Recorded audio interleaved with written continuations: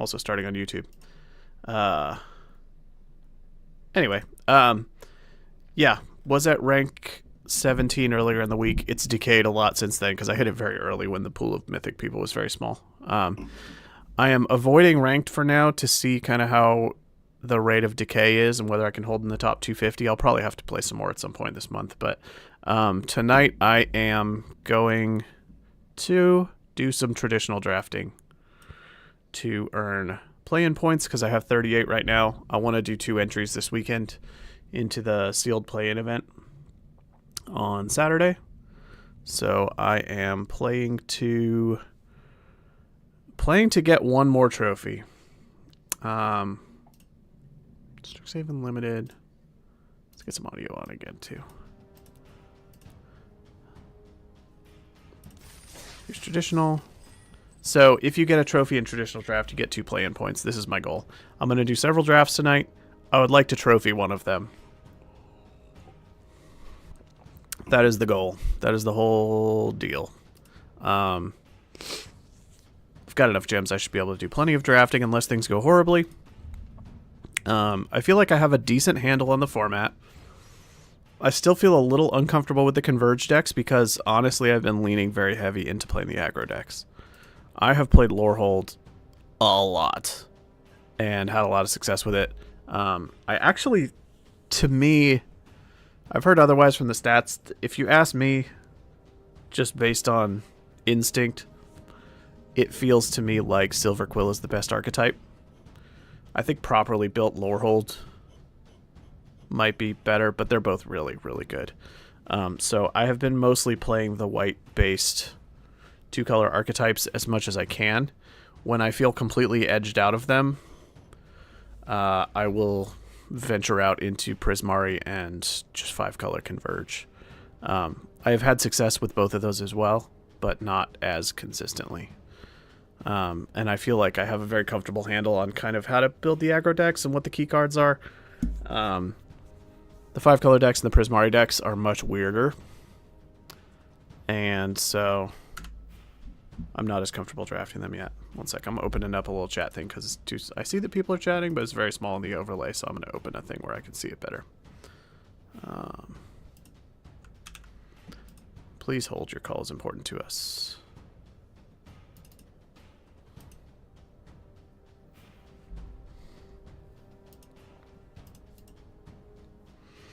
I have been leaning on 17 lands and looking at card data as I'm drafting, which I don't love doing. I think it's more fun not doing that, but I do think referencing the stats helps, and I'm trying to win, so I'm trying not to be too glued to it. And I'm starting to learn the cards enough that I don't have to like constantly reference how things are doing. I feel like I have a handle on generally where things stand, but once in a while when I'm split on a decision, I'll look on there, so you'll see me glancing off and typing occasionally. Let's see.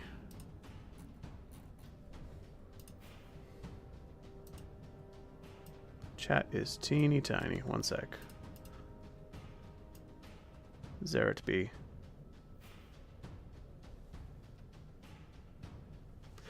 It is bottom feeding Boros. The funny thing is, though, the Lorehold decks can really get they're pressure-y, but they're not always aggro. So I don't consider them bottom feeding Boros.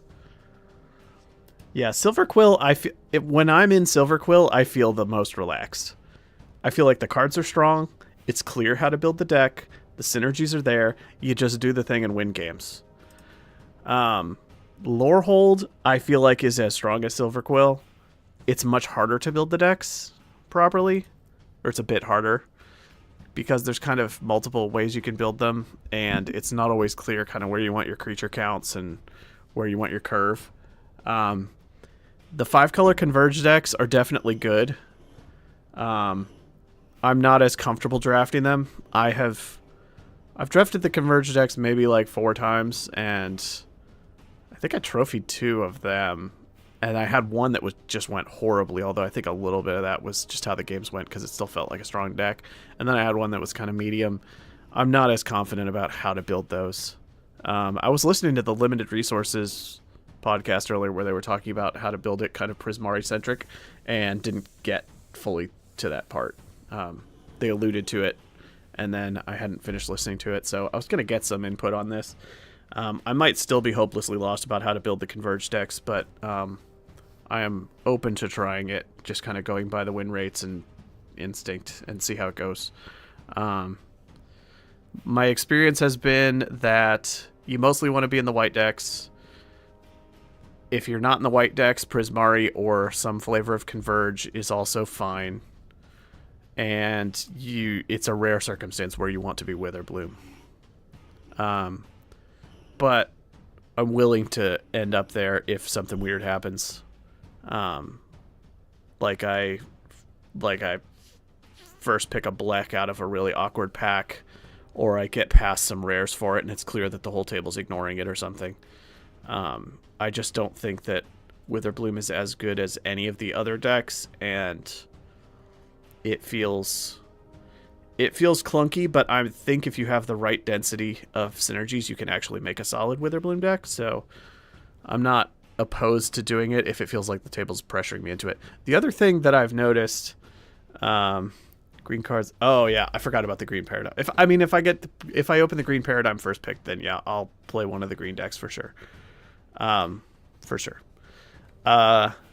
The other thing that I've noticed is just that people don't respect Lorehold enough still. I have played Lorehold probably over 50% of my total drafts just because I start trying to draft something and then I get past a bunch of really good Lorehold cards and I'm like, I guess I'm doing this again. So it a little bit is a symptom of it being one of the one or two strongest decks, and also is a symptom of just people are not respecting it and I'm getting past things way too late, so I keep ending up in Lorehold. But even so, I feel more comfortable every time I'm Silver Quill. I'll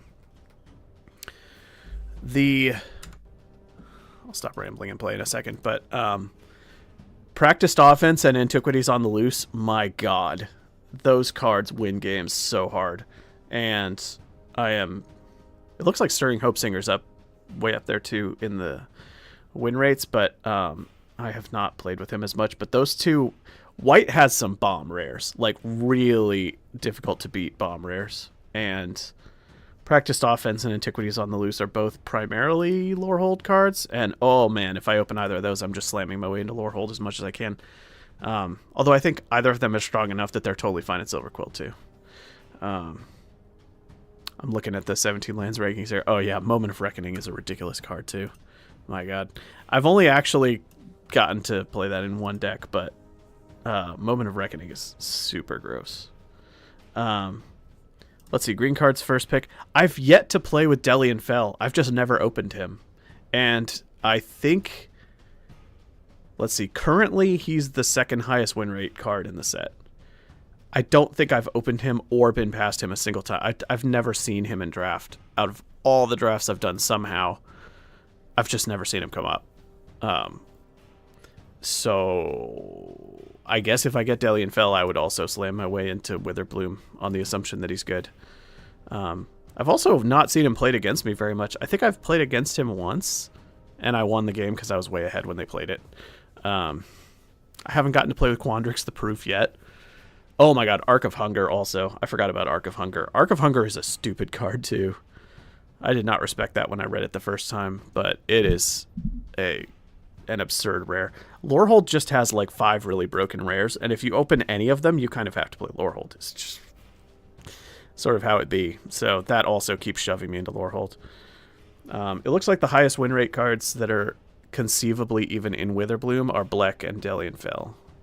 And if I first pick either of those, I'll try to do the Witherbloom thing. Wow, Great Hall of the Biblioplex is way up there too. So Great Hall of the Biblioplex is a card I've seen passed around quite a bit, and I've not always taken it when I had the opportunity. It has a crazy high win rate now. I wonder, the thing is, I don't know what color to treat it as, because Real life special art version of which one? Delian Fell? Or Black? Great Hall of the Biblioplex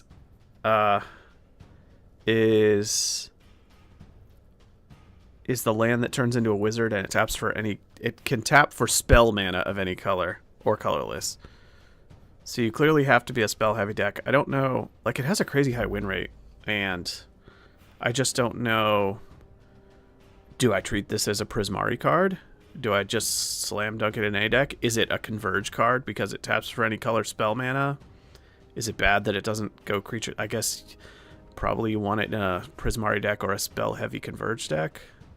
If I'm not one of those, do I still want to put it in my deck as a colorless land just because it's a value land and it still casts half of your stuff? I don't know. I have a lot of questions about this format still. I feel like by the number of drafts that I've done in Strixhaven so far, by the time I had done this many drafts in like Tarkir, I was on autopilot. And in this set, I do not feel like I'm on autopilot. I definitely feel like I have the lay of the land, but I am frequently like, what do I do here? And there's still cards that I'm a little bit afraid of because I'm like, I don't know in what circumstances to play this. I don't know how hard to push into a weird lane to make this fit. I don't know. It's been an interesting format. It's definitely taken more work to figure out. And my win rate's been fine, but I also feel like I'm struggling to make decisions a lot, so there's probably been some luck involved in that. There's always some luck involved in that. But anyway, so I am doing best of 3 traditional drafting. This is with a sideboard.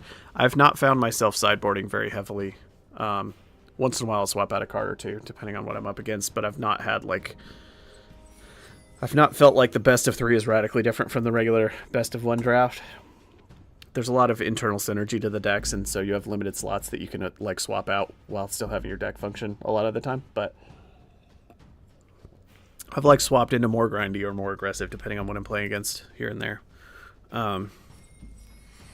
But this is going to be 3 best of 3s. You only get the points, and you only come out positive on gems if you go 3-0. So I'm all about trying to get a 3-0 tonight. Got enough credit to do multiple drafts, and we're just going to see where we land. So, let's do it.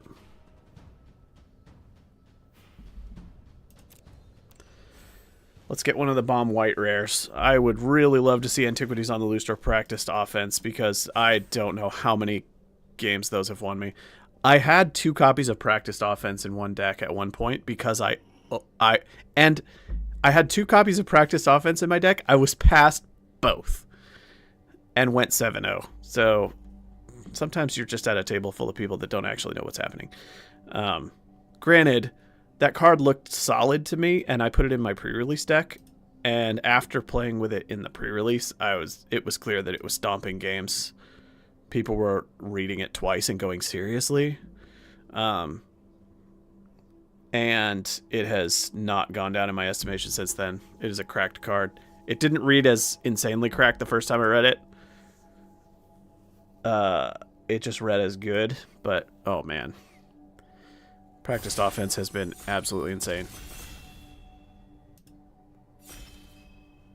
It's actually lower in the percentages than Antiquities on the Loose and Stirring Hopesinger at this point, but I still feel like that feels like the best card in the set to me. That or Moment of Reckoning, but Moment of Reckoning is so much harder to cast. Like, it's way less consistent just because you need to get up to 7 mana with 2 double pips. Alright, here we go. Well, cool story. Suspend Aggression is one of the top... this is not like top tier, but it is... B+ tier and in one of the strongest archetypes, and I've not gotten to play with it nearly as much. For a regular rare, I've played with this surprisingly little. I think I've had it in 1 deck so far, and I don't even know if I cast it. But I'm happy to take an above par Lorehold card to start things off. Molten Note's also real good for what that's worth. Transcendent Archaic I think is also solid if you want to push into the Converge deck, but I'm not going to do that by default.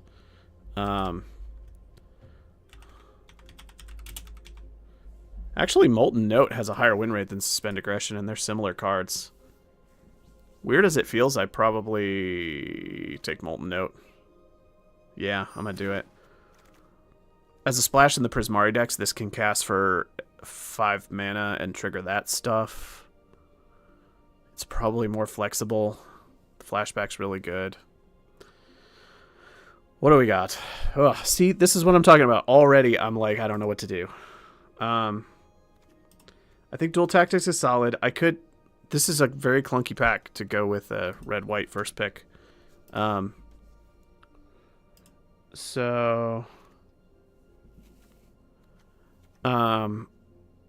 Sundown Pass... I don't think this is a card you want to be second picking. Let me be clear. But... That being said, this is a clunky pack. I'm not going to swing into Witherbloom. I'm not taking Elemental Mascot. It's really... There's just not a lot here. This is a very shallow pack. This is more of a... I think I'm taking Sundown Pass, honestly. It was maybe the flashback card, but I found that a lot of the time you can get 1 or 2 of those, and... I'll just take a fixer, I guess. It's possible I should have taken the flashback card, but... Wilt in the Heat's very good. Postmortem Professor is really good, too. But...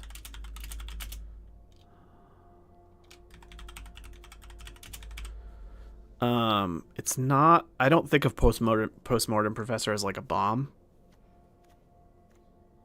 I just think it's solid. And in the interest of... I think in these type of decks, they're a lot cleaner if you aren't splashing 3 colors and if you can keep it in 1 lane. And since I've already committed some picks to this, and these being comparable power level, I think I'm just going to take Wilt in the Heat. I don't like this at all. I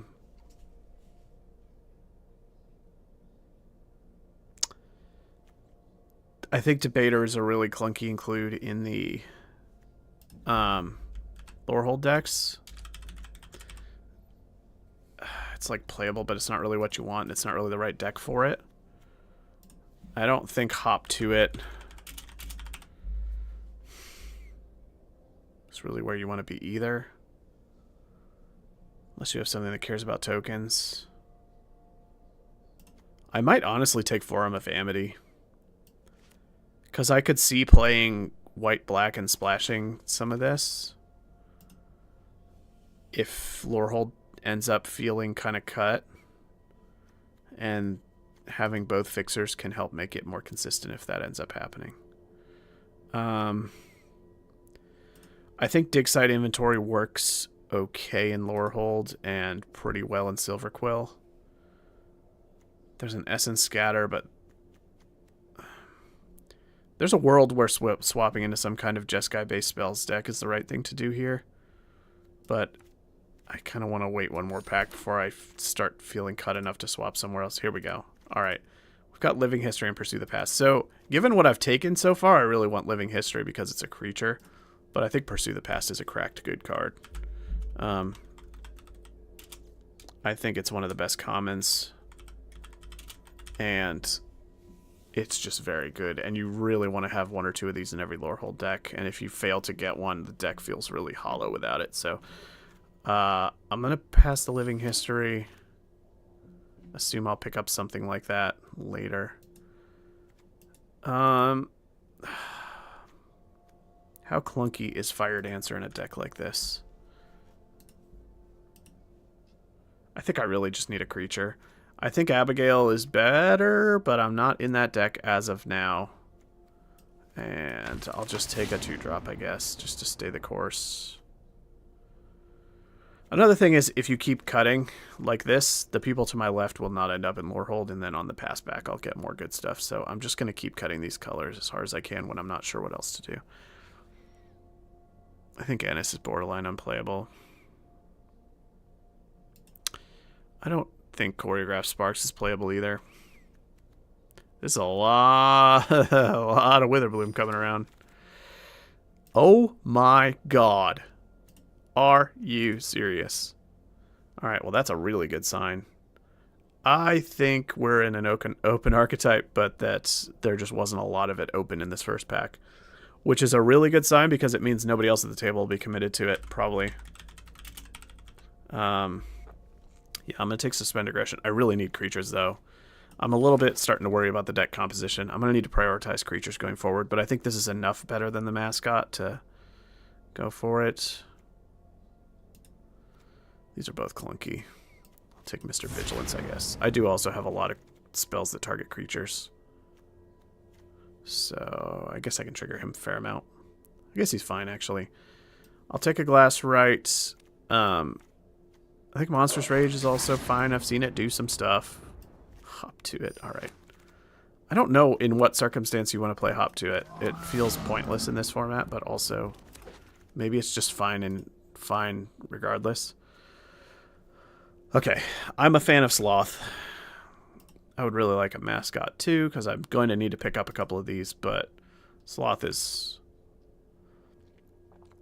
a really good lower hold uncommon.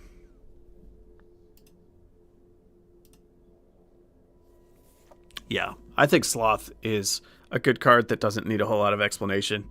I think as a 4-mana 4/4 trample lifelink, you're not really going too wrong.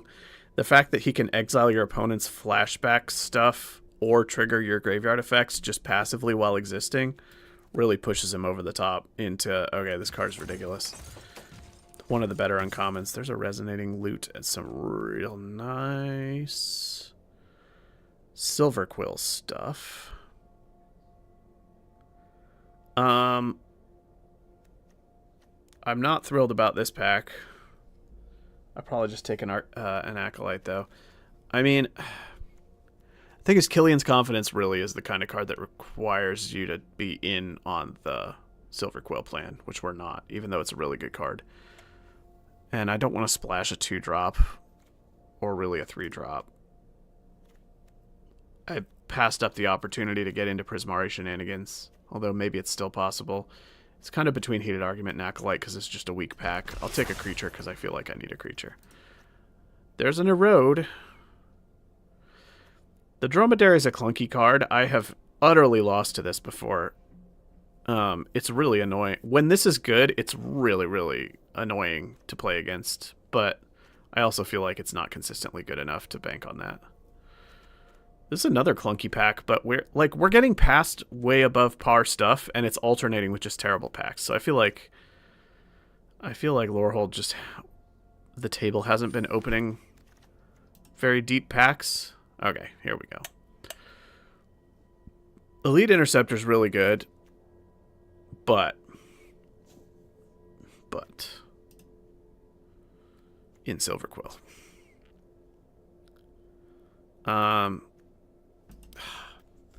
Do I still take this as a way to push through damage? Push through an Acolyte or one of these. Debater cares about it.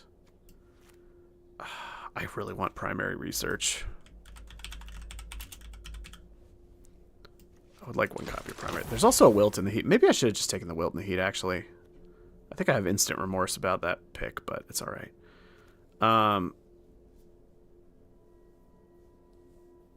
I'm not convinced Deflecting Palm is a real card.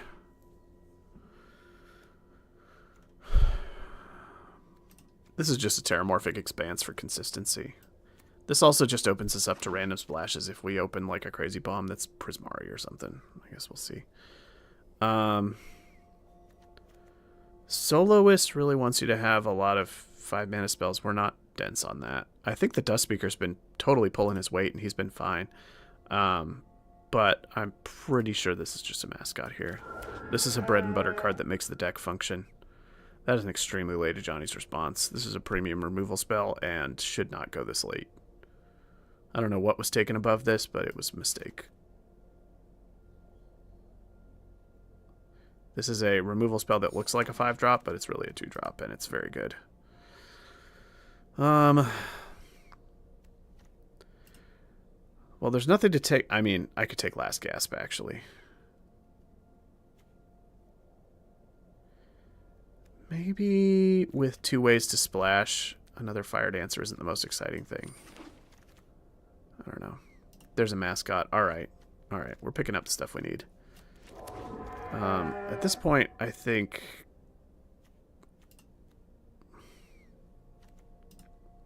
I will play a Heated Argument. I think this card's been fine. It kills almost anything. It triggers your graveyard stuff.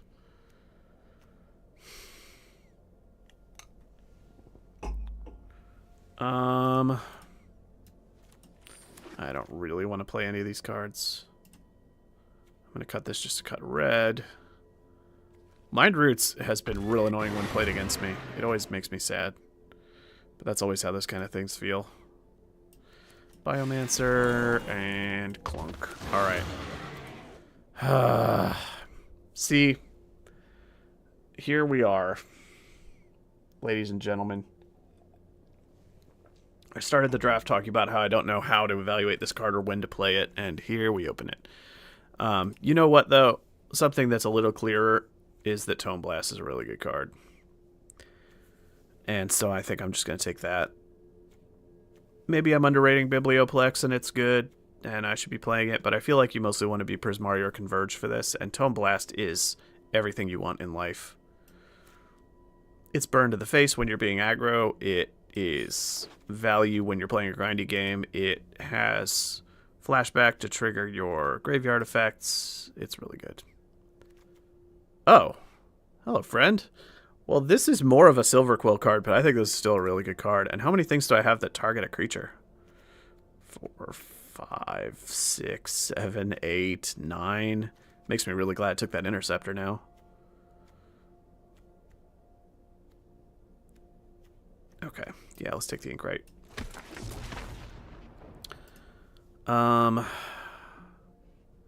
There's a Rebel Rouser. Don't have a lot to ramp into. I would really like to pick up another Pursue the Past. And, like, maybe the Colossus guy. I will take my first Rebel Rouser. He does damage. He enables the graveyard shenanigans. Alright, there's another mascot. We're getting our... We're taking our vegetables. We're getting the cards that make the deck function. I do think the Dust Speaker's been totally fine. He comes in, he buffs one of your other dudes, and then they get to start swinging. Much like the Sloth, being able to exile from either graveyard is really nice a surprising amount of the time. This is a terrible pack for us. I don't even think I want to play an Interjection, but I'll take it in case I want it. Oh. What's that? A reason to play Hop to it.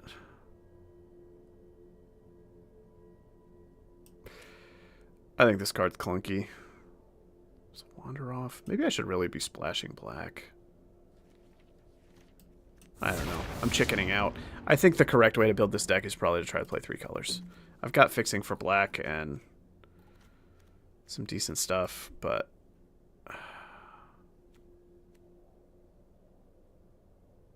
Tokens?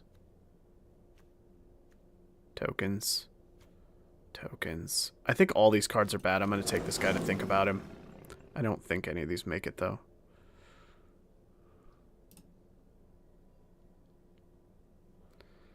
Yeah, the Inkrite is really good. We're playing best of 3. I can imagine a world where Return the Favor is good. Oh, God. I don't want to play one of these, let alone 2 of these. I think Dissection Practice is a good card. Shared Roots. Alright, this deck ended up clunky. We didn't get any bombs. I think we were in the open lane, and because we were getting past things late, it was just interspersed with packs with Stone Cold nothing, so... I don't know. Didn't feel completely great. I feel pretty mixed about this. I think... Let's see.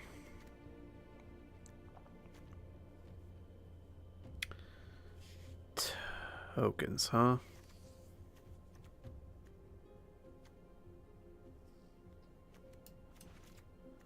Alright, let's get all the non-creature spells over here. I would really like a few more good, like, aggressive creatures in here. There's some good stuff going on with this deck, don't get me wrong. But I think we got too much removal and not enough good creatures in the mix, but I'm glad we got to pursue the past.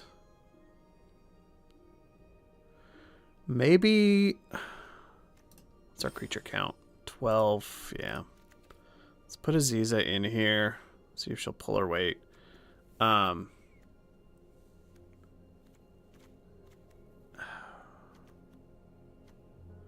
We're going to be really bad against Prismari, but we should be okay against a lot of other stuff.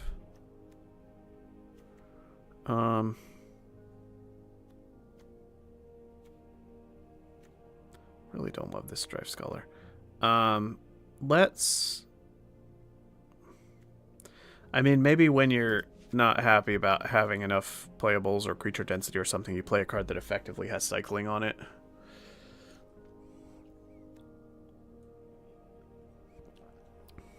I think this card's fine. How many things do I have that make tokens? 1, 2, 3.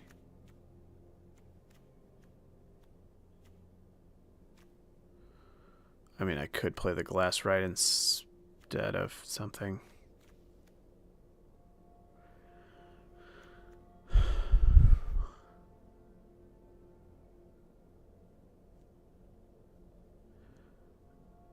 This card is so clunky. But I do almost have enough tokens to make it do the thing.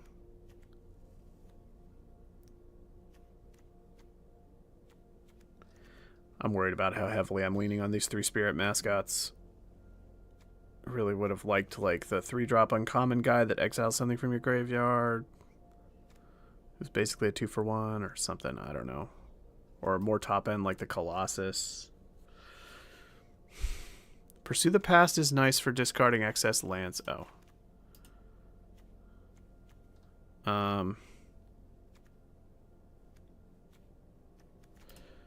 Yeah, this deck feels awkward.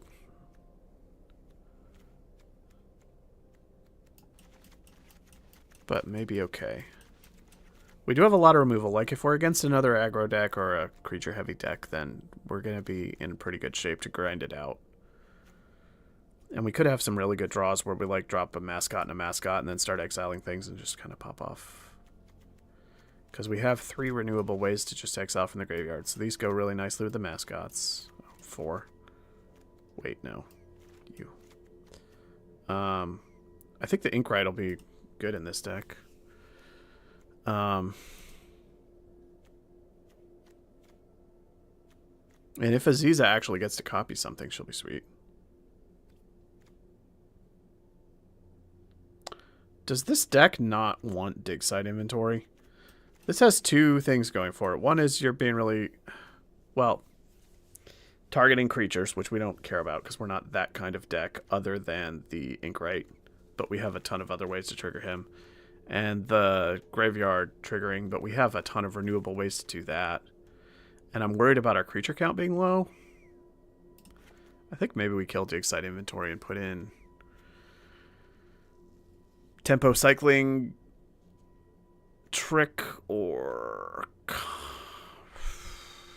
Spirit Call Enthusiast just for a body. I don't like having to make these kind of decisions because it means that we're not like, I want to be cutting down to 40, not trying to find my way up to 40.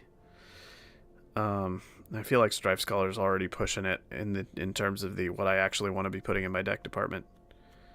But I'm thinking about Rapier Wit or Spirit Call Enthusiast.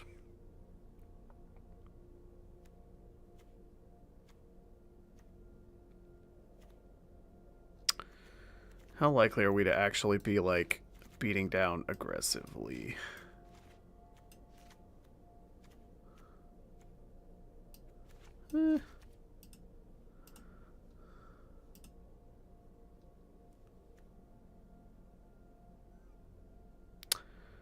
I think I'll play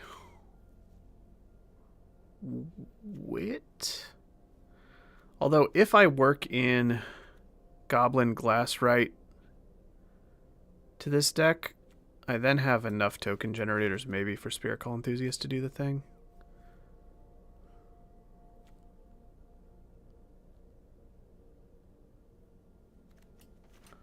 Or I cut the Strife Scholar for the Glasswrite. Just as a faster creature. Something that gets on the board earlier and can start swinging while we burn away their blockers. And then we have how many token generators? Not that many. Now we're at 13 creatures, but it's basically 14 creatures because hop 2, it's a creature. And our non-creatures include some just like cycling type things. And the rest is all removal. So, maybe this is fine.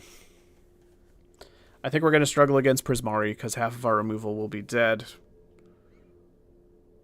They will kill our low creature count with all of their tons of removal, and then we will just get stranded and buried in card advantage. But I could see this being pretty well positioned against all the other decks, so let's try it, see how it goes. I think this is matchup dependent and that this deck is not amazing, but it'll probably do okay.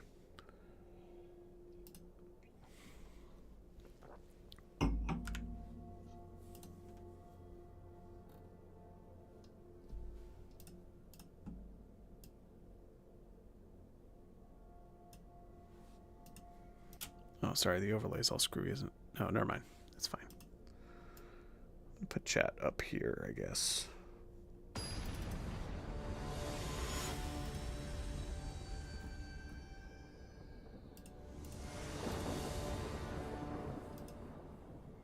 I'm going to shrink me so I'm not too in the way.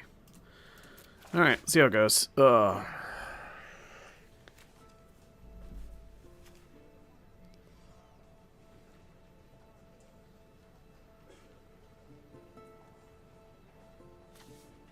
This has to be a mulligan. This is bad without other creatures. I have nothing in my deck that costs more than 5, except for flashback. This has to be a mulligan. Better. This is better. Alright. Now I think I ditch a mountain because I can Plains Mountain. If I miss land drops, I can Glasswrite, Pursue the Past. If I hit land drops, then I'm fine. I have Pursue the Past to bail me out if I get screwed on land, so I'm going to keep one of each color. Try to keep all my... I don't want to give up too many cards that do things after mulliganing, so I'm hoping Pursue the Past will keep me in the game after I play out my hand. We're against red. Oh, is this going to be our Prismari matchup that we don't want? Probably. Alright. That's nice. Mascot's a better card. I'm running out the Glasswrite because I would rather them use removal on it first. And it could theoretically make a treasure, which we could care about. Alright. Ugh.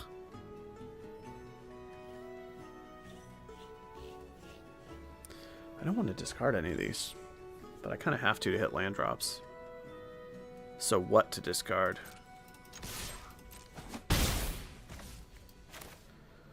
Ugh.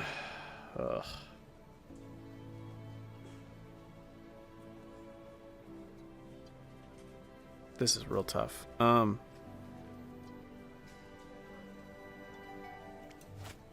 don't know. Actually, I could just play the Mascot and then draw cards next turn.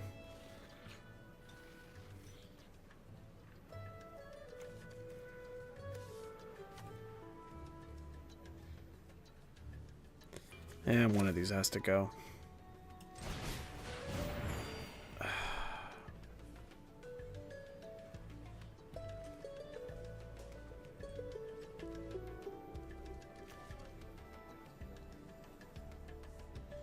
Maybe it's Wilt. Maybe it's Rebel Rouser. I don't know.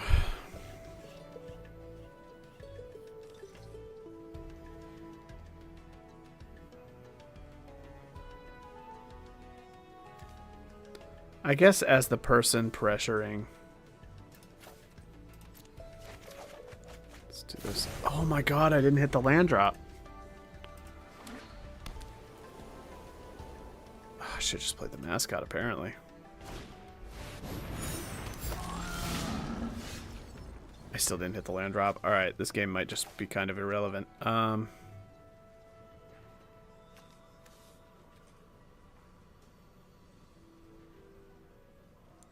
Wow. I could Molten Note just to kill that guy, but they're not about to use his spell yet.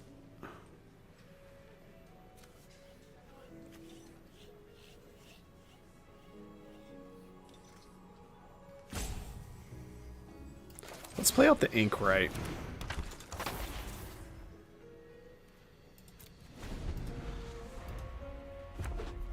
Can I find a land eventually? Ugh, that's a problem. Alright, I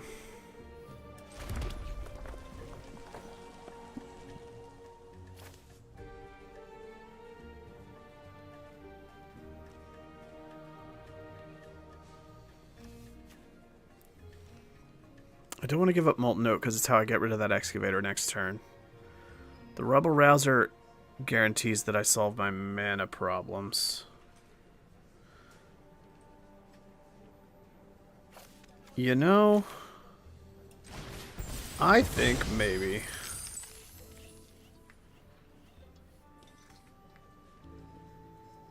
Do I just chill? If they remove my Inkwright and attack with their excavator, it works out way better for me to just pass here and kill it with a Johnny's Response. I think there's a decent chance that that is how this plays out. I'm not pressuring them, but that's not changing, so I'm going to bank on being able to cast a Johnny's Response here. Kill the Inkwright, swing with the excavator.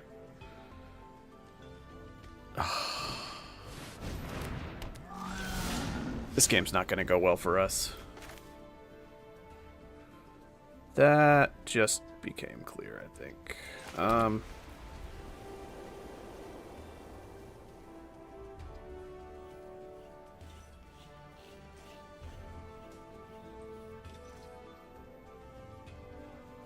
Here's the thing, though.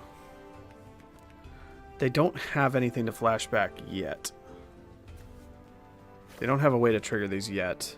I could just take a turn off to get both my mascots into play.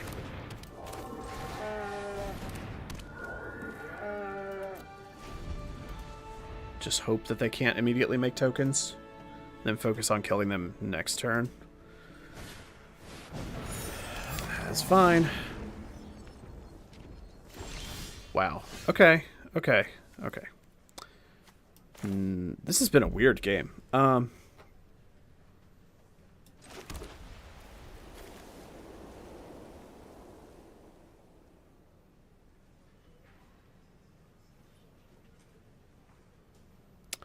I would like to...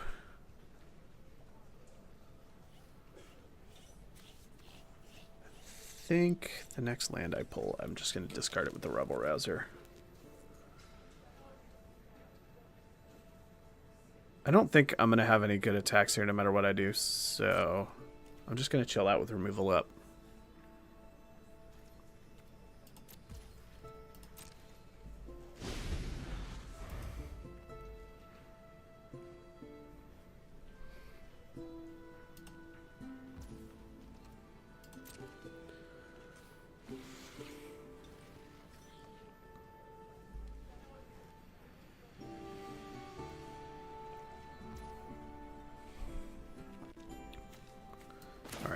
Now I'm just gonna hard cast one of these.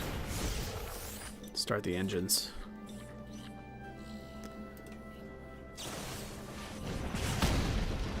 Sure. Stupid Strife Scholars are actually gonna be a problem because of how long this game's gonna be dragging, but at least I've got things churning now. Road's kind of cool. I'm a little bit like feeling.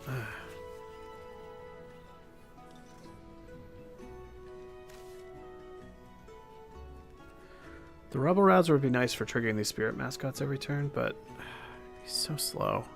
I'm afraid if I take a turn off, it's going to get ugly.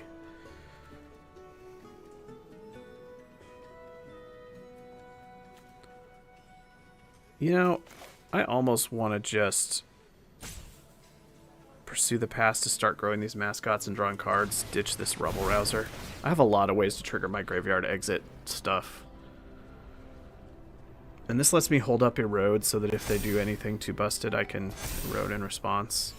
Gets these guys growing so that they don't accidentally die to a Tome Blast or something stupid.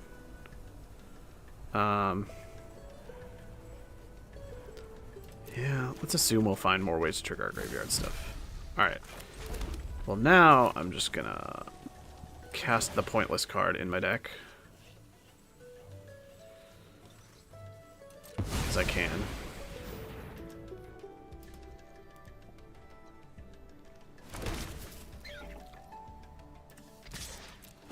Here.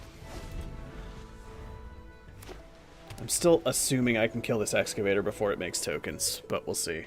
There's things they could draw that would let it immediately. There's the 1 mana white common that they could play and then flashback and immediately get a token, which would really suck. Pigment Wrangler. You I do not care about.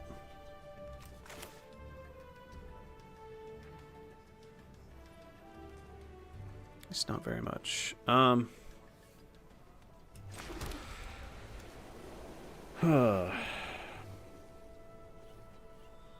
This is awkward, though. I feel like I just kind of got to go for it here. I gotta... Ah, man, those 3/2s. I need one more thing to flashback. 8. I'm 1 mana away from flashing back Molten Note and making those both 4/4s. Alright. Slow and clunky as Pigment Wrangler is... This card confused me so bad the first couple times I cast it. We can't let the Pigment Wrangler live. It just does too many broken things. And then... There's no way I'm attacking these mascots into the 3/2s, and so there's no way I'm attacking... Well... I could attack with the Glass Right and Erode the Excavator.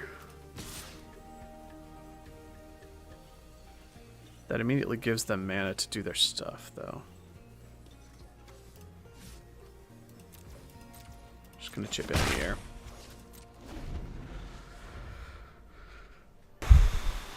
These Strife Scholars are gonna be a problem. Oh, hi friend. You're a card.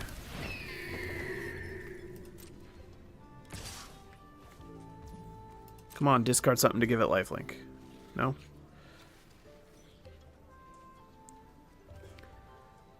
They have so many payoffs for graveyard shenanigans.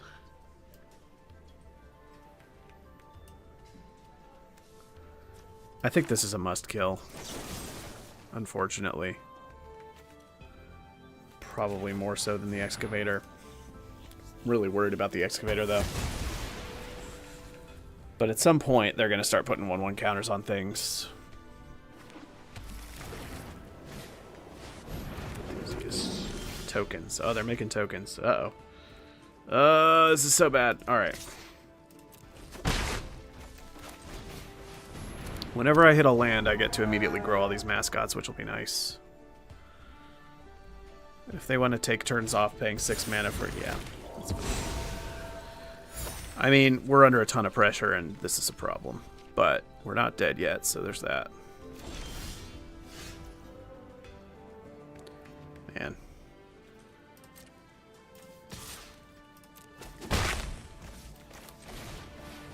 Mister, it's fine. I'll find a way to trigger my graveyard synergies over here. Really wish I'd kept that Rebel Rouser now, after not drawing anything for 5 turns that does anything from the graveyard. I need the Sloth or the 3/4 flyer. Either one of those would immediately start popping off the engines. Yep, that's fine. I have a lot of life, so...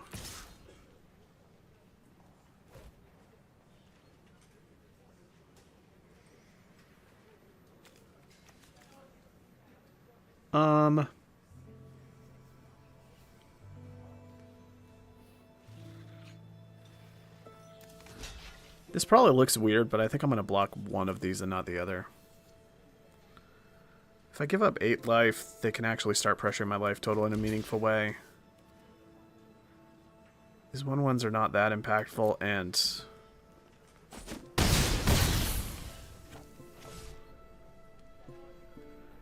I don't know. Ugh. That's really bad.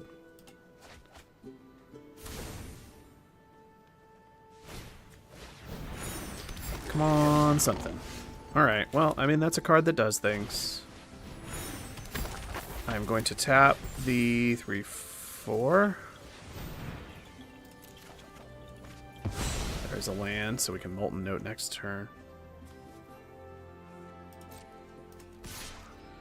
We're losing, but we're not dead.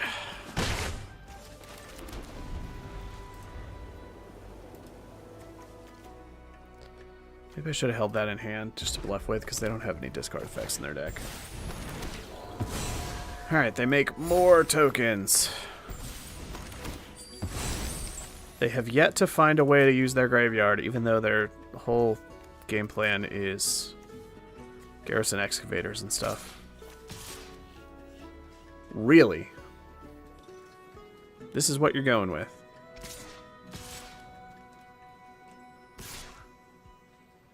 Oh, so they have a combat trick, maybe? I mean, this feels like an extremely bad block. Or attack.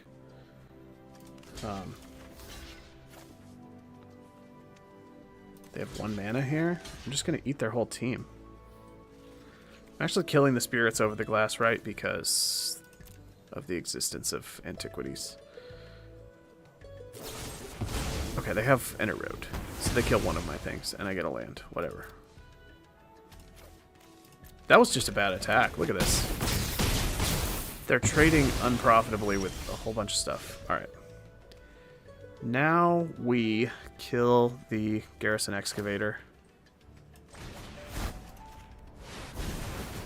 before it can do stuff. Throw our mascots.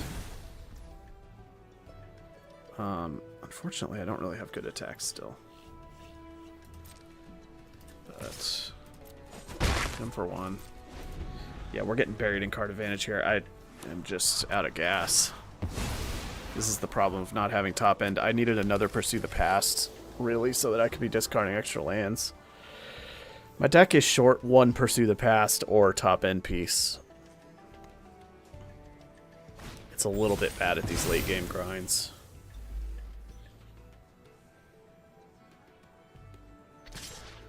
Alright. Alright. I'm assuming that they're going to have a hard time getting this buff triggered again, so this will be the last one of these attacks with a bunch of 4/4s. Again, I'm just going to chump one of them. Preserve my life total, mostly.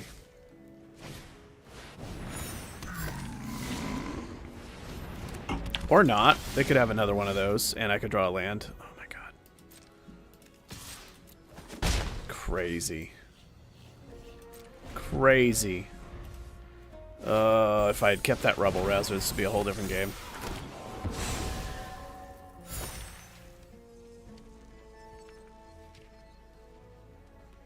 I would have exiled so many cards to it. Burn them for a bunch. Be triggering these mascots. That was a mistake.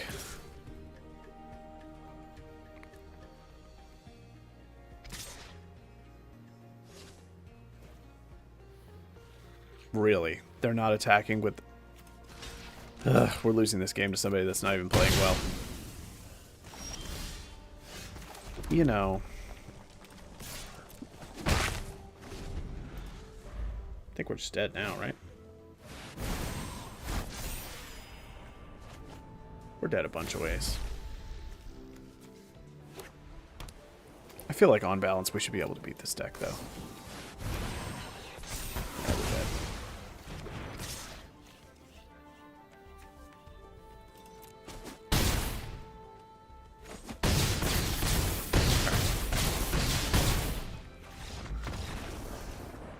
That was an awkward game at every stage. Alright, here's a question. When Life gives you a clunky deck. How much removal do they really have? A Johnny's Response. Unstable Mockery. Erode. Okay. I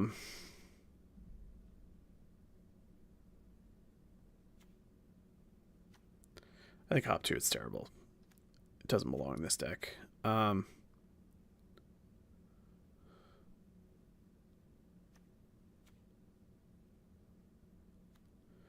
Maybe my own Strife Scholar would be fine. I'm also debating Dig Site Inventory as a way to double trigger the Inkwright. Debating Interjection as just a combat trick.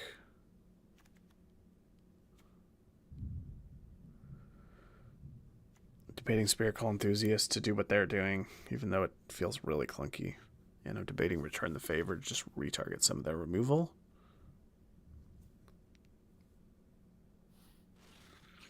Single target.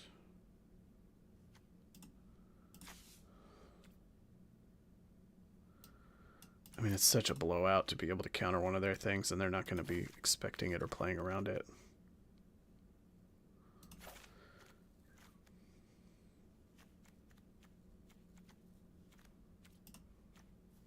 I'm going to try this. I'm going to speculate on it.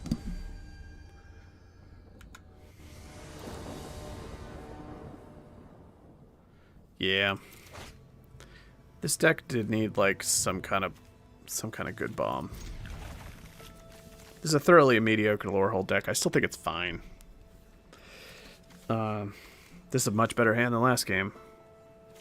Tome Blast is going to be amazing against them too. The thing is, their deck is full of those Spirit Call Enthusiasts, which are really slow and not very good. Tome Blast can just... They've got at least 3 of those in their deck. Tome Blast can just kill 2 of them.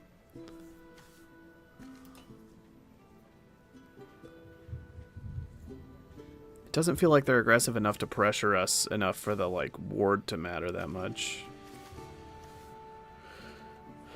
Yeah, I'm just going to Acolyte into probably Tome Blast their thing, into probably Sloth, and then pursue and start digging for more gas.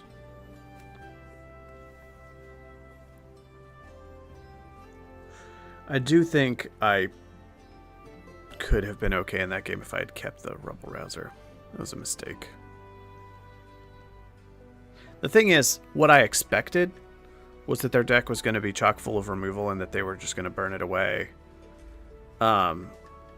What I didn't expect was that they were going to play 3 Spirit Call Enthusiasts and go super wide, which made keeping my removal a lot less exciting. And it turns out the Rubble Rouser actually would have stuck because they like never had a removal spell for it. And by the time they drew, like if they had eroded it, then they would have left me with the mascots, and the mascots would have been bigger, so they would have been in trouble there too. So it's, yeah. Just didn't really know that was how it's going to work out. Yep.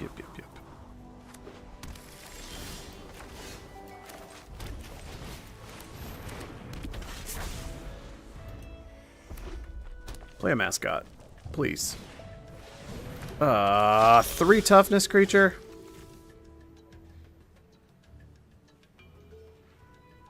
Till the end of their next turn. You know, I'm absolutely in for that. Let's do it. Look at that. Free card draw.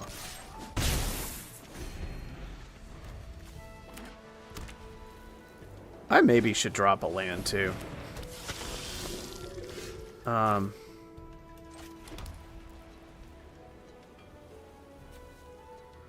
They're gonna kill my Sloth, but I'm gonna play the Sloth anyway. I can't not play the Sloth. What else am I gonna do with my time? Oops. That was a huge mistake. I forgot that prepared him. Whoopsie.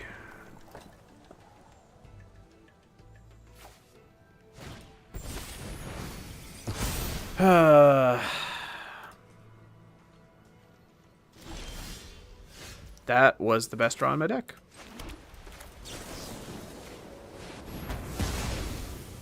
They get absolutely punished for taking a turn off.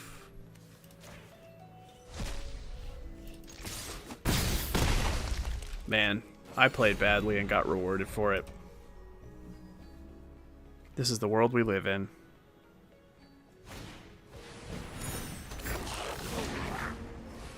Okay, pursuit pass, that's fine. That's fine.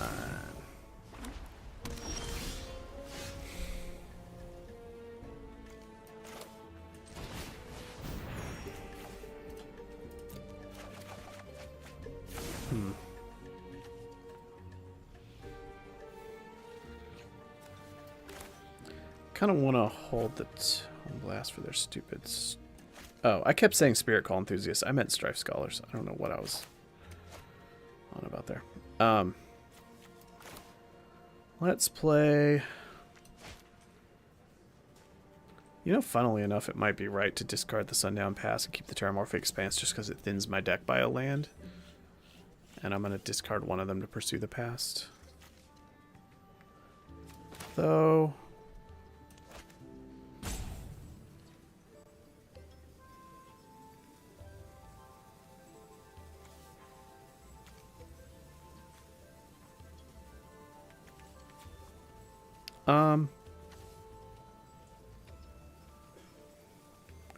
I'd really like to Tome Blast that thing out of the way, but then I'm taking a turn off from developing the board.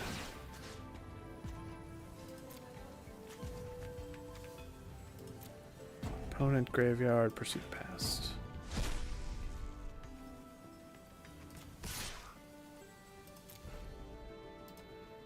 They have a combat trick? Good. Because that would have been real annoying. Yeah, let's, you know, play a Strife Scholar, play a Terramorph just to thin a land out of the deck, because I really don't want to draw any more lands at this point. And discard the Sundown Pass instead of the Terramorph, because then I just have one less land in my deck to draw. And why not? Feels weird to keep the Terramorph and ditch the Sundown Pass, but I think it's better. So what good is the Sundown Pass doing for me at this point? Their deck has a lot of bad cards in it, actually. I think that first game kind of went really more sideways than it should have. Alright. Let's see here. I can actually double Tome Blast that guy. But let's go ahead and play the value game.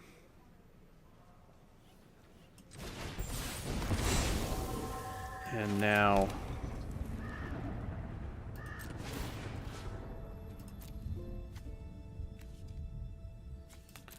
wow. The Sloth is so good. Oh, that is first strike. Alright. Yeah, I'll have to Tome Blast that guy next turn to be able to start swinging. Probably double Tome Blast him. Or draw some cards. I don't know. I don't know.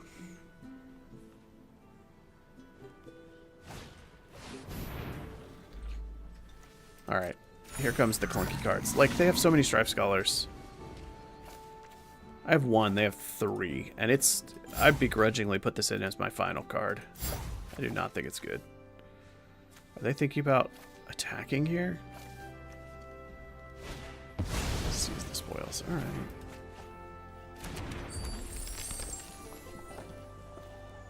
Dual tactics, huh? Mascot. There's something to Tome Blast. Ooh.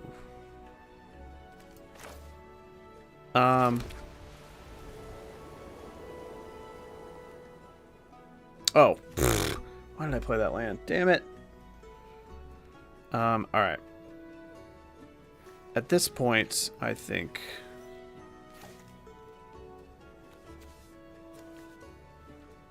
Is this in their graveyard? It is. Well, playing that land was a huge mistake, actually, but it's alright. It probably still works out okay for us. I need to get this first striker out of the way so that I can attack. And then I can Tome Blast the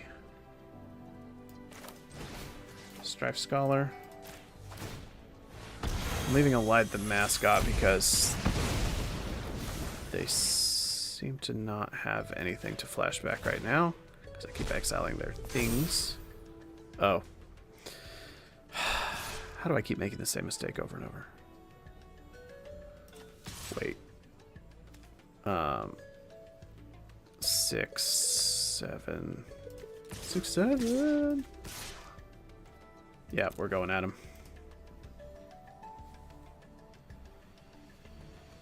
This puts them dead to a Tome Blast. Oh, you're dead if you block like this. There you go. They're figuring it out. That has trample, friend. Okay. Don't have another turn then, I guess.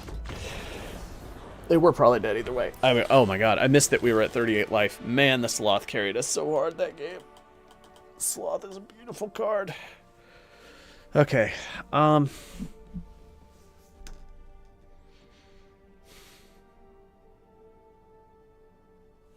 actually feel like for a Lorehold deck, they seem light on removal.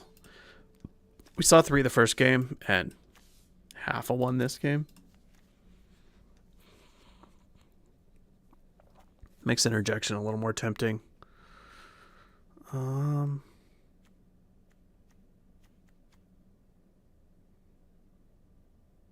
This never came up, but you know, let's put in just a combat trick or dig site inventory.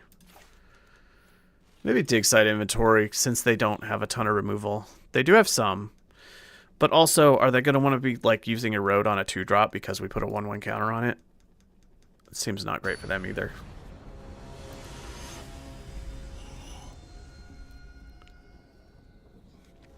Dig site inventory is good with the mascots. It's yeah, it probably should have just been in our deck the whole time.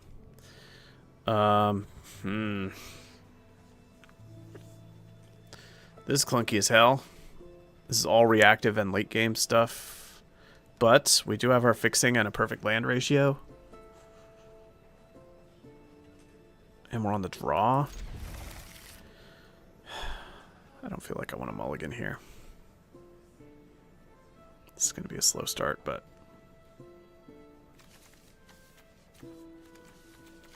we're hitting all our land drops. We've got all our colors. We've got a nice ratio. They mulliganed. Ugh, okay.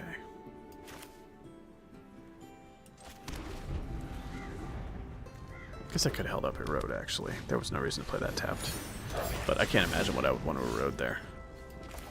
Of course it's 2 lands in a row. Yeah, fine, Goblin.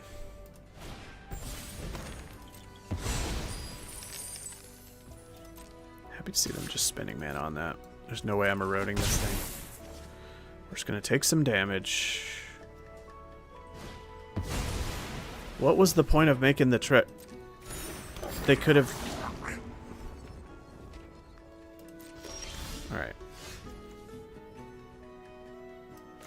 Here we go.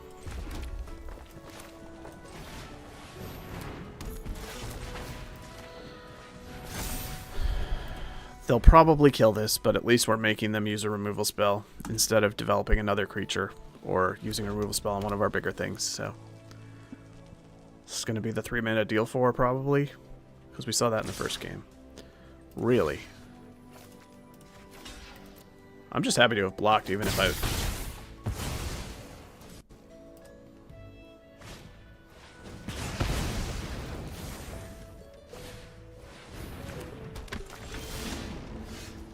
I don't think I endorse that play. Yep.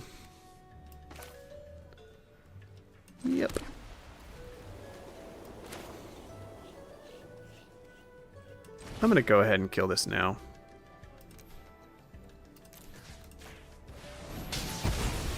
Before they grow it.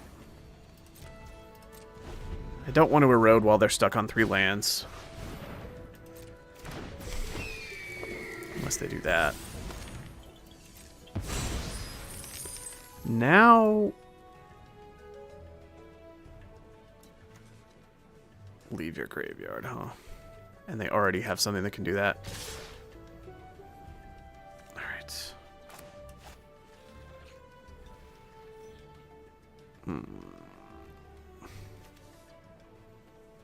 I really hate to erode when they are... Nah, you know what? I'm just going to heated argument that thing. They're stuck on 3 lands. I can't be eroding and bailing them out. And the Dust Speaker's a lot better if it has something to put a counter onto. I'm just going to heated argument this thing.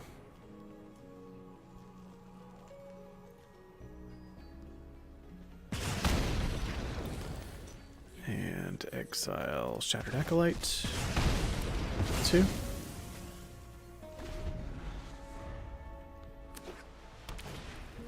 Honor-bound Page, okay. Now I feel a little better about eroding because they're at 4 lands anyway.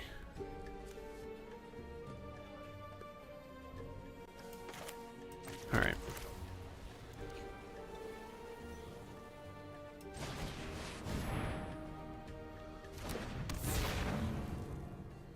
I want to force them... Okay, no. They are going to dual tactics and then swing, and I'm going to kill the page in response. And then they've wasted their... Okay, that's fine. I could have killed the page on my turn to stop this from happening, but I feel like we're stabilized. Oh, they didn't dual tactics. Alright.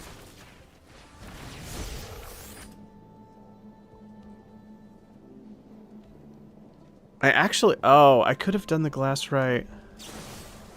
Okay, no, they had removal anyway, so that worked out better for me. Alright.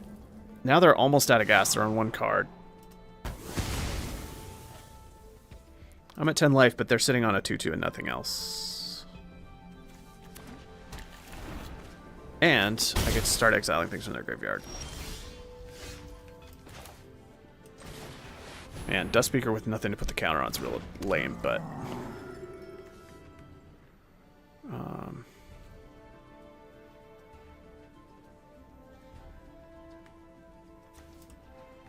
They've already cast Unsubtle Mockery.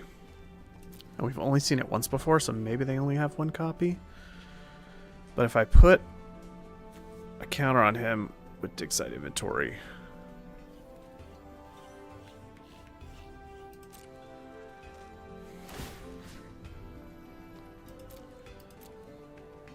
Let's get rid of dual tactics from their yard. I feel like it works out better for us to just hang on to Dig Site Inventory and use it next turn to give us vigilance. The only way it works out badly for us is if they have the deal 4 specifically. Okay.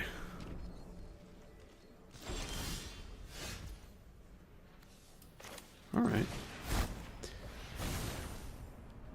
I don't like letting them untap with that, but...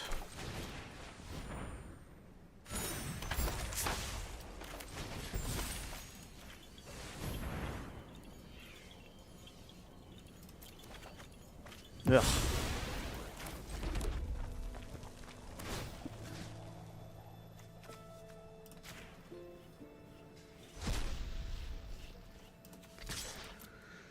This is just going to come down to top decks at this point. Erode? Oh my god. That was a brutal last card. We still do have the means to kill the Pigment Wrangler, so we're just in top decks here.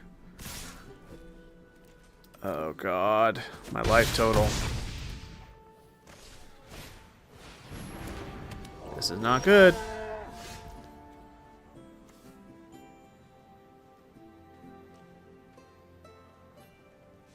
Oh god. I mean... I have to kill the Pigment Wrangler or I'm dead, which means I have to chump block. I think we're just gonna lose here.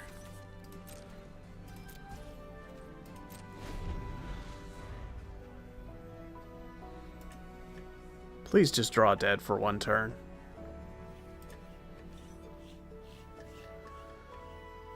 If I chump block and live here, I do get to Rebel Rouser into... I mean, we're dead to so many things. That's probably unbeatable.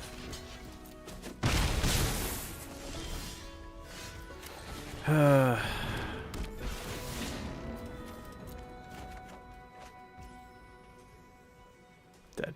Man, frustrating. Kind of thought we had it for a sec there.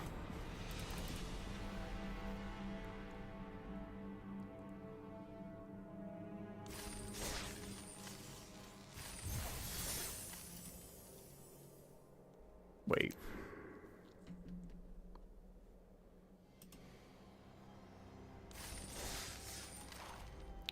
Feels bad to lose to that deck because that deck felt pretty bad, but also ours has some glaring problems, I think.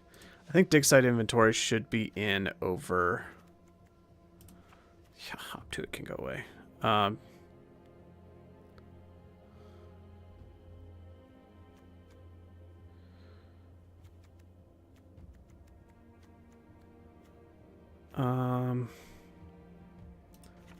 think Rapier Wit can come out and Strife Scholar can go in for now.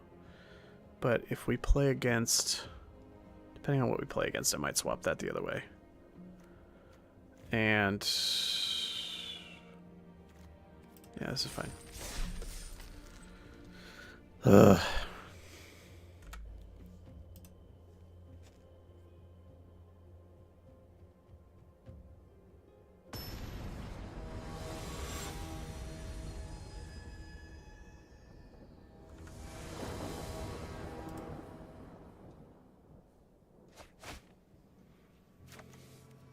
All right.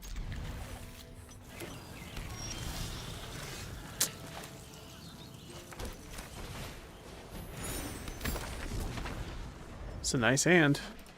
It's better than any hand we had last match. Come on, kill my interceptor. Alright, well. Inkrite it be. Remove it or suffer the consequences.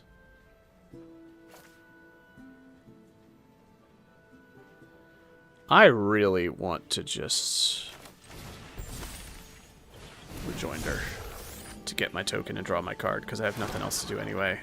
And if I attack and give them a window to do anything else, then it can only go badly for me. Let's go ahead and cash in. Swing.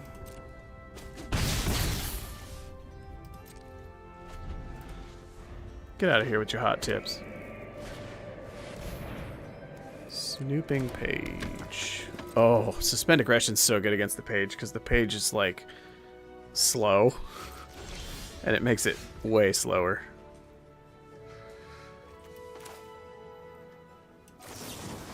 And this lets us just straight up attack into them and make another token. This is gross. Oh, dig site inventory. Ah, I can't do it this turn because of the expanse.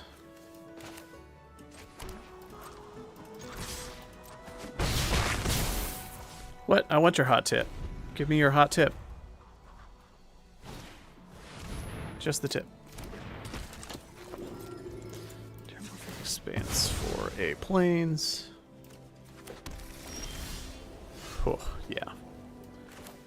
This game feels tough to lose at this point.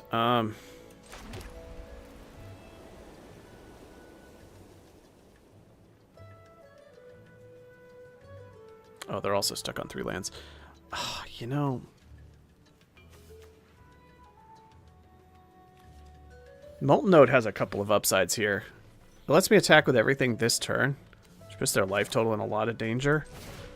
I would like to play the Dust Speaker, but also putting the 1/1 counter onto the Inkrite kind of puts all our eggs in one basket, and if they remove it, they could really stop our momentum. Doing it this way. Oh yeah, this is gross too. So we can do this. Get another token. They're just getting buried by the Inkrite. Yeah, this is what happens when you don't have removal against the Inkrite. Yeah. Alright, well. Quicker game than any of the previous ones.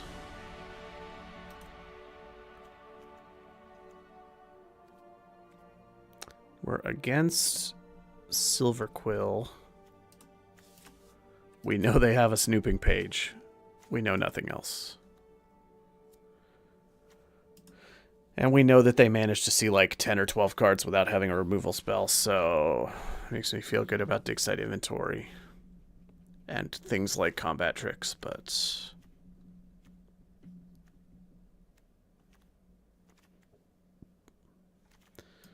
Strife Scholar might be kind of bad in these more aggro matchups.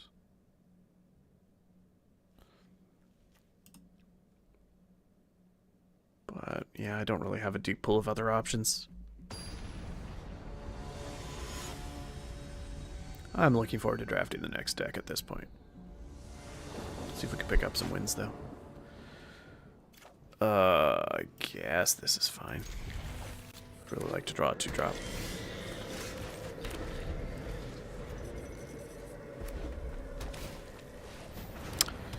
This card, huh?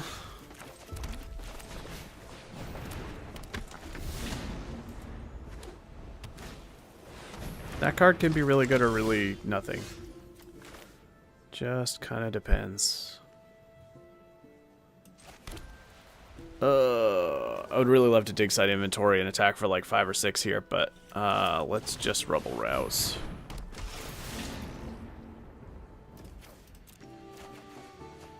Some mascots. Alright. Well, being able to mascot next turn is pretty nice. Because we can immediately grow it. Colors are awkward, though, if we don't draw another Plains. Oh. Tome Blast. That's annoying. Alright. Snoopy Page. Might just have to heated argument that thing just to get rid of it before it becomes more of a problem. And if they have the indestructible combat trick for 1 black, then GG, basically. But this thing needs to be dead.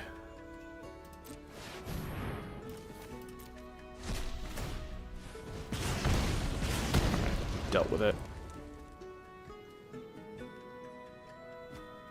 Oh. Sure.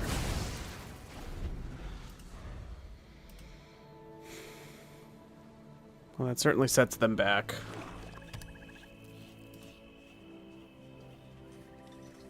They've hit all their land drops, though. This graduation day is going to get annoying.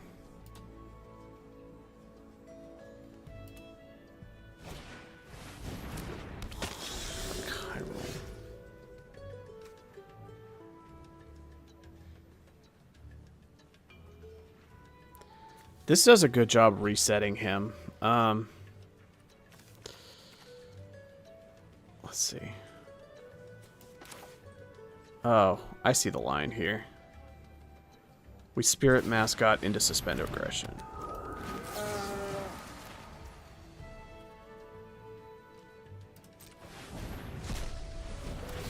And then try to hit a land drop off it. Land drop? Land drop? Land drop! I would have liked a white, but that's okay. They're going to kill the mascot. Yeah, they are. 3 colors. They don't get to draw anything. Alright. Alright. Kind of want to hold this Plains in case I draw Pursue the Past, so. Let's. Aziza. Debater.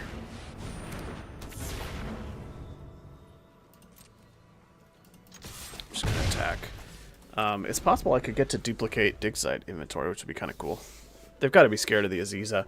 This is the thing about cards like Aziza. It might actually be a bad card in terms of what it can do and how consistently it can do it. But the opponent is going to be so worried about the disaster scenario that they're going to use removal on it every time. So it kind of pulls aggro away from other stuff, which is value in its own right. Ooh, wander off. And they still have a Tome Blast. Alright. Since they didn't Tome Blast, though. Oh, God, my land. Since they didn't Tome Blast, I have time to grow this.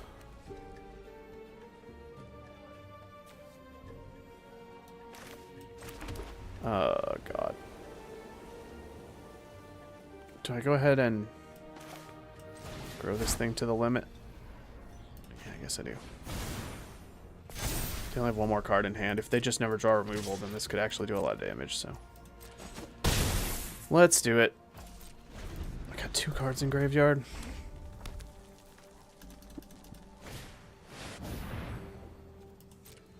That's game, probably. Ugh. I don't know why this is... There a 3-color deck running the Archaic? Alright. Yeah, I don't think we beat that.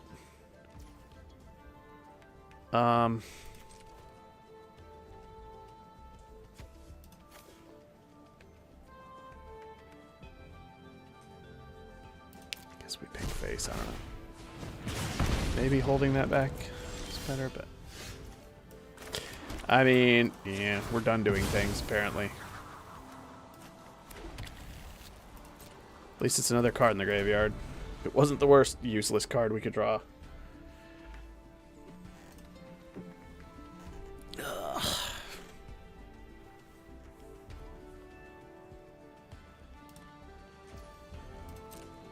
We really need to draw Pursue the Past.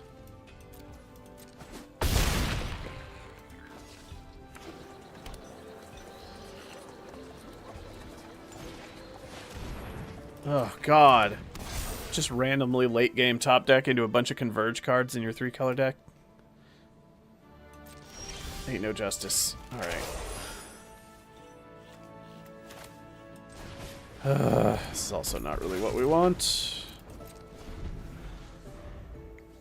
At least I can double block the arc. No, I can't even do that. Oh, well, if they attack without... Alright.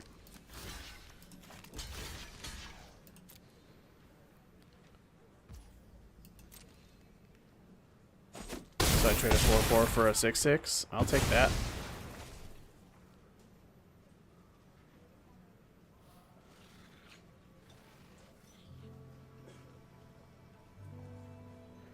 If they Tone Blast the Acolyte, I just exile the Graduation Day in response, so... Okay. That can be orchestrated into a card that does something.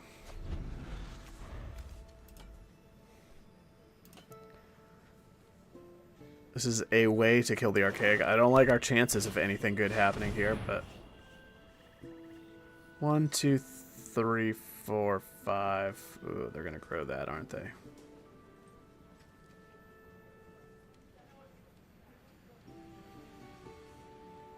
They're gonna grow it with the Tone Blast.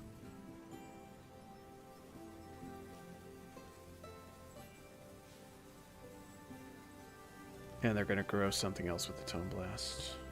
I think I have to Acolyte the Graduation Day right now.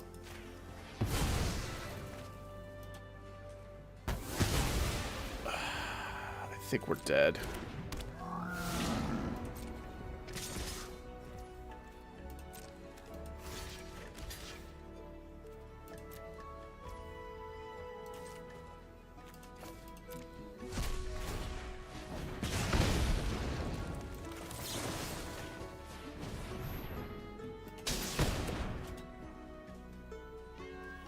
Stop GGing. Oh, Death the Melancholic Poet. That is the extra point of damage.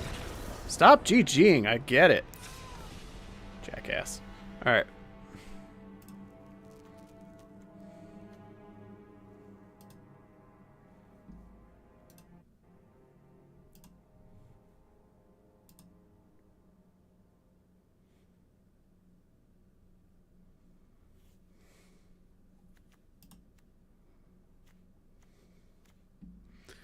So they've got some late game Converge nonsense. They're 3 colors. They're on Tome Blast with 2 snooping pages. They're mostly playing a Silver Quill game, but a clunky one.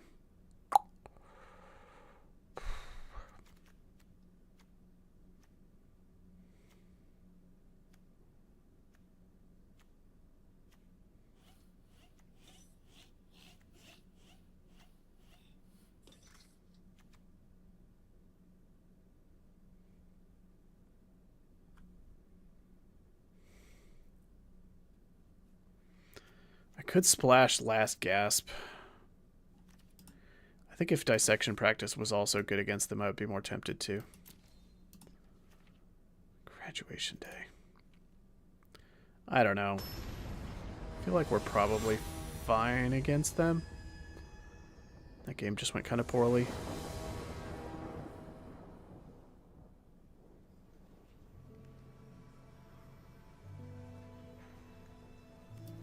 First. You try smiling while terrible things are happening to you. I'm here to suffer.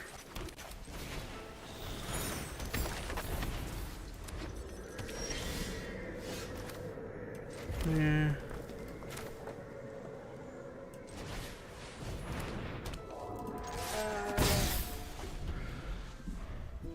Mascot.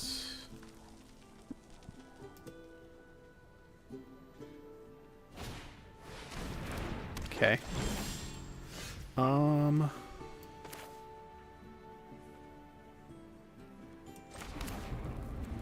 Do I just molten note that?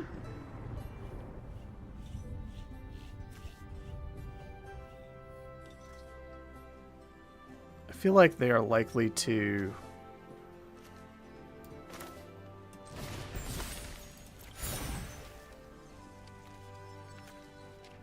play a snooping page. If they're about to play a snooping page, because we've seen they have multiples, then what goes better for me? Holding the molten note for the page. And if I am doing that, then I'm just going to play the Acolyte. Pass.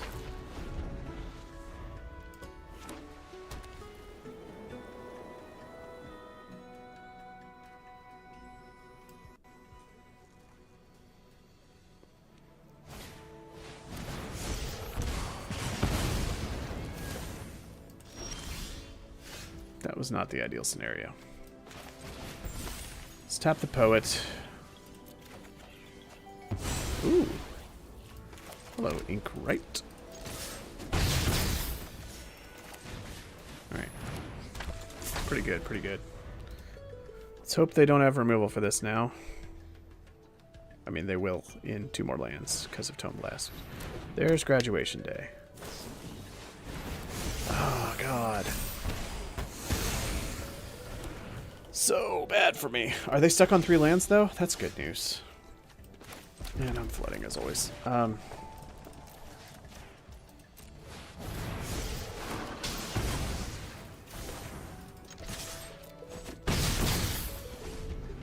come I can never draw my Pursue the Past?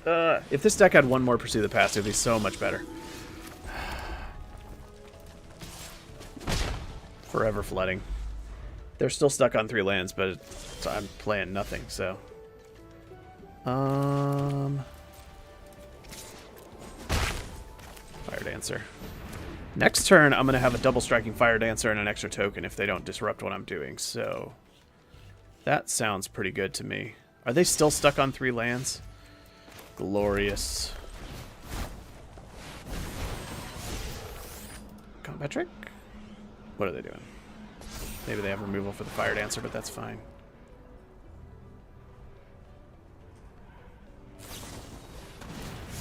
Rabid Attack. When this creature dies, draw a card. So they're just cycling to try to hit a land drop. That probably won't do it. Okay, we got it. We got it. Whew. Ugh. I would like for one of these matches to not be this stressful.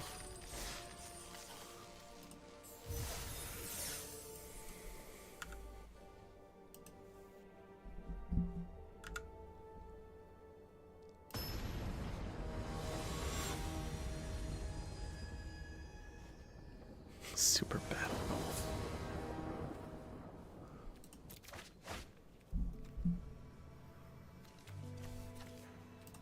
Good hand. Play against Majangasaurus? Majangasaurus. Okay.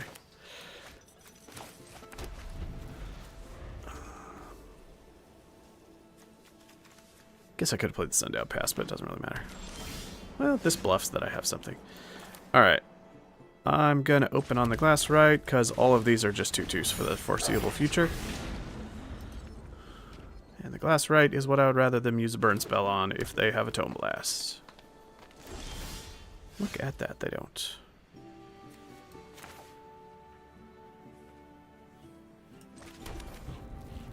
Oh, I could have played the Terramorphic Expanse. Whoopsie.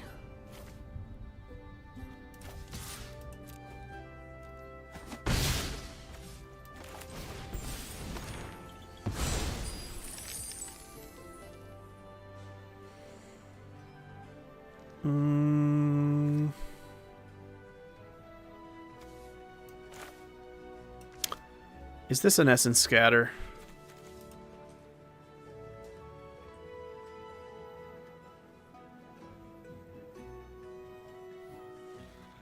Which one of these would I rather have in the long game? I'll just play the thing that's going to develop faster.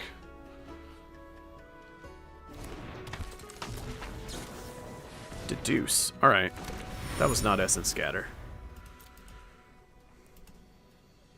Given that it's Deduce, I'm glad I played the Inkrite. They might kill it anyway, but at least this pressures them more if it actually sticks. Biblioplex. Alright. There's the card we discussed. Flawless victory.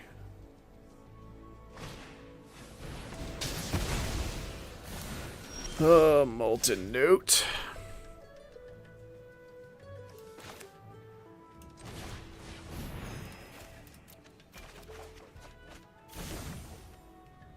Okay.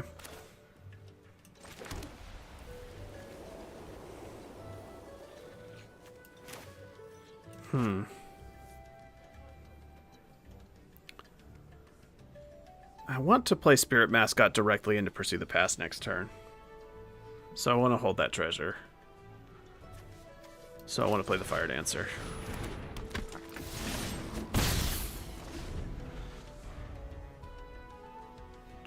Stop giving each other hot tips in my chat. Berta, huh? Oh, Suspend Aggression is so good against Berta.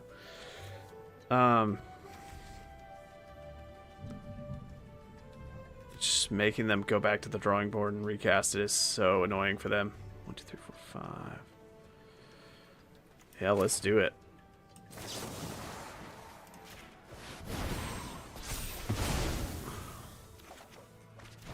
Strife Scholar, huh?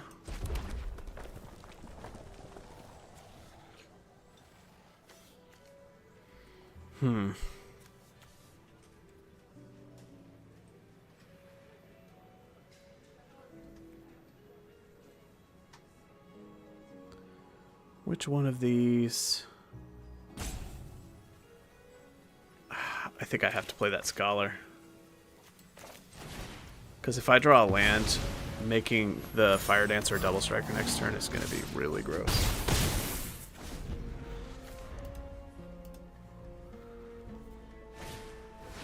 Alright. Do they have a land to follow it up? Or are they stuck? They do. Oh, it's a tapped land. I'll take that.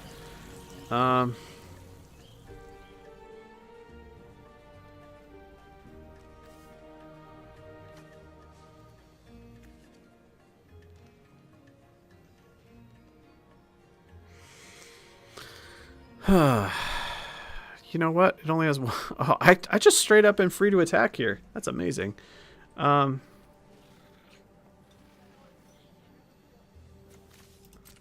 I mean, let's just do it. I go to 6. And then... which 2 here?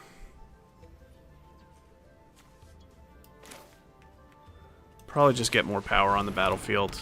I think the Rubble Rouser's a little too slow to be helpful, but if they somehow sweep the board, I can be left with it and kind of attrition them, probably. They're spending mana on the clue. I think we win.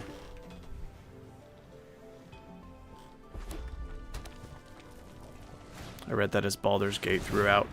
I'm a nerd. It's like, what are we on about?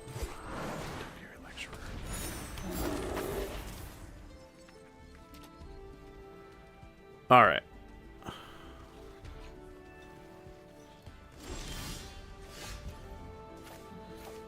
This is game.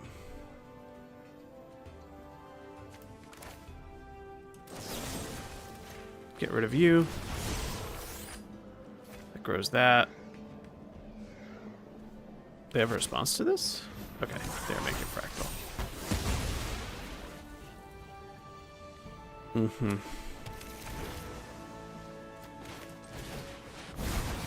I'm just gonna ditch the Rubble Rouser. I think they're just dead though. Huh. I actually have a follow-up play here. And 2 of these get through. That means they take 5. Oh, they go to 1. It's not over.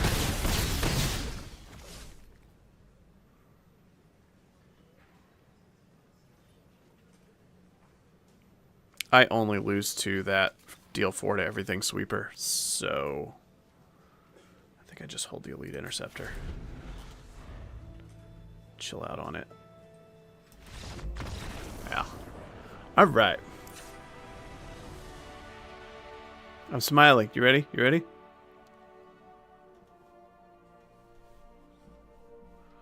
I won.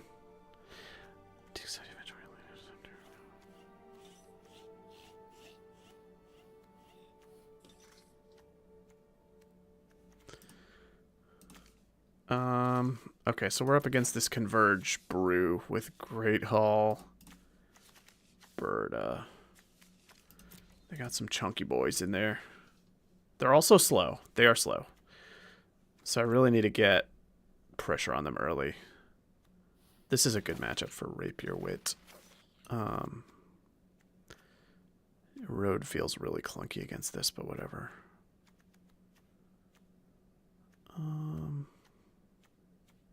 Man, Suspend Aggression's been real good. That card is fun. Really like it.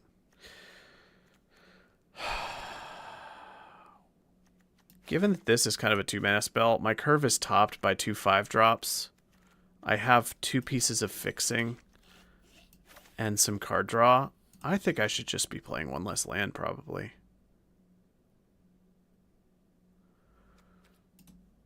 I probably should have been playing 1 less land the whole time, honestly.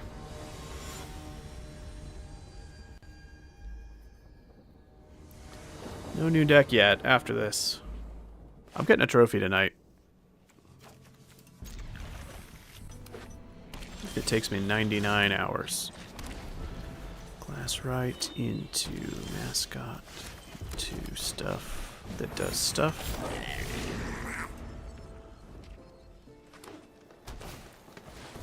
I hate that card. Alright. Rubble Rouser. Alright. Ooh.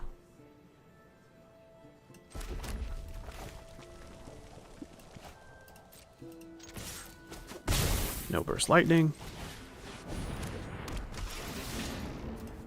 Oh. If I had played a Plains and tapped differently, I could have done Craft with Pride that turn. That was a mistake. It probably won't matter too much. It's definitely a mistake, though. Black! Uh-oh. Get out of here, Black. Suspend Aggression! God, this card has been so good every time I've drawn it. You know what? I could just... Mascot. Oh, they're going to counter? No. Into Mascot. Into Rubble Rouser to cast Craft with Pride. Immediately grow both mascots? That's gross. And then they're going to go out of their way to grow Black and get it immediately suspended.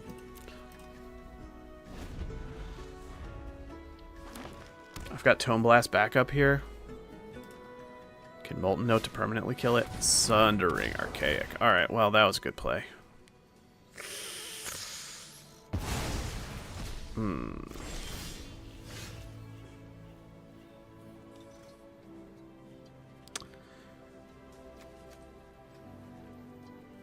Enters Exile cast. Ooh, if I suspend Aggression, they can actually redo the exile effect. That's really annoying.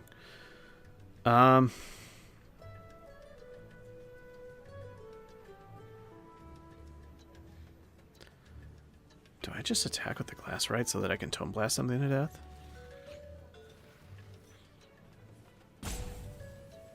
Follow it up with a Strife Scholar and then use one of my real removal spells next turn? You two chill out. They'll probably let this ride. Really? Really? Alright. Let's get rid of that. Play the Strife Scholar. Just to develop the board. If they don't have a blocker... like a decent blocker, then we just get black out of the way and swing for a lot. Let's see what they got. Snarl Song. Alright, Snarl Song is a problem.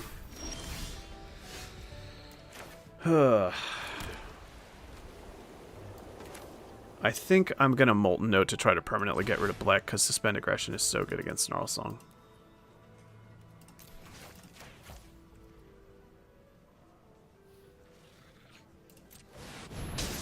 Okay, good. Black is answered. They don't really... I mean, they could start swinging with 4/4s or whatever. They're deducing.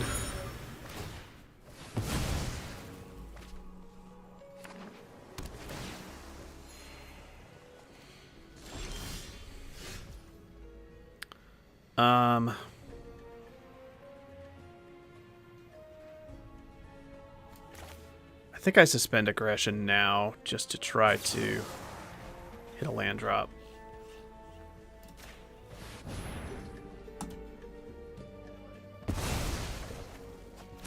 That's fine. It's a playable card at least. It's something to do with my mana.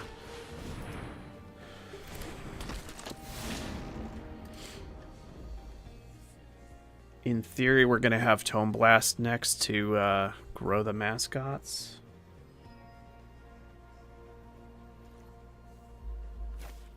Or something. I don't know. I feel like they're going to go over top of what we're trying to do, but these two mascots are really giving them trouble for now. Well, they've got a mascot of a different flavor. You know, Tome Blast also lets me swing with a 3/3 double striker, which is pretty gross. Play a third mascot and a debater. Now these 5+ mana spells are going to start to be a major problem for them. I guess I don't even need to Tome Blast. If I draw a land, I can do Awaken the Ages. Alright, but they have so much mana and card draw that they can find something big enough to kind of invalidate our whole game plan, so I'm a little worried they're just going to go over the top of us. Like, that kills two things on its own. That's real annoying.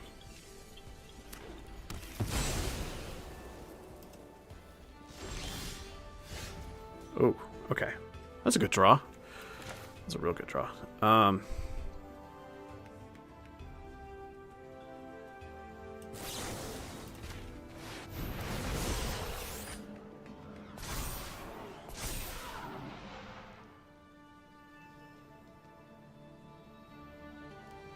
Oh, do they have the hexproof thing?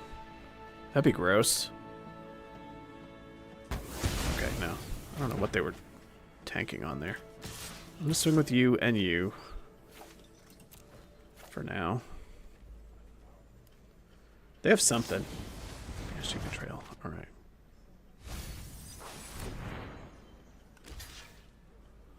And they're trading this off. And they're gonna have to mostly tap out next turn to Molten Note. Maybe we're alright here. And what are they going to kill with the Molten Note? Okay, the mascot. And then gain 2 life. But, if I draw a land... I didn't.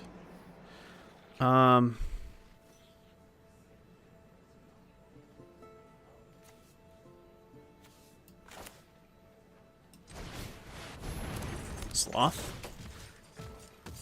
Opponent's graveyard. I guess we get rid of spells.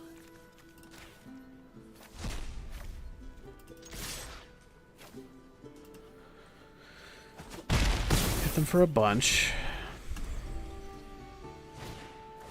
Another Fractal Mascot, man. Brutal. Wilt in the heat.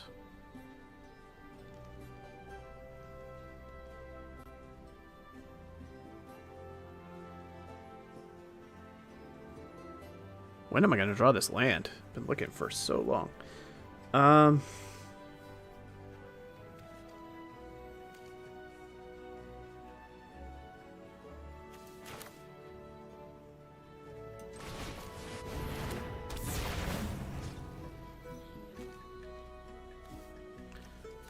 Okay, flow state. They need an instant and sorcery, and they only have 2 instants right now. But if they get something back, this would honestly... Well, I don't know. Maybe the deduce is a bigger problem. They got a lot of speed bumps. This is what I'm talking about with them going over the top of what we're doing. Like, they play a 6-6, and it really screws up our game plan. They're attacking? Are they about to sweep or something? Why would they attack here? Seems ambitious. Are they just trying to race and kill the sloth? I guess they have Potioner's Trove. Yeah, it's kind of a problem.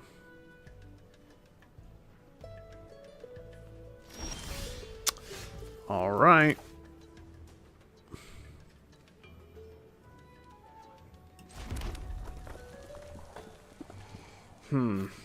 They didn't gain life. Did they just forget?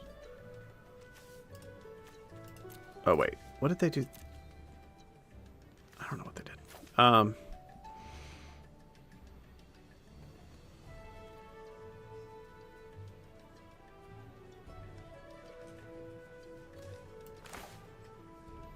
Okay. I'm making tokens and swinging for a lot.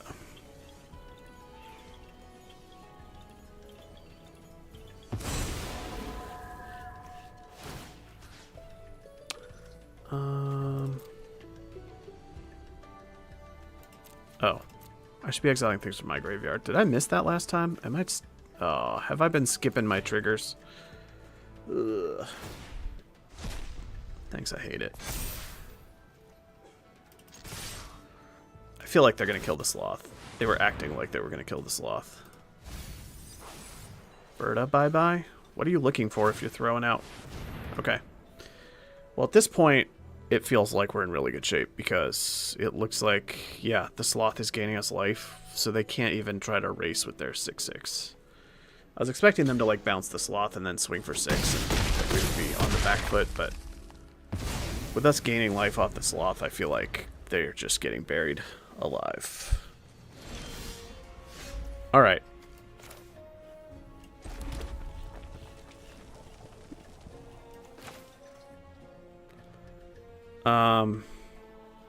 I can Tome Blast Wilt in the heat and kill this.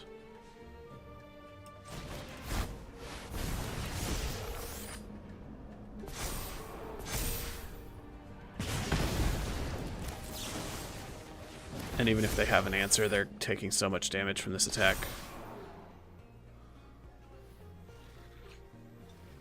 What's it gonna be, friend?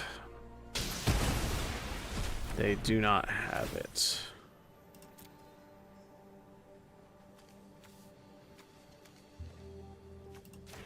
Yep.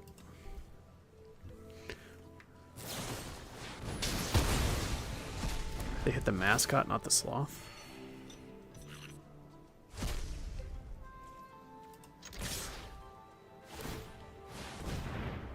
They're just dead. Alright, they're dead. We did it. Got 2 wins out of a clunky deck. I'm fine with that.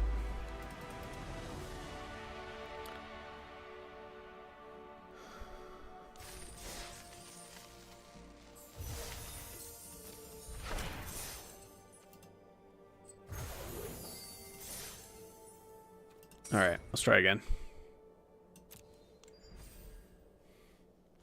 Let's get a better one. And yeah, the 3-mana rock that gains life, whatever it's called, it's been really good.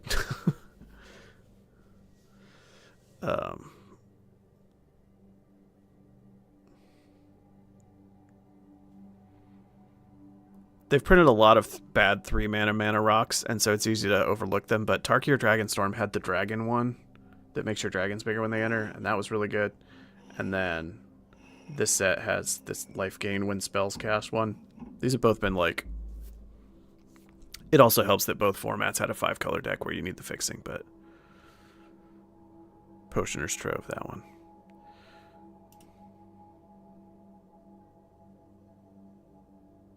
Oh, yeah. The one that every time you tap it gives you a life and a colorless? I know the one you're talking about. I don't remember what it's called.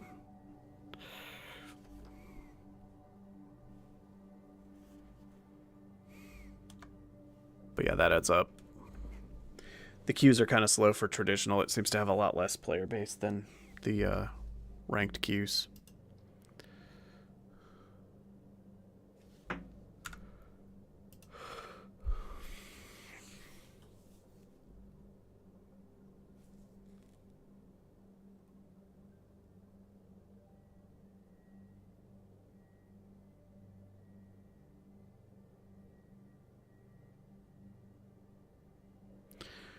This is a queue.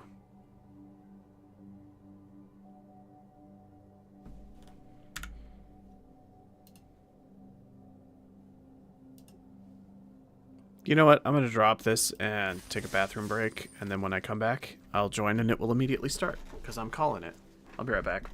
Be back in like 2 minutes.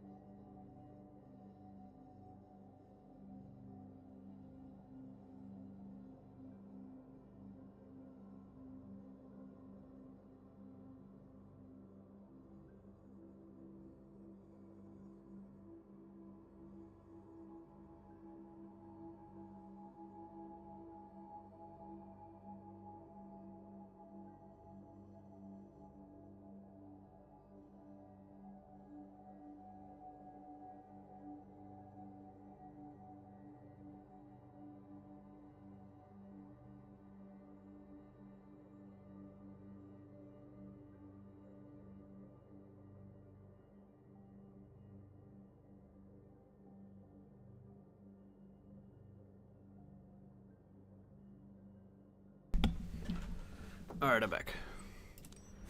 Let's do it. Immediately start. Did I call it? Did I call it? Alright.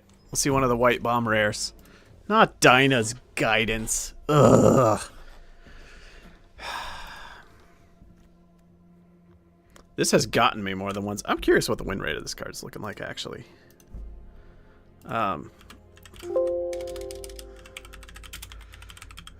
It's solid. Very solid. I feel like these are both kind of solid in the converged deck. Let's see a Johnny's response. Oh, you know...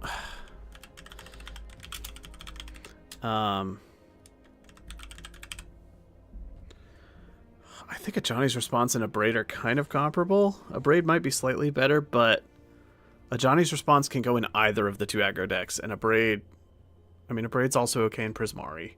But if it's committing to Lorehold, Prismari, that wedge, or committing to the two aggro decks, I would rather start white, so... there's also an Inkling Mascot I can maybe wheel. Are we Silver Quilling?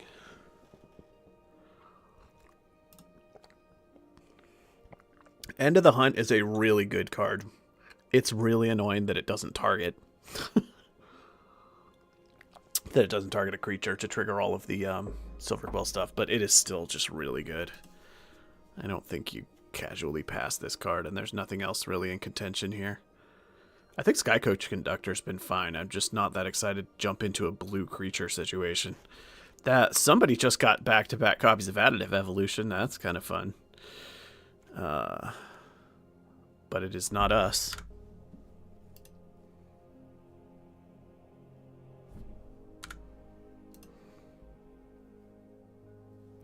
Squeaky clean. Alright, let's try to Silver Quill. Man, alright, if we committed to the 5-color deck, this would have been a great start. But we didn't, so where are we?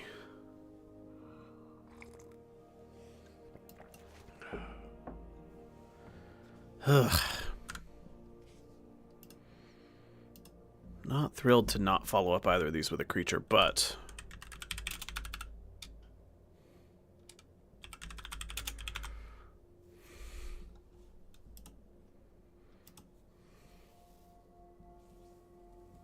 it's also Wilt in the Heat. Wilt in the Heat's really good. I'm gonna take Rapier Wit and plan to try to push into black-white here. Oh my god. Okay. Here's the thing. Average card quality here, really high. Deck coherence, we have nothing but removal so far. But what's the opportunity cost here? I'm passing a Rubble Rouser? That is something. But again, a Johnny's Response can go in either aggro deck or either of the white-based decks. Rubble Rouser only goes in one of the two. Even though they're kind of comparably good, so I'm just going to need to make up the creature count somehow. Oh, I see. Alright. Maybe it is Lorehold again. These are both Lorehold, not Silver Quill.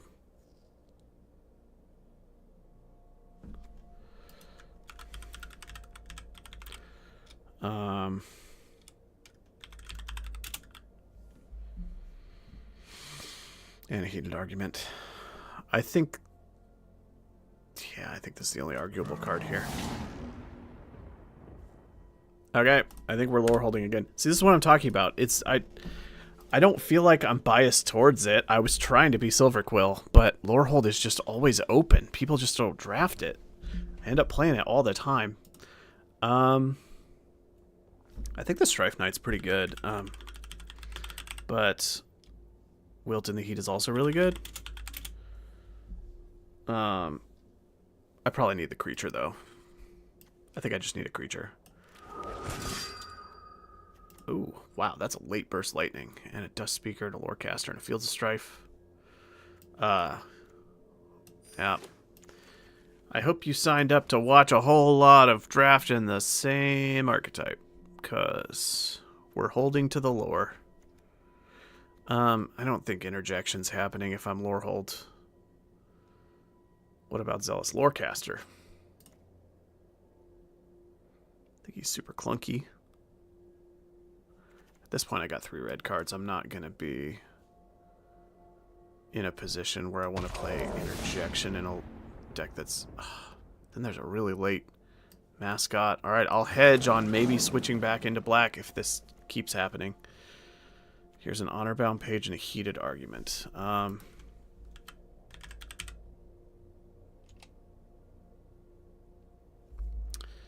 take a Heated Argument.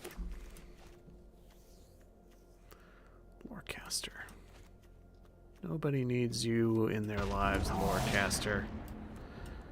I also feel like we didn't pass to... I think there was one pick where I passed a decent Lorehold card, but mostly we've cut it, so we should get some good stuff back. Ugh. This is a good card. Double blue is ambitious, though. It's a little late to get in that kind of situation. Well, I don't know. Can this be swung into a spells deck? There's also a Stress Stream. I just don't... I didn't see much blue in pack 1, so, like, we're going to take 1 or 2 good blue cards and then get cut hard. This is tough. Because these are both great. Stress Stream might actually even be better than Echo Casting Symposium. You know what, though? Having 2 Strife Knights makes it really hard for your game plan to go wrong. Ugh. This pack is deep in the wrong colors. Fastland Scavenger. I mean, I'm going to take an inferior card here on the assumption that this is just the way the pack played out. We definitely could have had a good Converge deck, but...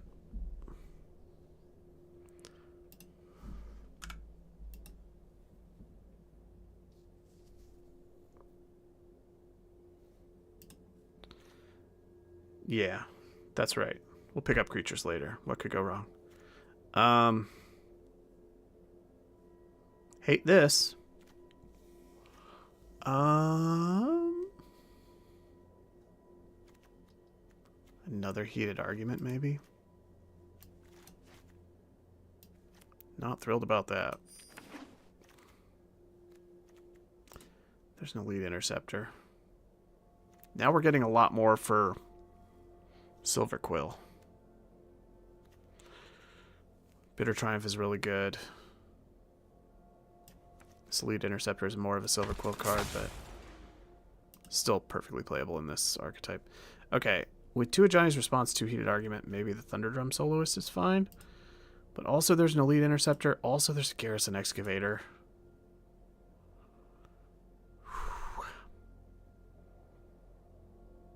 The interceptors are really good. And with the Strife Knights, this could be a really nasty aggro deck. I don't know.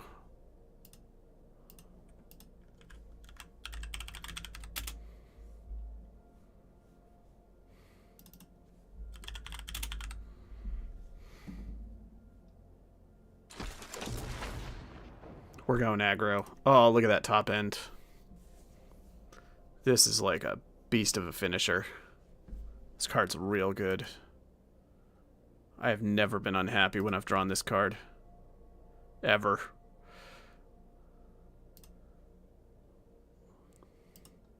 We are committed to Lorehold. Yeah. You always have time to cast this, and it is always really good.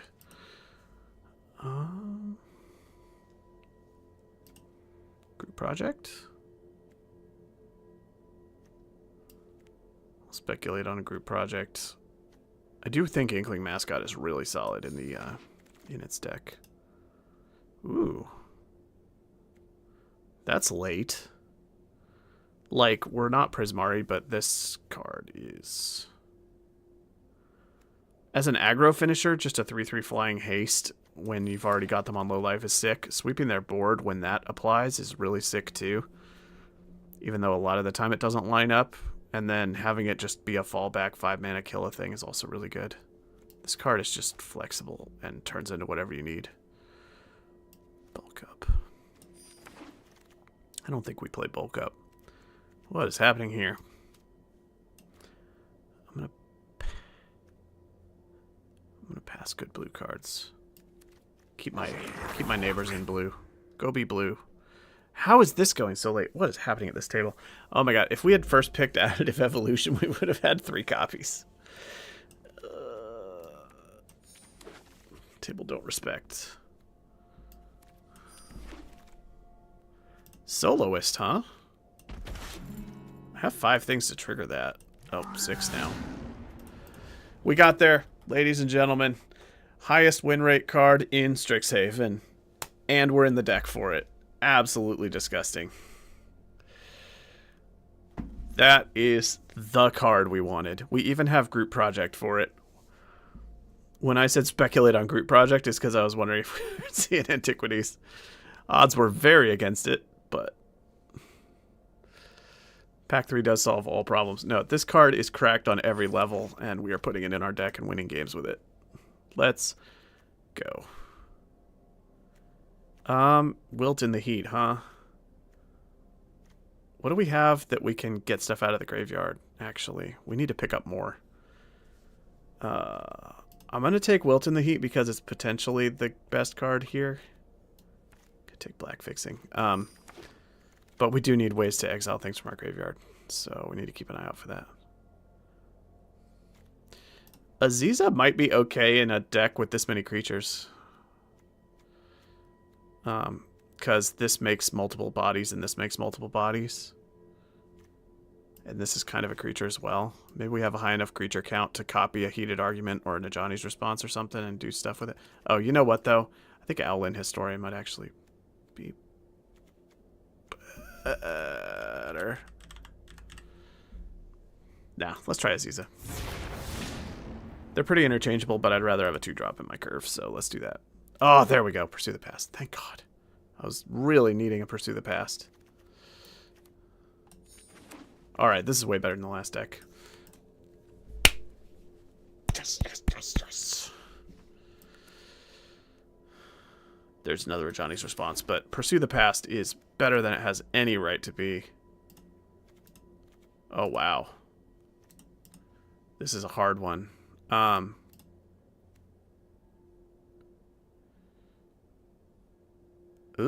I really don't know what to do here. I feel like the Fire Dancer, the Lore Hold Charm, and the Stand Up for Yourself.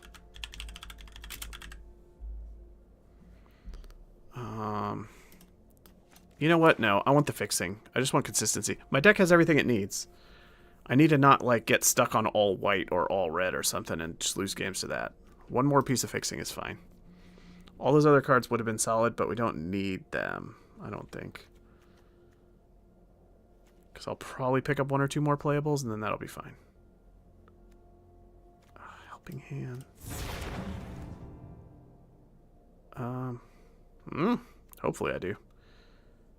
Target's a creature, huh? 1, 2, 3, 4, 5, 6, 7, 8. Alright. Come on, 2 drops or something. Well, I don't know. Maybe I should have taken a dork. Because now my curve's a little awkward, but... I don't need another Lorecaster, that's for sure. Borrowed knowledge. Oh. Another Wit? I don't know.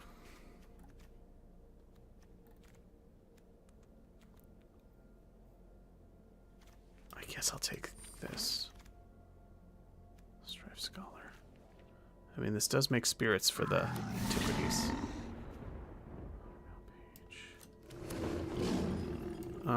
Okay. Well, it got a little clunky at the end. Whoa, Lorehold Charm came back.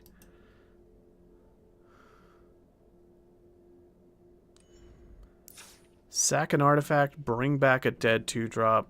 I have no copies of the mascot, do I? That's a little weird.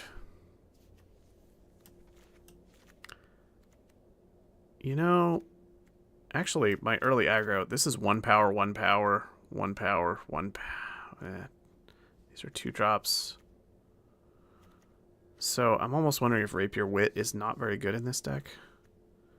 So we're not exactly about attack power, we're kind of about... This feels more grindy than aggro.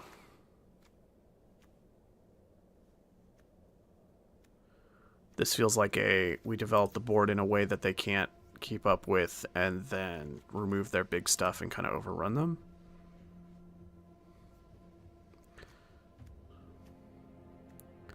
Charging Strife Knight is really nice for grinding. Antiquities is really nice for grinding. Excavator is really nice for grinding. All these late game removal spells. Lots of top end.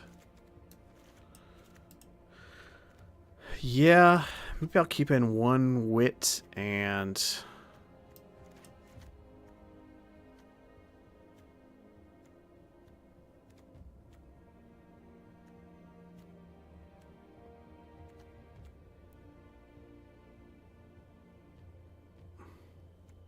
Return a 2-drop, huh? Doesn't even work on this or this. It only works on Aziza, Soloist, and the 2 Interceptors.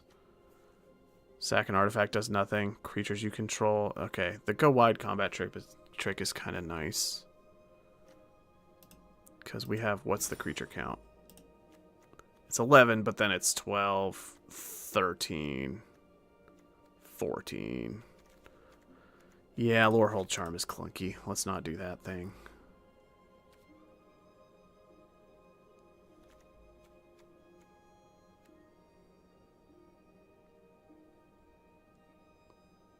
Okay. Would I rather have another Strife Scholar than an Honor-Bound Page? This is the question.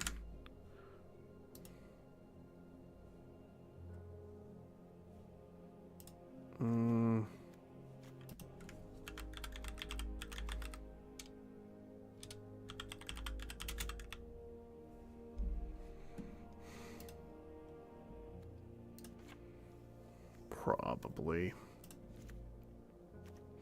I have no payoffs for the creature targeting, and I don't think I'm aggro enough that tossing a creature over the top is going to steal that many games. I think this is a grindy Lorehold deck.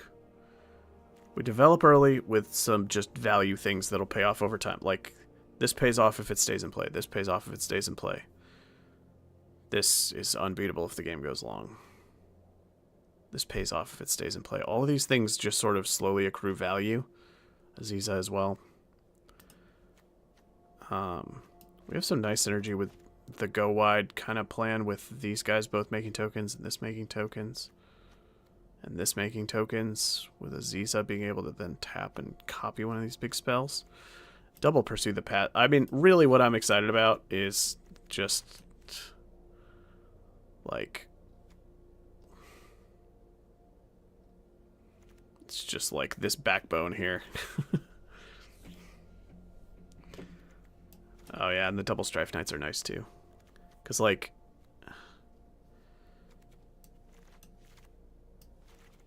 It's really hard to lose with this deck if the game goes long.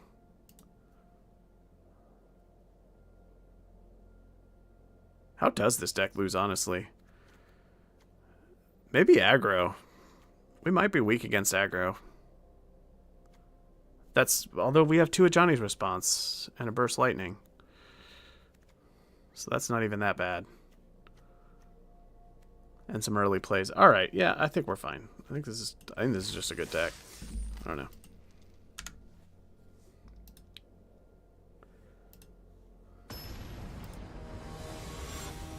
I'm feeling good about that Prismatic Vista pick.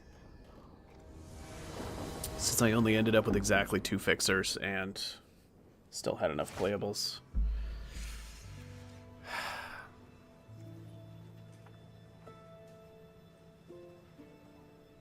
No, right? Although Pursue the Past, I have 2 copies of Pursue the Past, which can get rid of Flood. I'm going to cycle Rapier Wit, and that buys me time. I have a 2-drop, I have my color fixing, I have protection against Flood in my deck. And I can cycle this into something. This might not be as bad as it looks. Obviously there's the danger of flooding, but Pursue the Past is so good at dealing with flooding, and if I hit one at any point in the game, I'm fine.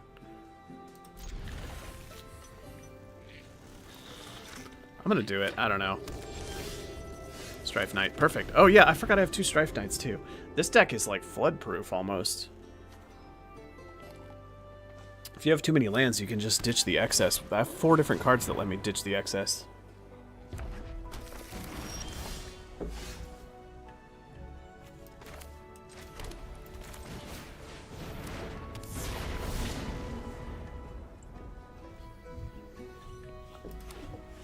Do something clunky.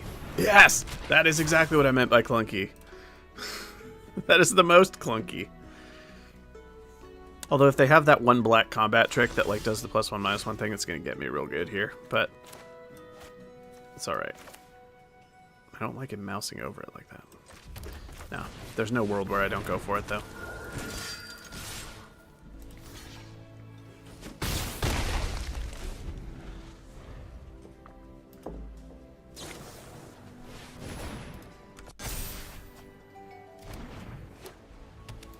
Feels like what they're doing is too slow and we're going to punish them for it. Ooh. You know?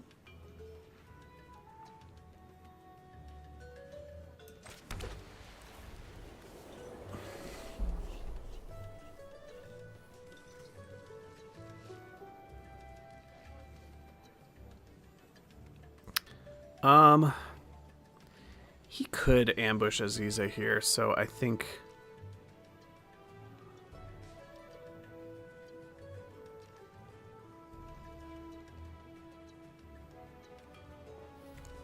I think I tapped that with something.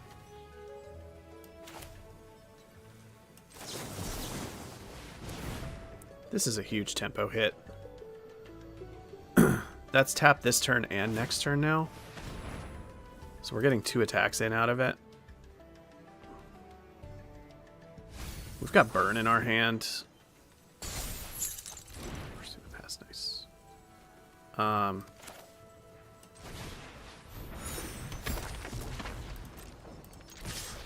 Let's just pressure their life total a lot. Punish them for being too slow.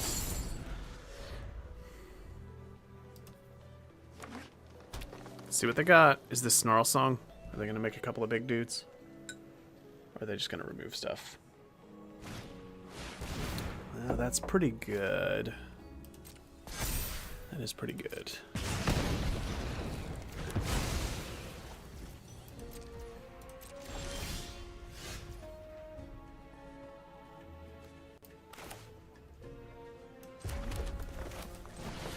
Let's play the Excavator.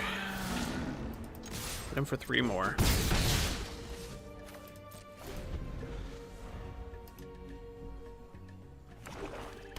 They'll probably kill it with something, because they kind of have to. That's a good card, for the record. It's not something you want to play on turn 8, but it is a really good card. Oh, they have Foolish Fate over there. Yeah, alright.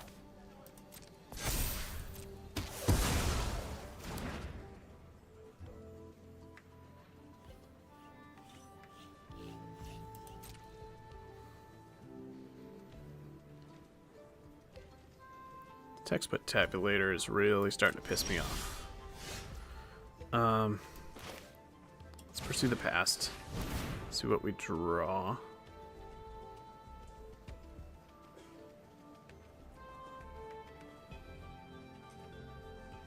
I think about countering this. If they have a brush off, they should probably counter this.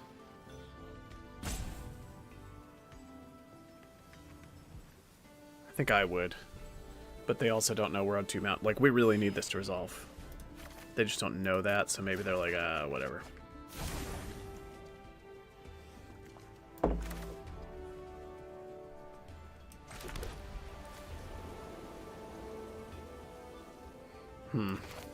Don't love this. Nothing in my hand really does a lot right now, so I'm just gonna keep on digging.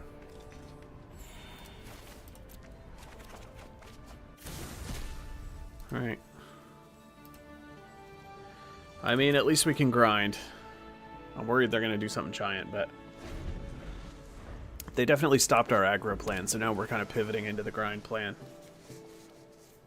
But our grind plan is still okay, and we have an Ajani's Response to kill the Tabulator. Well, not to kill the Fractal Mascot. Alright, now they got 2 giant blockers, and that is a problem. Yep. I think I had Johnny's Response to the Tabulator, not the Mascot. Okay, nice. Very nice.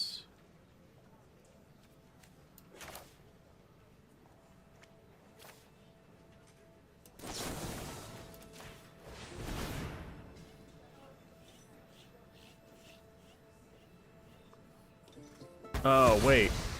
What have I done? I could have copied that with Aziza.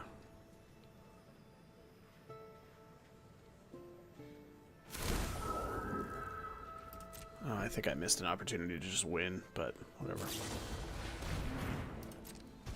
I have to banish a token.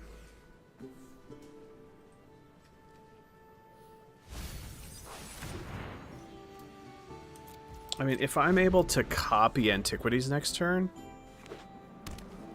they just lose, right?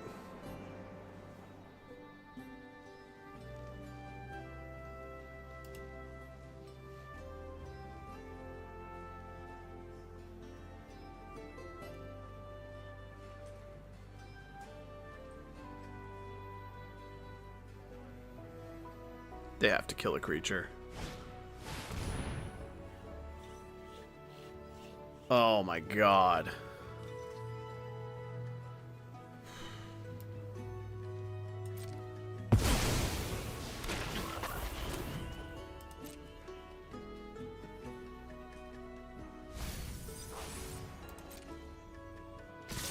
We're dead.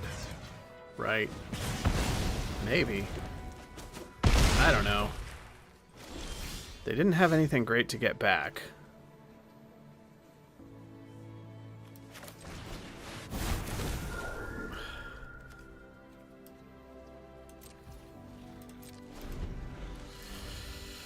But I feel dead. Oh my god, did you all just see what happened? Did you all just see the sequence? Moment of reckoning into emeritus of ideation?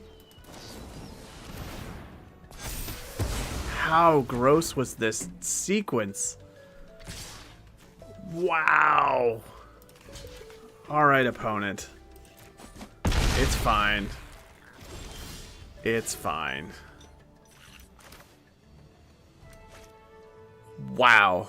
I'm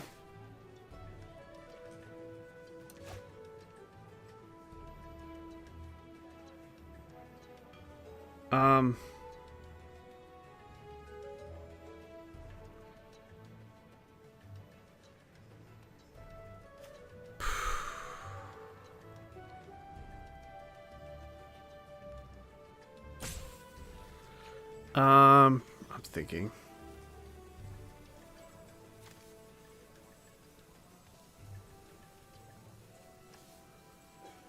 They've already got the card draw off of it. I can kill that with... I think I actually need to kill the mascot first. Just leave the emeritus for a turn. Let's exile a card here.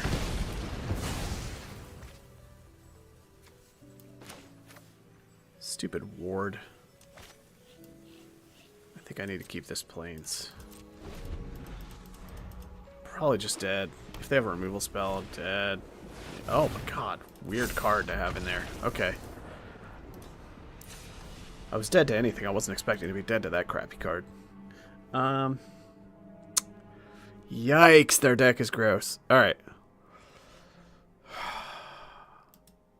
So they have Moment of Reckoning and Emeritus of Ideation. We need to win fast, apparently. How do we win faster?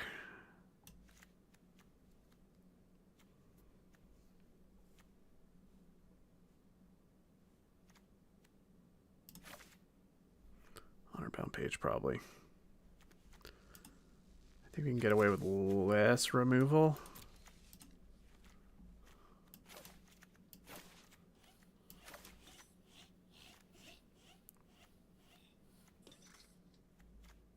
Can't believe we lost that game. Holy crap. I still felt like we might be able to stabilize even after they cast like two of the best cards in the format. It wasn't quite enough, but oh man. What a mess.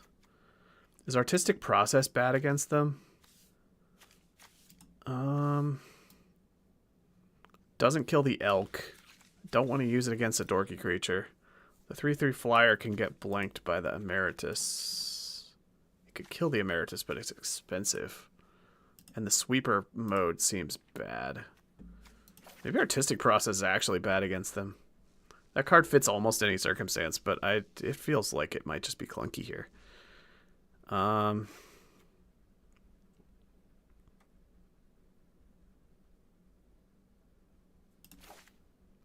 I don't want to take out the Heated Arguments because they deal exactly 6 to the Fractal Mascot. And they're good for triggering our graveyard stuff. Could also just put in another Rid Your Wit. Let's do that. Oh, Wit.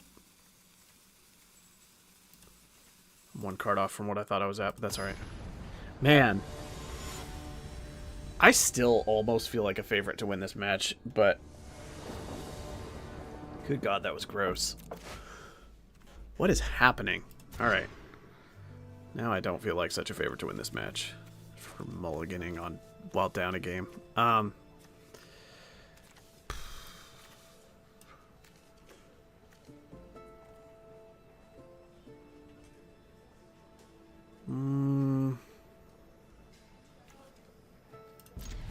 guess the Scholar can go away, that's fine.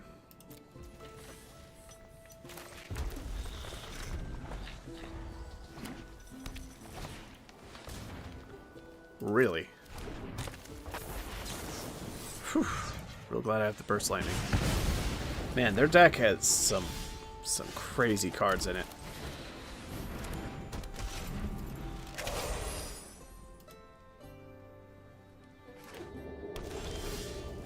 Oh no, we're stuck on 2.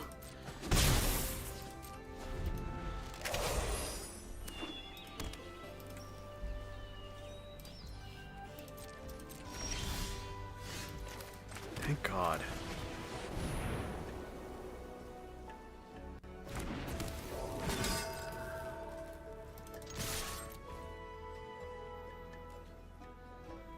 Oh, they're gonna -3 it? No. Okay, they're just discarding.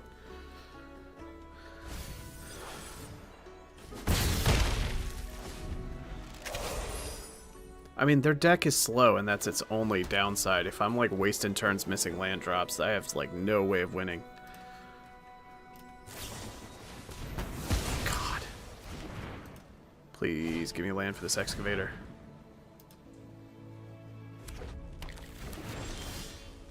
Tapped land. I feel dead. Okay. Honestly, that's like the best news in the world. It's something I can do with my mana.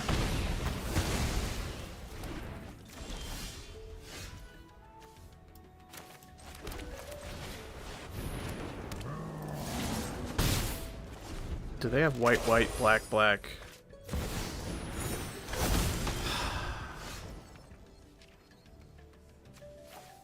Ward 2, huh?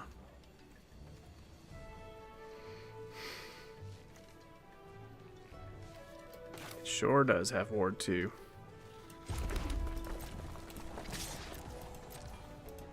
At least I get to surveil.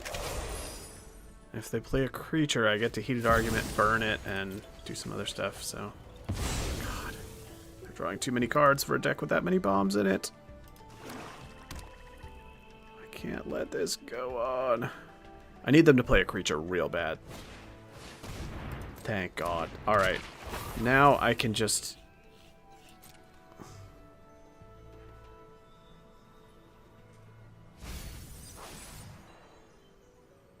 Well, what else are they going to do? Alright, alright. So now... 876... I could make a 2/2 and burn their face, but that doesn't really help me.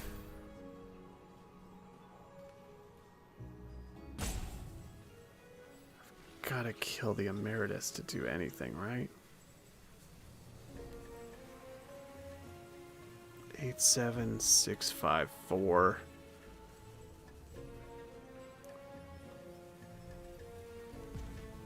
But I can still do that.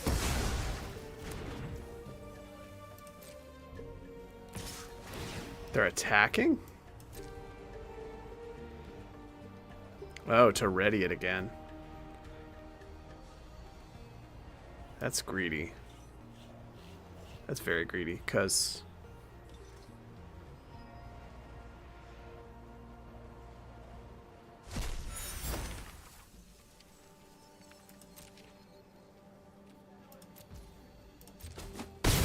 Now I probably kill that tabulator. Because that puts them at 3. And then they're dead to a lot of stuff. Oh, welcome back, David. Our opponent just played Moment of Reckoning into our Emeritus of Ideation in the same game. It's disgusting.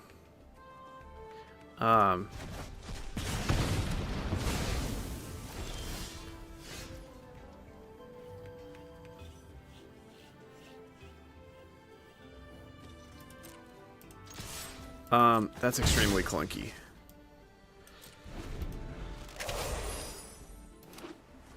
They're gonna kill my soloist, and then I don't know how to get rid of anything.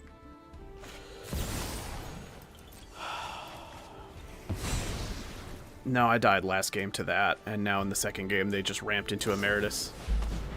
Their deck is just stone cold bombs all the way down.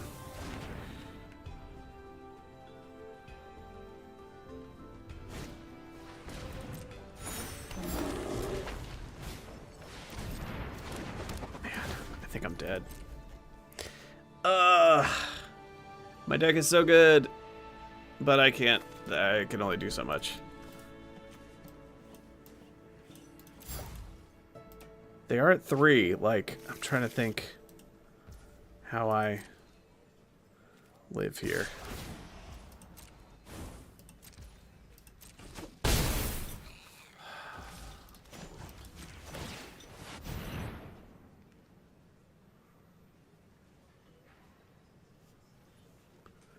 There's no world in which this card does anything.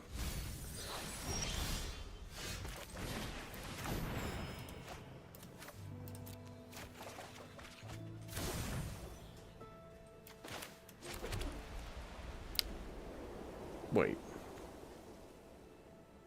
Oh, I needed to pursue the pass first. Well.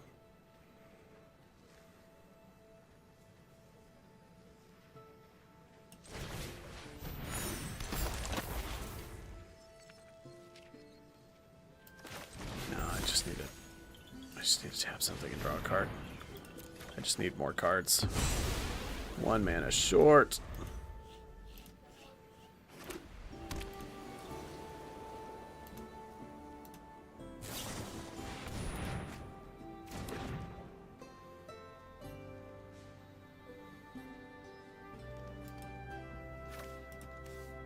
Yeah. And we're dead, probably. Wait, the Colossus. We need to draw the Colossus. That's how we win.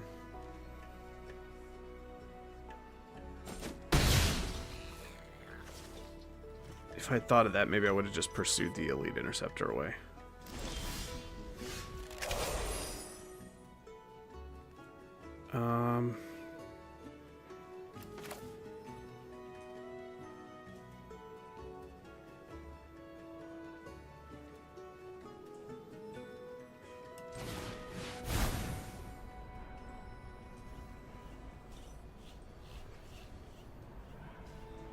Oh, this has trample? Yeah, we're just dead.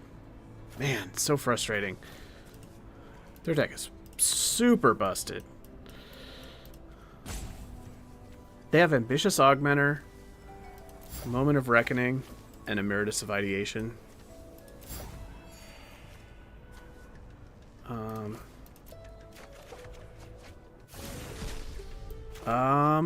You know, hold on. Hear me out.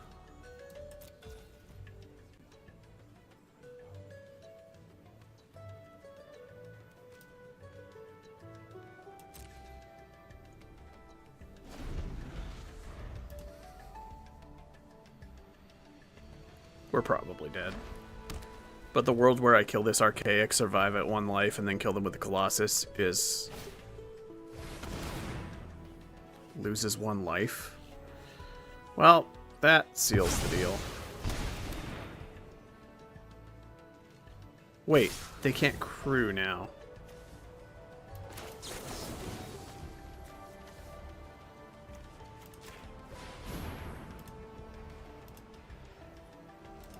But I no longer have a way to kill them because they have more than 3 life, so...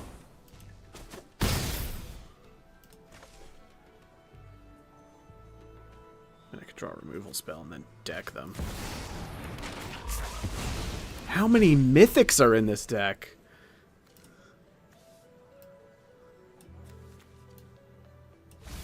Oh my god.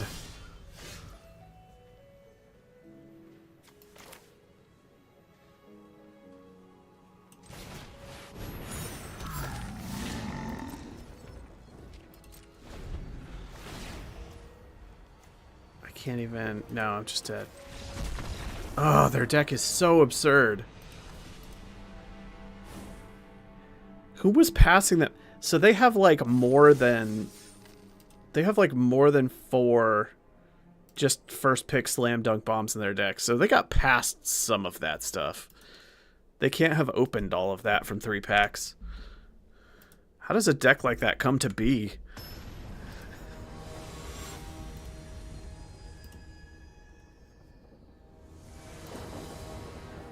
Oof. Gross, gross, gross.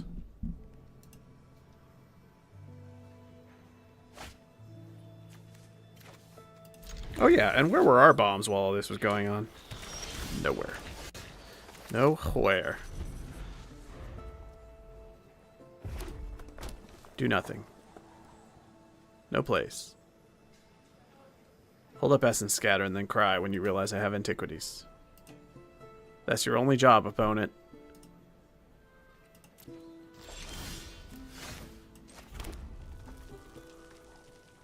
Deduce? Nope, nothing. Please be holding up S and scatter and then just scoop immediately. That'd be so good. Oh, okay. That card is a little bit of a problem.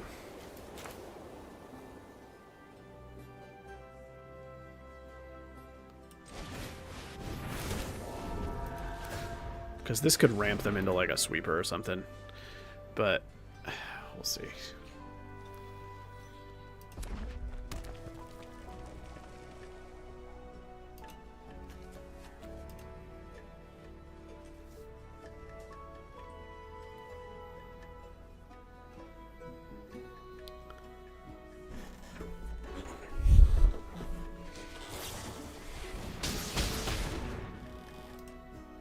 Two Prismari Charms? Is that how we're going to deal with this?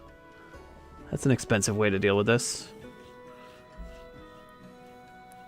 Oh, or flashing back the other one.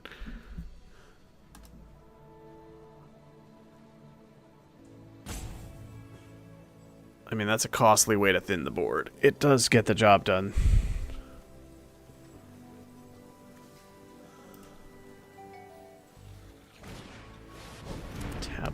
Wait, did he think that this did 2 damage, not 1? Was this a misplay? No. Wait, he still has 2 red. Okay, he still planted. No, he just misplayed.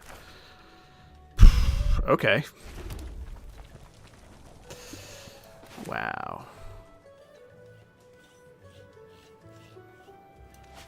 Okay, I am attacking. I want that paint mage gone.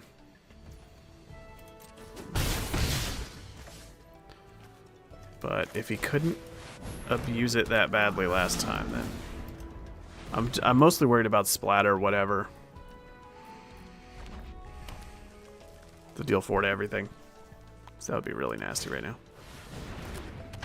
Fire Dancer ain't gonna do it.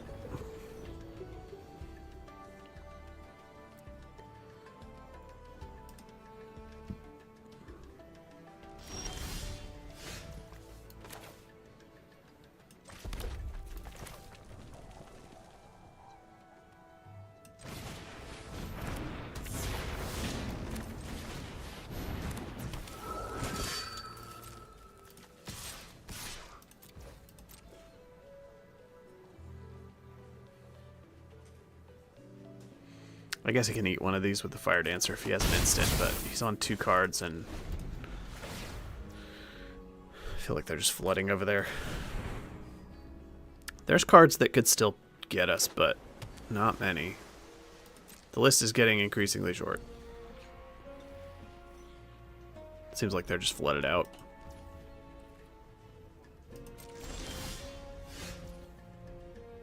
I do want to discard this to try to cast Antiquities here. There we go. Watch this. You ready? You ready?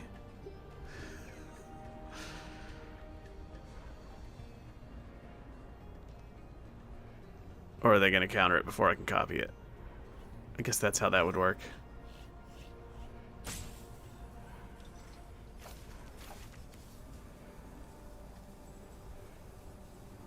I guess if they counter it, I don't get to copy it because the counter will resolve first and remove it from the stack.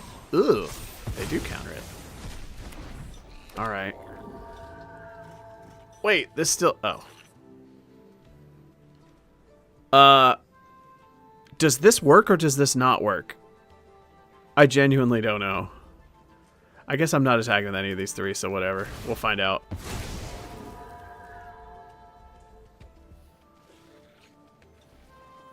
It made a oh, weird. It made a copy out of thin air, even though the thing it was copying was already gone. But the thing it copied did not get the +1/+1 counters because it was not cast from a graveyard or whatever. Oh, that was real weird. If I was playing Paper Magic, I would have needed a judge for that. I would not have known how that worked. Alright. That was super weird. So they're kind of trying to be aggro Prismari. That Paint Mage was a little bit scary. Yeah, they have Tackle Artists. Spell Pierce is a good one to be aware of. I need to play with awareness of Spell Pierce. Although it's hard to play around, that's why Spell Pierce is good. It's so cheap.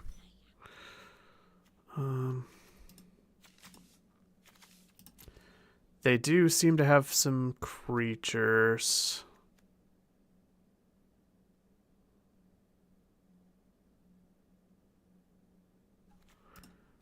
What did they have in the way of removal? Prismari Charm and nothing that we saw.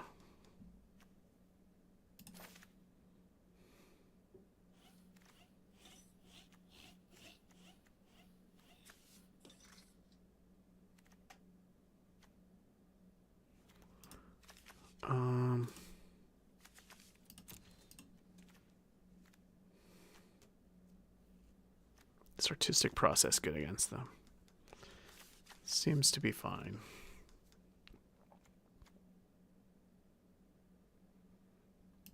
Maybe Rapier Wit is not at its best here. They don't seem to have chunky blockers.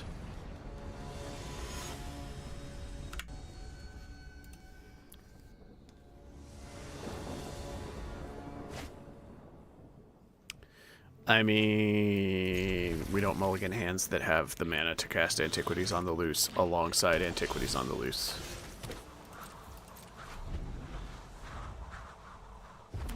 It's against our religion to mulligan those type of hands. I even have Group Project to have an extra spirit in play. This guy can actually be pretty good in the right draws. Let's Group Project here. See what they do.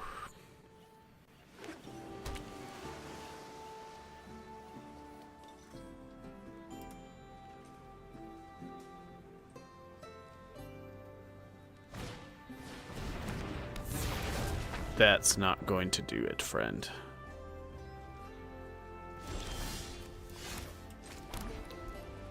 Oh, this could be a Spell Pierce, though.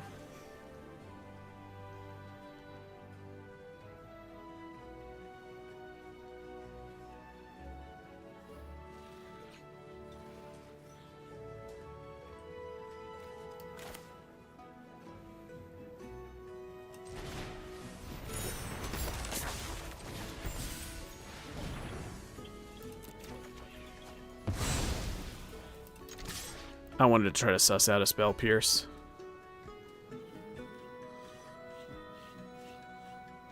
They didn't even pause like they had it or were thinking about playing it, so we're probably safe from it.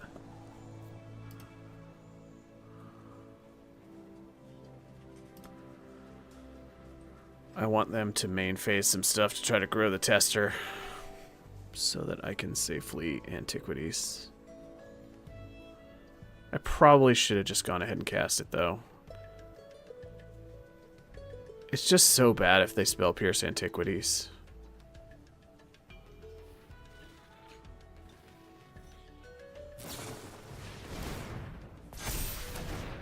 It's fine. Tap for treasure. Yep.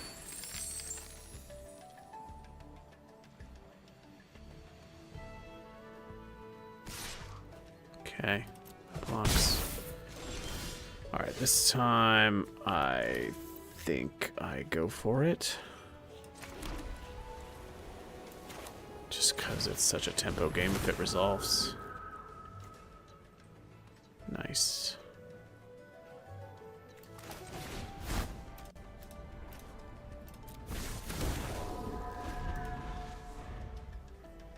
Very vulnerable to that sweeper card, the deal 2 to everything. The one that's in my deck, whatever it's called.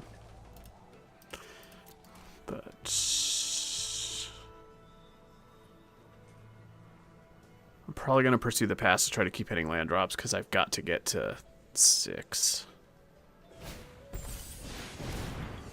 Oh, if they have a copy of that thing in their deck, then they have just found it.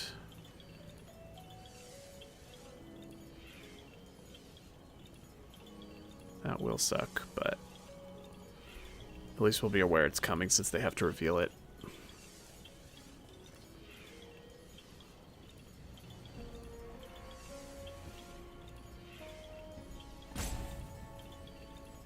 They're noodling. If they get a counterspell of any kind, we know it's coming and can try to play around it. If they get a sweeper, we can also play around it by holding things back.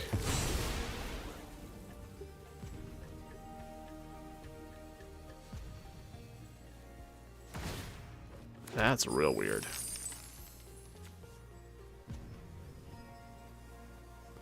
Copy spell you control.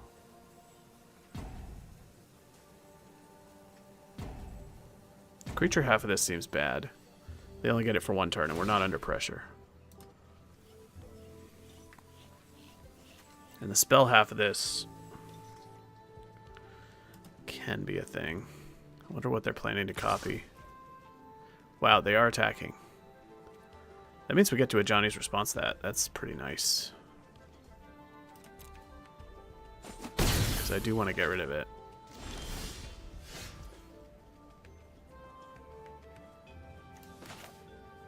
Alright, I'm going to ditch the Soloist because it's just too late to the party. There's Fields of Strife.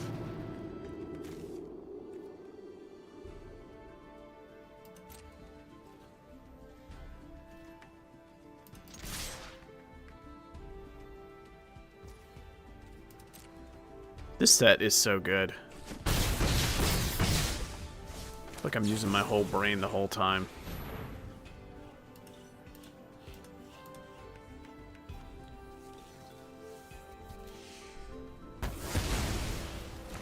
This is not straightforward. The drafting is tough, and the games are also tough in a good way. Okay. Why did they fetch Choreographed Sparks? What are they hoping to copy? Are they now sifting through their deck looking for the perfect thing to copy? Is that the game plan? I don't know.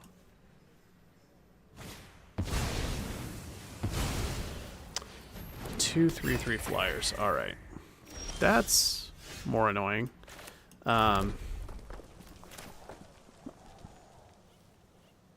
This is huge, though.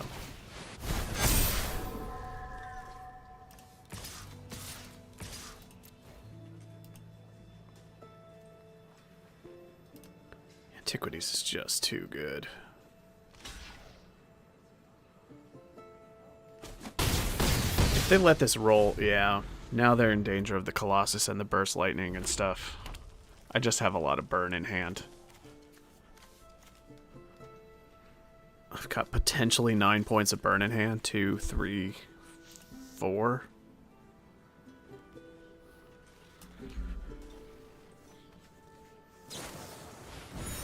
Oh, they're double casting bulk up to hit me for 1 billion. Am I dead? That's clever. Wait. Why did they spread it? They did it wrong. If they bulk up the same creature twice, they'd be hitting me for 15, but now they're hitting me for 12. That made no sense. It's still not enough. But what are they doing? Okay, that's game then. Weird. They could have come really close.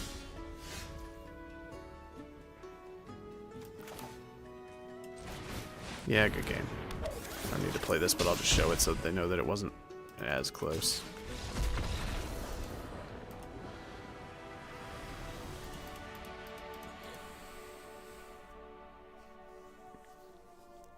Are we destined to just lose win-win with every deck? So that we are playing without hope all night? I think the answer is yes.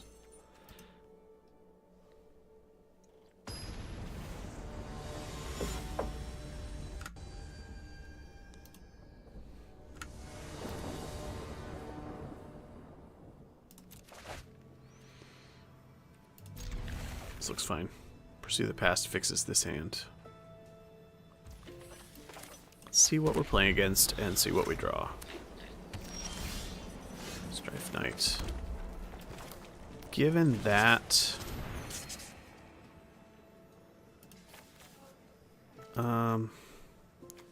Is it makes me want to discard a removal spell because I've got 3 of them.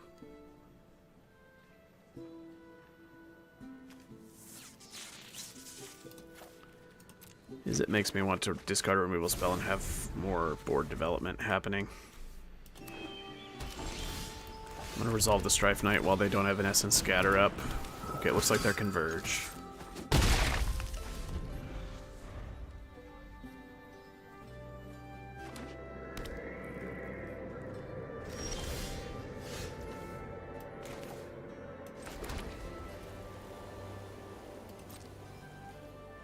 Playing nothing. This feels like just a removal spell. Oh, okay. That's fine with me. I'll just recast it.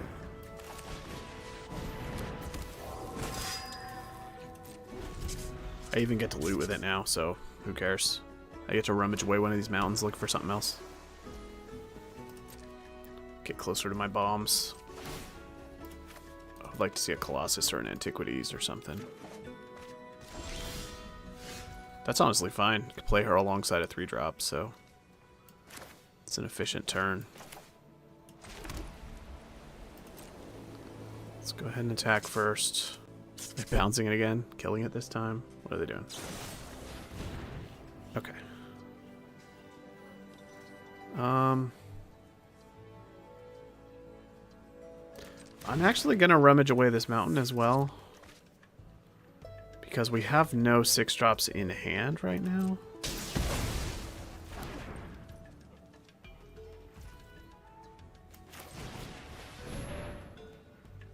Essence Scatter? Deduce. Alright. Thought that was an Essence Scatter. They faked me out. Alright. We still end the turn with 5 power down. We're not close to running out of gas yet. If we hit a land drop, we get to Strife Scholar Spirits, which isn't the best thing, but it is value. And against a Prismari deck, it might be difficult for them to answer.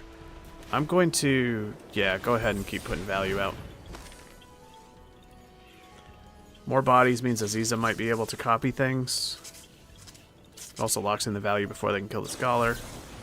Rush off. Alright, that's kind of okay with me.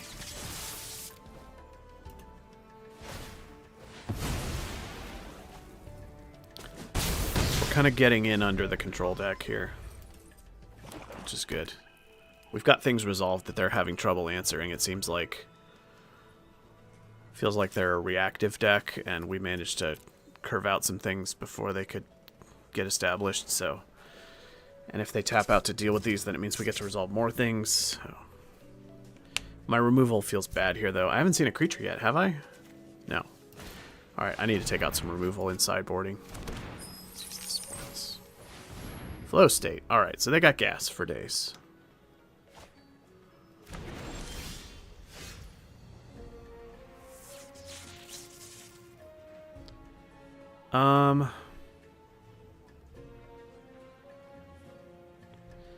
Okay. We're going to pursue the past. Discarding.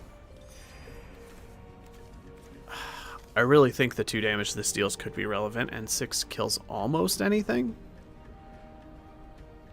If they play something so giant that this can't kill it, then it is what it is, but... Okay. Essence Scatter? Nope.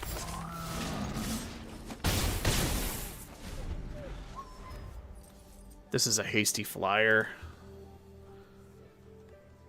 So if they wipe the board somehow, we still get to hit them in the air for 3? I don't know. This feels tough for them to win, but... The the first match had some ridiculous turns, so I no longer know what to believe. Right, that's fine.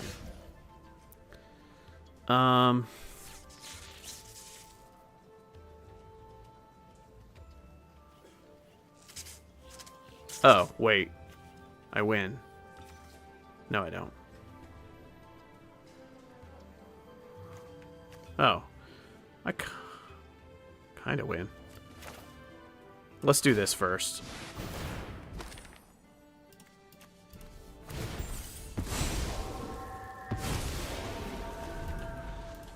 I didn't have a way to kill them outright that turn, but this gives me so many bodies that now they have to do something about Aziza or lose. But if they do something about Aziza, they're going to have a hard time doing something about the rest of these. And now next turn, I could just straight up duplicate Artistic Process for the kill, or duplicate Heated Argument for the kill. Resonating Loot? Alright, that's not enough. They're dead.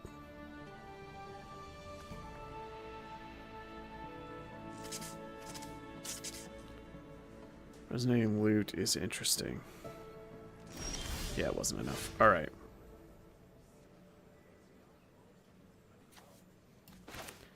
Now I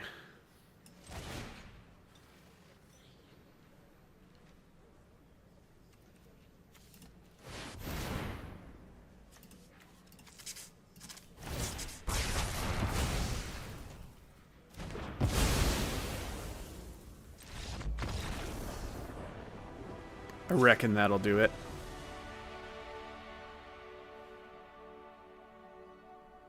Copy the argument.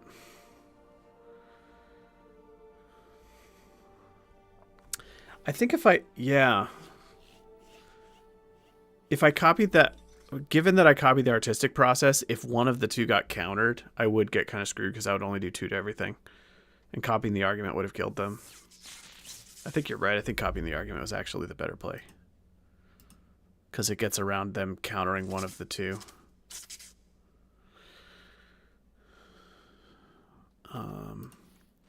Alright. So I think Rapier Wit is bad. I think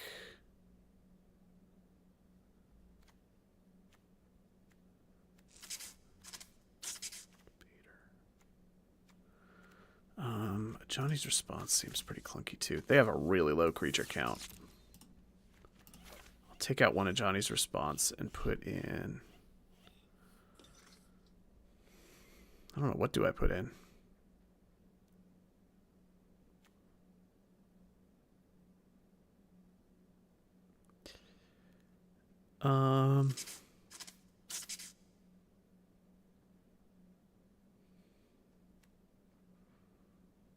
£100 page, I guess, and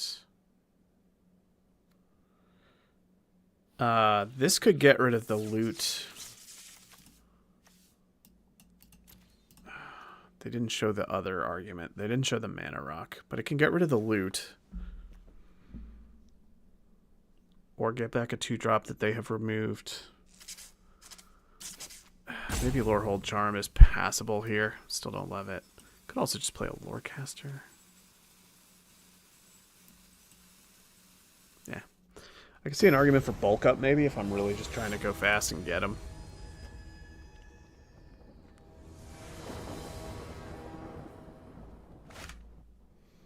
God, why am I perpetually on 5 lands?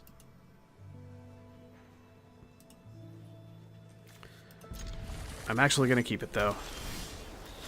Yeah, my deck has 4 different ways to get rid of Flood and replace it, so. Okay, at least that's a card I can play. Did they think about...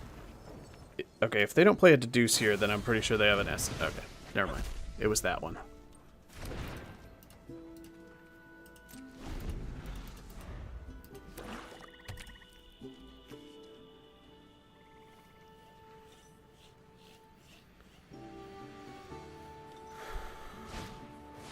Oh god, no, not this thing. So bad for me.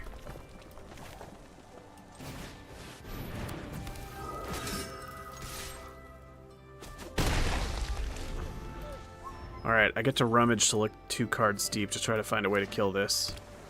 See how I was all like, I don't need creature removal? Stallion. Ugh. I got 1 turn before this thing is a nightmare. This card is so good. Yeah, they're probably gonna duplicate that next turn. Please. Okay. I didn't draw it, but can I still get underneath of this and win a race? I do not know.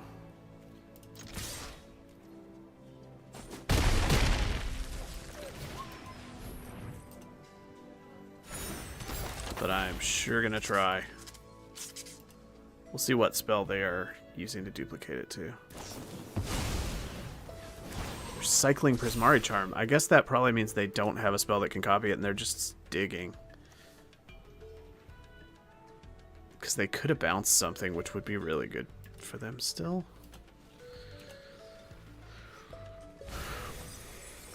And they surveilled twice. They're just really trying to hit a 5-mana spell. Did they find one? It's a tapped land. Maybe that's what they were missing.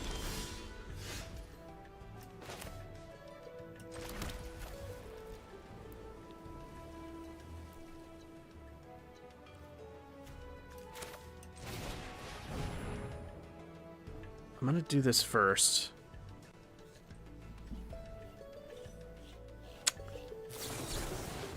Oh. Okay. Noted. It's kind of okay. Honestly, Brush Off would have probably been better on the Interceptor thing. On this spell. Because this lets me get in a lot of damage and draw a card.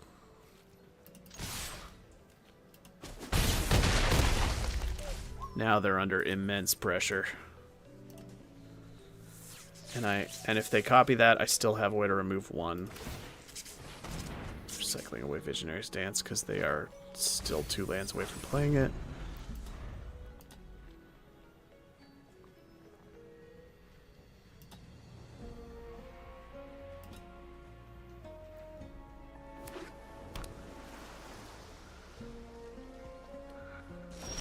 Wow, I think they just got stuck and never found what they needed, probably.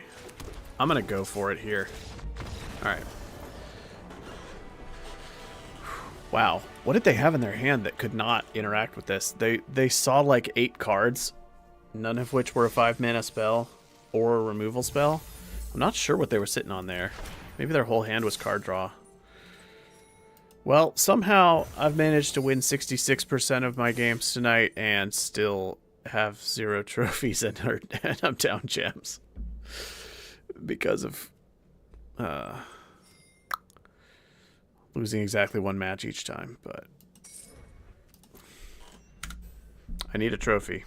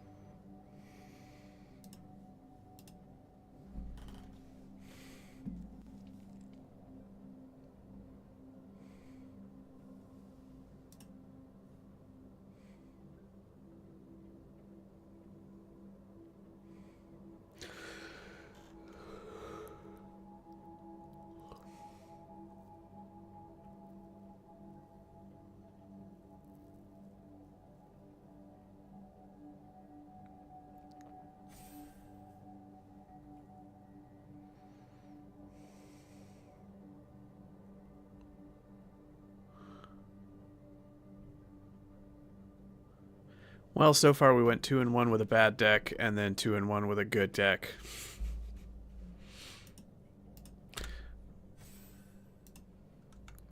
I feel medium about it.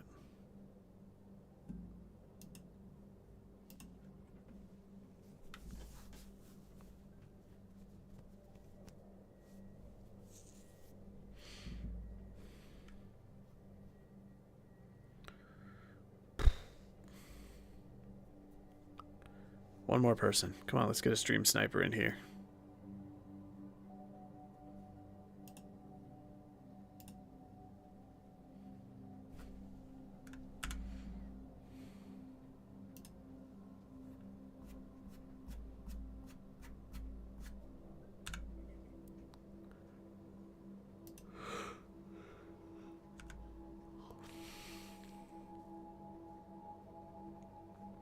Will it be Lorehold a third time?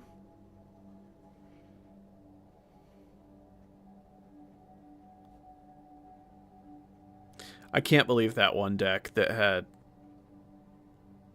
Moment of Reckoning, Emeritus of Ideation, the little 1/1 increment guy. What was the other one? Oh, and a capstone. Deck was so insane.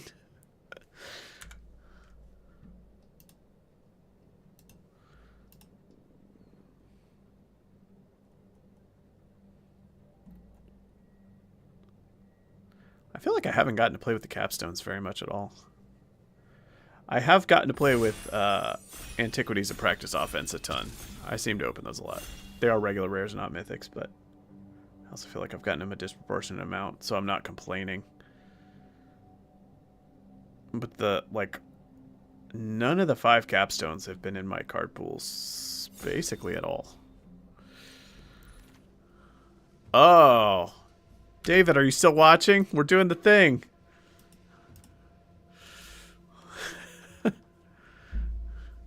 It's time. I said I was only gonna do the thing if I open the guy. So, and there's the guy. Pack one, pick one. This might be the time to see if Witherbloom does the stuff.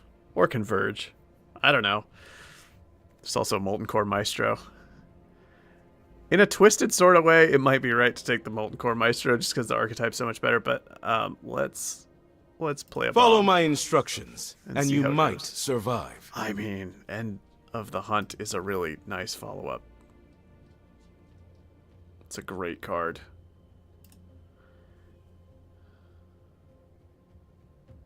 It's a great black card.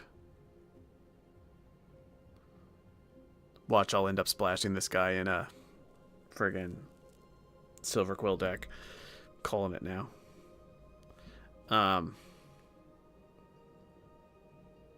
Yeah, I mean, these are 2 fantastic cards to start it off. He's 4 mana, destroy target creature that leaves behind a really threatening planeswalker. Oh. I think the Sloth is good, right? Yeah, this guy's great. I haven't cast this guy yet, but every time he's played against me, I'm like, ugh. He's a 4/4 reach, so he stops all their attacks. They can't just ignore him, and then if they kill him, he explodes into pests. I think we're actually doing it. Is this going to be a Witherbloom deck? Are we playing Witherbloom?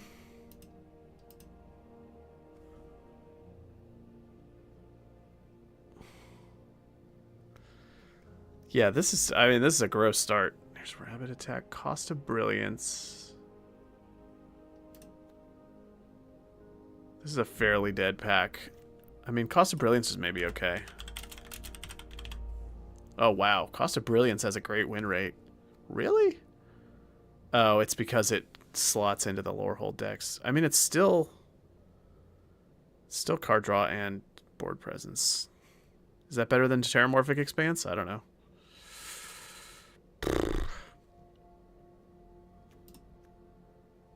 I think it's something I can pick up later. I'm going to get a Terramorph because it leaves me open to a lot more stuff.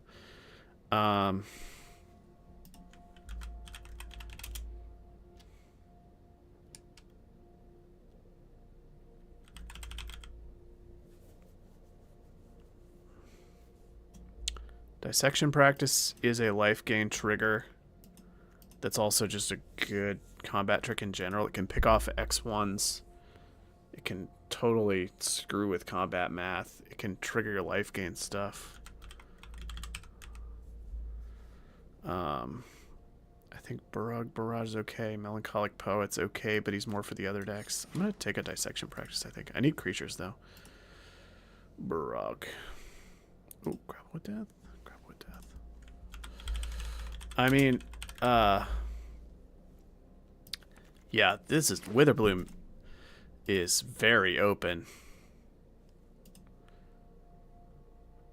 I assume this is Pest Mascot, right? This guy good?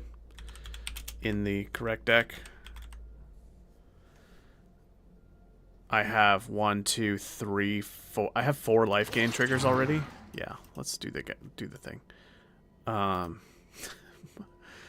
do love cards like Mind Roots, but I don't know if I take it over Stargaze. It's probably got to be Stargaze. All right, let's get some actual creatures in the deck.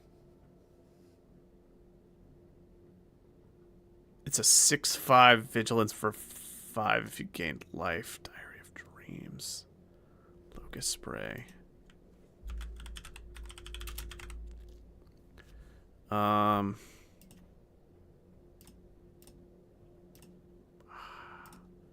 might just need bodies. I think this guy's bad, but alright. Let's play a Shade Rider. He steals life. Although, Embrace the Paradox. Maybe we end up in a 3rd color. I'm going to take Embrace the Paradox. We have a Terramorphic Expanse. It's a better card than anything else in the pack, and it's possible that we could end up wanting to cast it. I don't think any of these are good. Visionary Stance, if we actually end up Converge. I think that's actually the right pick, even though we're miles from being able to cast it.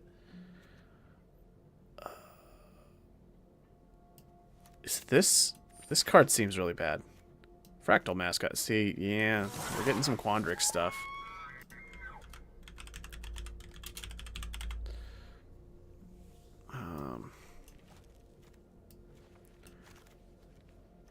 Glorious Decay. All right. Oh my god, this card's really good. It's really good, and it's double wrong color. So I don't think it's going to happen. Foolish Fate is also very solid, so... Passing a much better card, but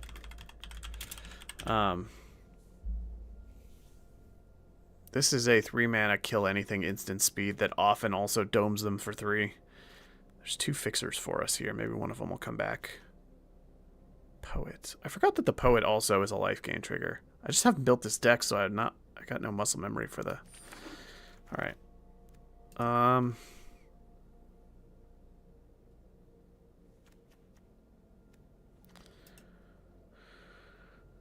Not seeing many creatures. I think Knockout Maneuver is pretty good.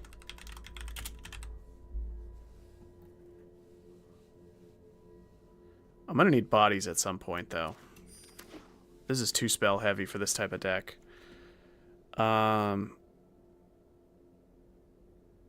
Sack a pest, draw 2 cards, gain 5 life, kill a small thing. It's also Grapple with Death. I think it's gotta be Grapple with Death. I need creatures, though, real bad. I'm, like, set on non-creatures completely. I need no more for the rest of the draft, and it's only halfway over. Alright. At this point, I think we're looking at getting into another color here. We're getting past too much good blue stuff. Okay. I like Send in the Pest. There's also Transcendent Archaic. Makes me wish I had taken some ramp.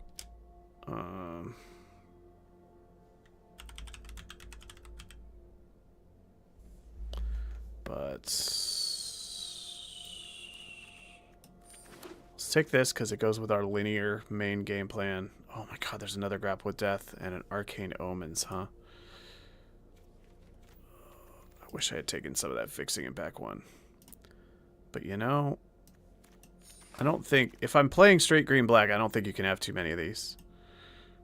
Not very easily. I think this guy's bad, but this might be the deck for him. Oh, there's another mascot. Nice. That's our build around. All right. Yeah, we can do True Witherbloom and see how it goes.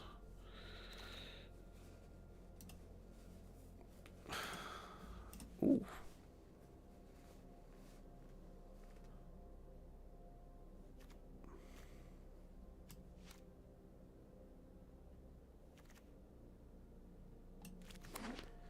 Gonna have to prioritize creatures pretty heavily. But, I mean...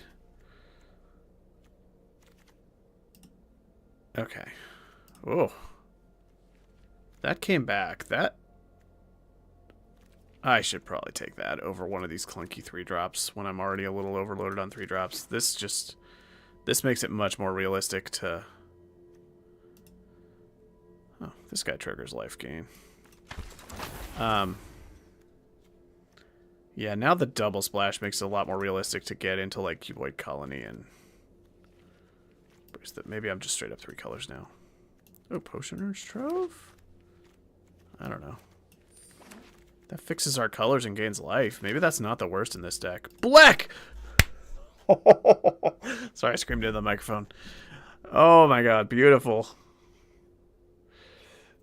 It's black. We opened Delian Fell first and black in the 3rd pack. Gross.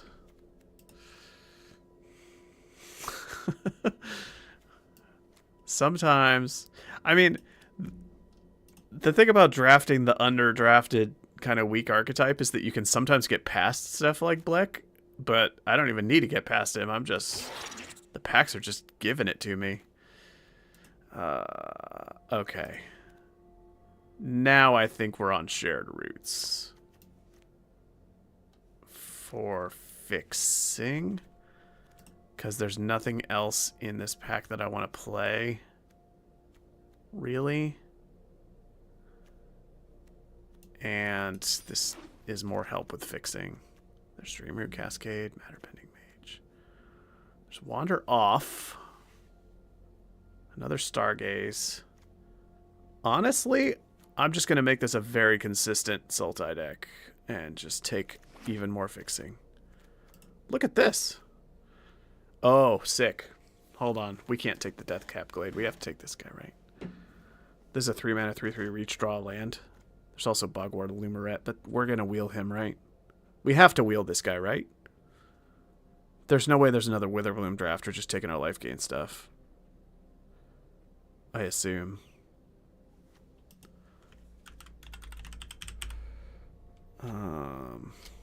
If we even want to do the thing. Okay.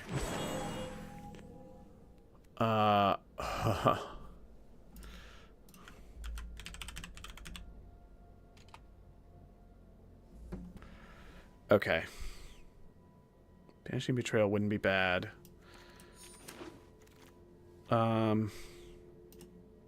There's more fixing. And a run behind. That's not bad. We do have a lot of removal, though. Could have taken some of the Converge stuff. Maybe I have enough fixing and I just take the run behind. No, I'm taking the fixing. Here's Bogman to go with Pest, Bat, Insect, Snake, Spider. These are pests. These are pests. Insect. Sick. Oh, man. He triggers Cuboid Colony? That's gross. We're casting Pox Plague, right? I'm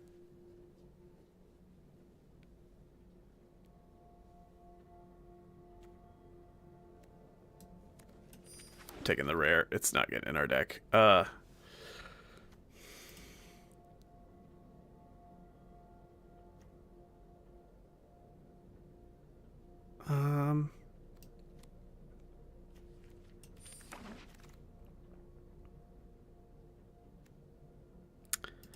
I think I would like one card draw spell. Well, I have Stargaze.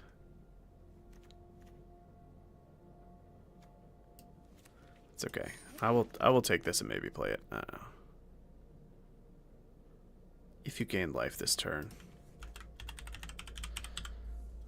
This card has a stone cold F in the win ratings. Fractal Mascot. I'm feeling like maybe Potion or Strove isn't happening. Well, this was interesting. Not what I set out to be getting up to, but this actually seems like a cool deck.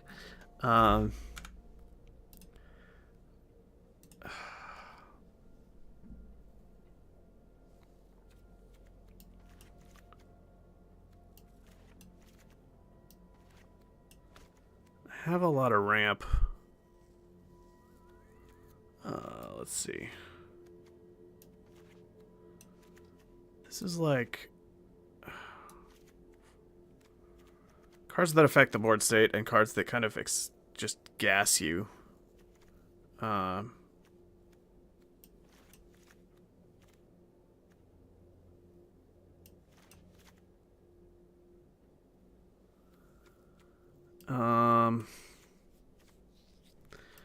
I'm hoping with Stargaze and 2 Embraces. I guess I don't need that black card draw spell. I have an awkward curve. I don't know. What even is this deck? I mean, this can be on curve. So those are 2s. Removal.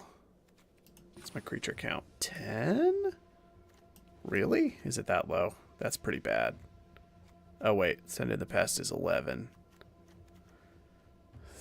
Planeswalkers almost do. Planeswalkers that kill things when they enter kind of count. And I have tons of card draw. I should probably run the Fractal Mascots, both of them. Alright, now we got a game plan. That looks a lot better. And then...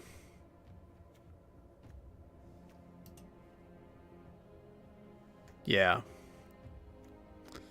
Yeah, the Sloth makes whatchamacallits. I think I'm not really that in on the life gain plan, but I do have Black Double Pest Mascot. Technically this guy, but he's real clunky. Like, all of my mid-range creatures care about the life gain, so I'll do the life gain thing. Technically, Delian Fell cares about the life gain thing, but I don't see him embleming very often. I see him, like, killing a thing when he enters, and then if that is enough to protect himself, then he goes on drawing you cards. I don't know how often you're actually going to want to plus this guy in Limited. I'm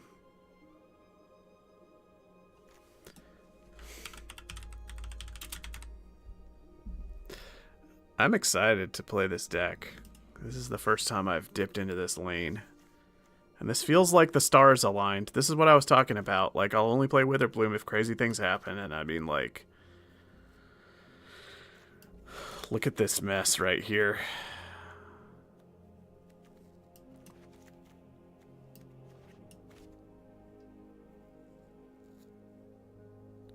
Three mana, 4/3 menace, but only on the offense.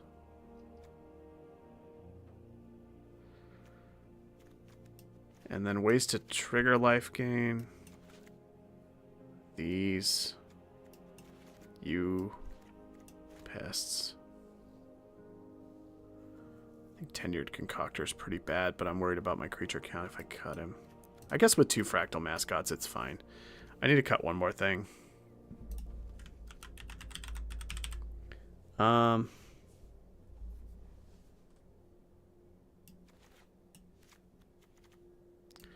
2, 3, 3, 4.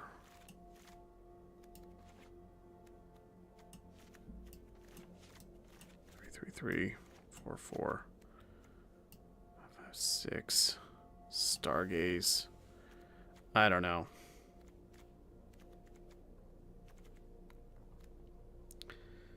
I like Shared Roots. I feel like I should not cut a creature at this point. I should cut... I don't know, is it Dissection Practice? Is it Knockout remover since I don't have that high of a creature count. Nah, this is good though. This is like kill a creature and grow your guy at the same time. That seems sweet. What do I cut? I don't think it's this or this or this.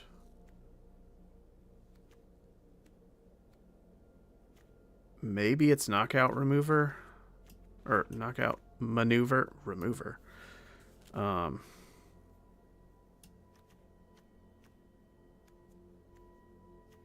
I don't even know. It's not the sloth. Is it Stargaze? Maybe it's Stargaze since I already have 2 copies of Embrace the Paradox and I'm a little bit of a slow clunky deck. I don't know. Stargaze is doing well though, right? Oh, Stargaze has a really good win rating. The last time this card was printed, it was bad. It's doing better in this set because the format's different, I guess. I almost want to just cut the shopkeep because I think it's my worst card.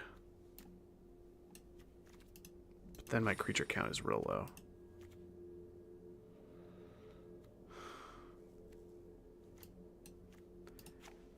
I want to replace the shopkeep with the concoctor, I think. With lots of removal and a little bit of ramp and some life gain, I should be able to get up to the point of casting these, and I think this chunky boy could actually be relevant at some point.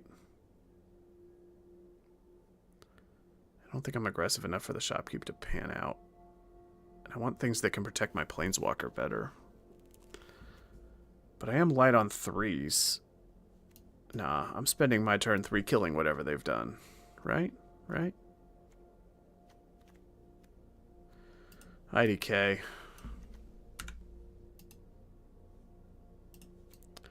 I need to cut something.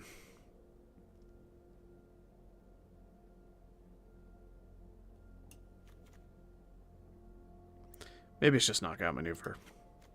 Grapple with Death is already... Yeah. I think it's knockout maneuver. I do like knockout maneuver and I think it's good, but my creature count is low and I need to cut a non-creature spell. I don't think it beats out any of these, and I have so many 3-mana removal spells that having one more that doesn't directly play with the synergies in the way that these do. Let's try it. Oh, wait. I didn't look at the land situation to make sure that it didn't do something stupid on the auto build, so hold on. Okay. 4 islands? What are you smoking? Oh my god, I'm glad I checked.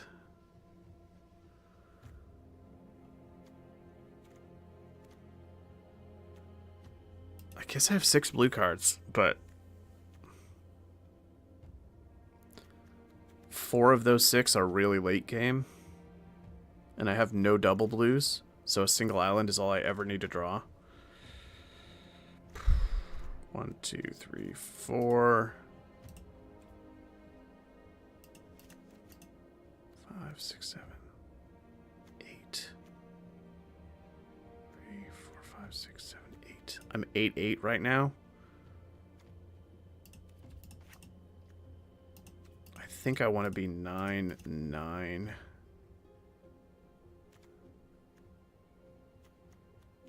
9-9-5.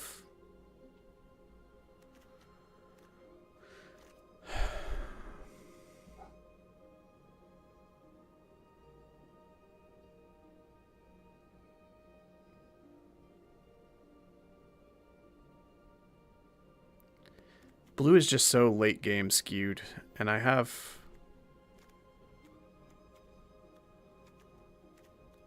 just need to hit one of my islands by the time I get to... Maybe I can drop down a green.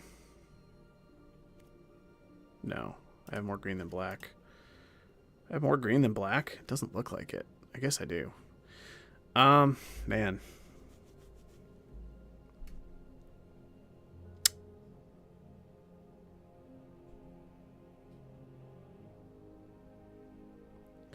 Thing is, I don't want to drop a black. I don't want to have fewer than 9 black when, like, most of my early plays are black. All my early plays are black. So I don't want to drop below 9. But I'm also not dropping below 9 on green because I have even more green than black.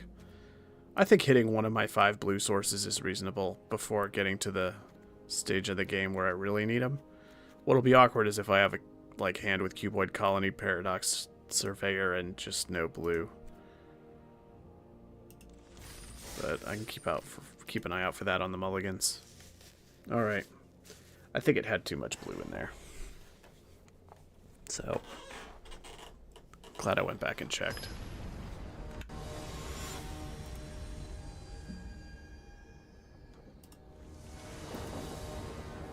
Make China great again. Oh. This is such a trap. The thing is, any land solves all my problems. If I draw a black land, then suddenly I can cast 4 removal spells. If I draw any blue or green land, I can play the Surveyor and he will find a black land more than likely. But I'm gonna mulligan. Well, yeah, I have to, I think. It's really dodgy. Keep. I will ditch Stargaze or Concoctor. Stargaze is double black, but it makes up the card disadvantage. I guess I ditched the Concoctor. Oh man, clunky hands. There we go. Nice. All right. Let's pest.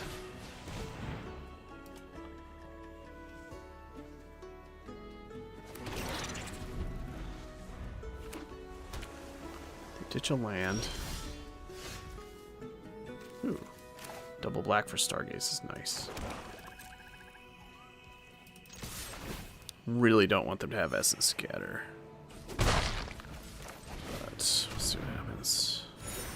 Nice, nice, nice. Oh, do they have an instant speed removal spell though? Okay, no, that's basically the same thing. Now I need Stargaze to resolve. Okay, that's fine. I'm guaranteed to resolve it. Oh.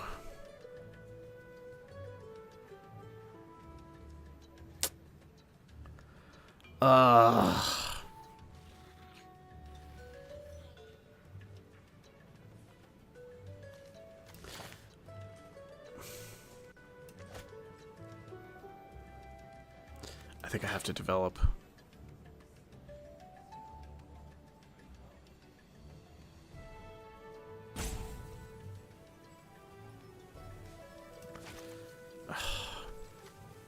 I would also really like to kill that before it can tap for a bunch of mana. This is tough. I don't know. Do I just bolt the bird? Do I pest mascot to develop? Ugh. They're going to remove this and grow their guy, and it's going to go all sideways. I just...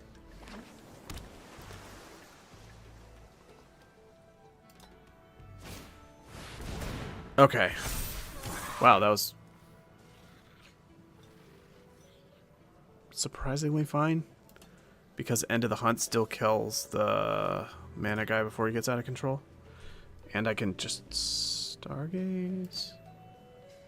I think I need to Stargaze to make sure I don't run out of gas.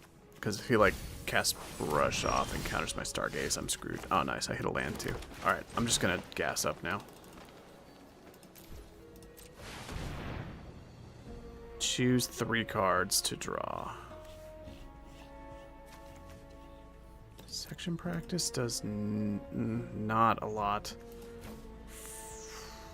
Oh, but neither do lands. Alright. I'm going to get a Surveil land, Dissection Practice, and Mascot. I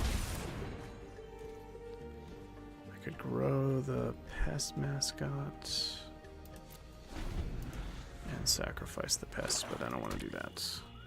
Actually, Dissection Practice could do fine work, I think. Let's see what they're up to. They're untapping with... I see.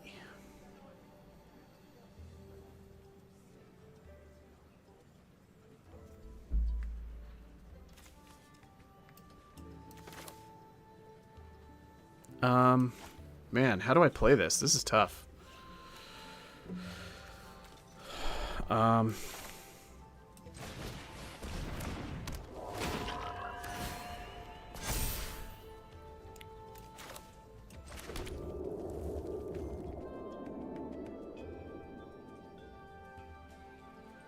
I might be able to do some really obnoxious things with dissection practice here. If I attack with both, the pest mascot becomes a 5/4. They'll try to eat the pest because they think I'm just throwing it away, and then I might be able to just... Oh, they're blocking that way. That is not what I expected. They're just killing the pest and not even fooling around with it.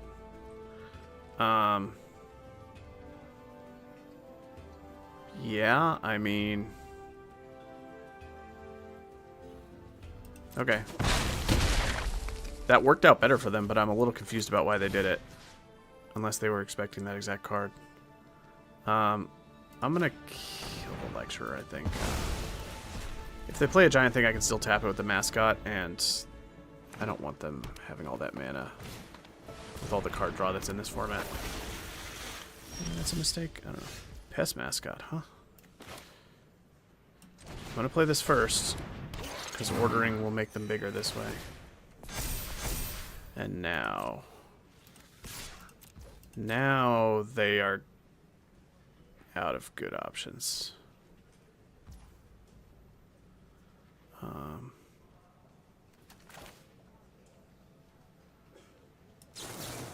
I guess I might as well just do this.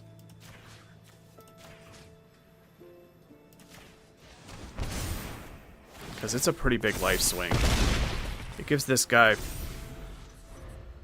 It gives both of these +1/+1. It drains them for a life. Hits them for an extra damage that turn. Alright, cool. We got there. They are Converge. Seems like they flooded a bit. They have a sweeper.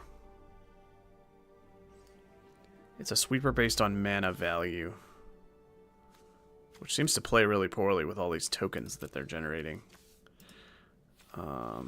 And small things that grow. This is very awkward with fractal tokens and with increment, both. Kind of anti-synergistic with half the mechanics in the format. How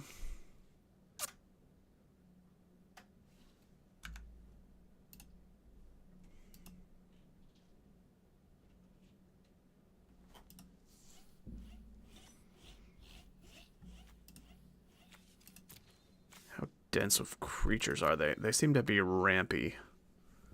I think they drew all ramp and nothing to ramp into that game, which is something that does happen with ramp.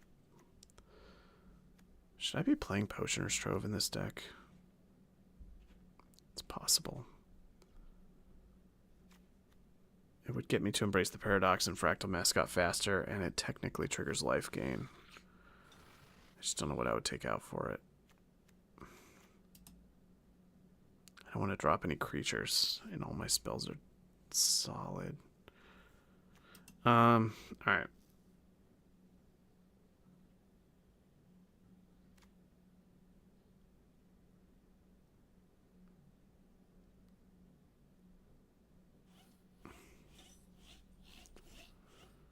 Yeah. Let's just run it back.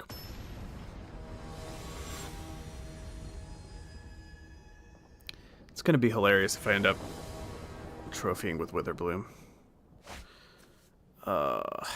Man, I've been mulliganing a lot tonight.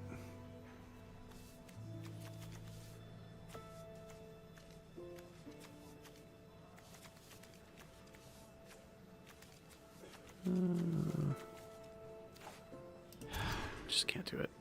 Oh, that's nice. Yeah, you know, it's a question of what do I drop, because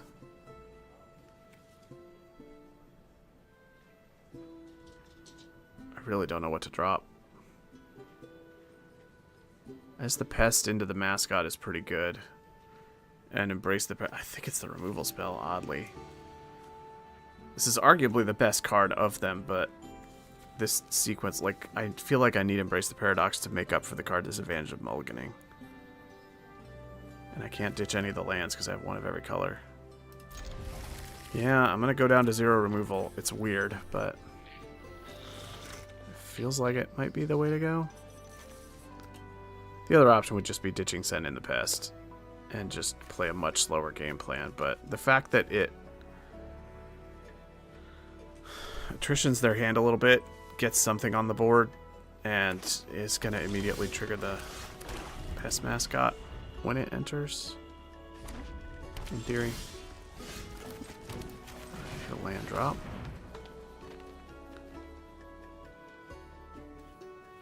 You discard now. These type of discard effects are also good against ramp decks because ramp decks need basically every card.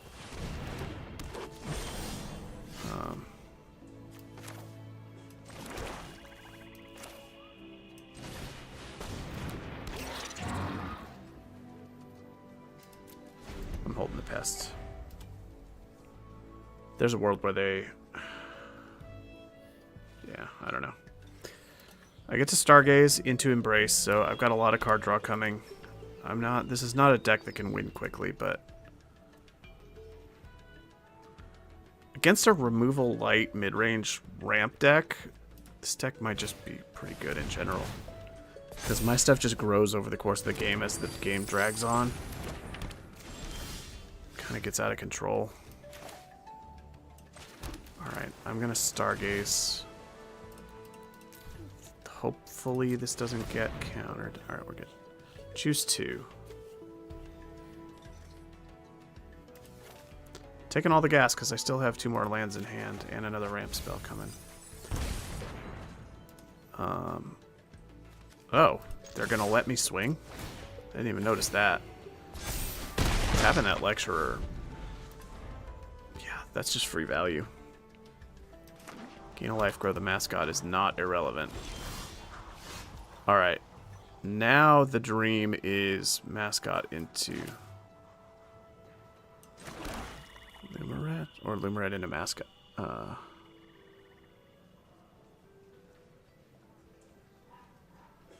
It's Lumaret into mascots.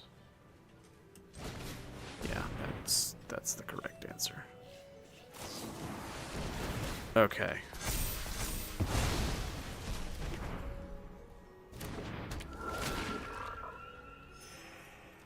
Whoa, what? Wrong land? Oh, that's so bad. Damn it. I needed to play a forest, did I not? I think I just dragged out the wrong land without realizing it.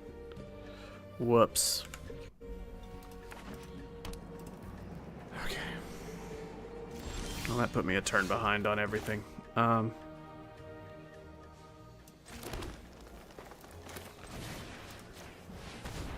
make them sack. If they have a counter spell that they want to use, I would rather them use it on this, so.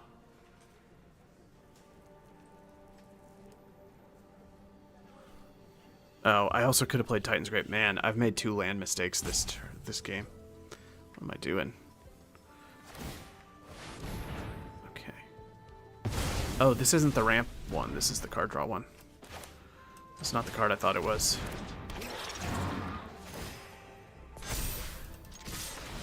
Man, getting this guy down a turn later is brutal. Because he could have been swinging this turn if I had played that forest last time. Now, if they bounce him, they're kind of okay. Okay. Well, at least they're tapped out. If I draw a removal spell, they're dead. And if I... Wow. That was an incredible top deck. I haven't drawn either of my bombs, and I managed to win both games. I guess this one's technically not over.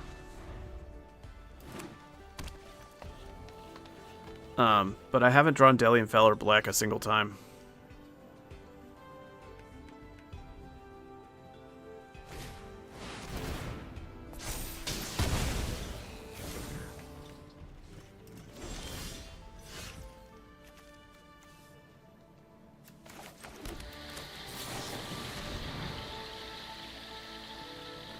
Draw something that buffs a creature. I want that little 1-mana black spell that... Okay, no. Yeah, I mean, there's a lot of gas. They are drawing an extra card every turn, so... If they're able to stabilize, they could grind me out. That seems like a tall order at this point, though.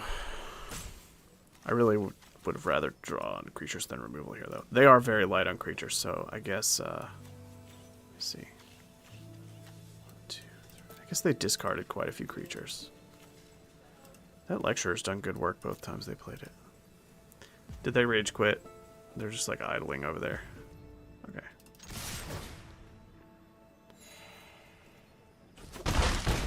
Sorcery. Alright.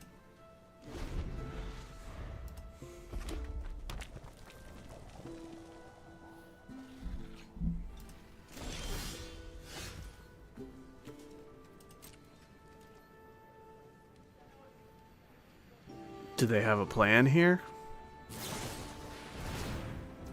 Okay. I guess they do.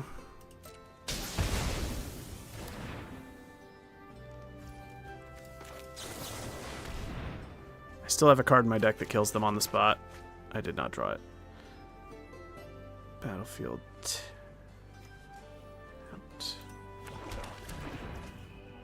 Well.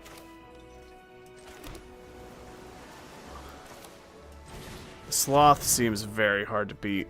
It's gonna make tokens if they kill it, so... Let's see what they got. They are drawing an extra card every turn, so if they stabilize, it's a problem. The Cuboid Colony, though, is also good in this spot, because they can think that they're safe, and then I flash it in on end step and kill them with it. Oh, no. Oh, no. They have a way to exile the Sloth now, and a way to kill the Pest, and a creature. Might have to get them with the Cuboid Colony here.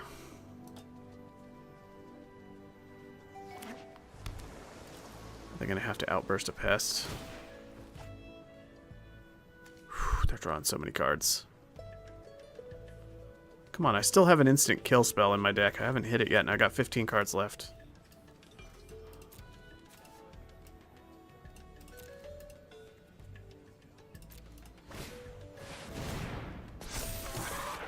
Alright. They still have Violent Outburst up, so this Pest is not getting through.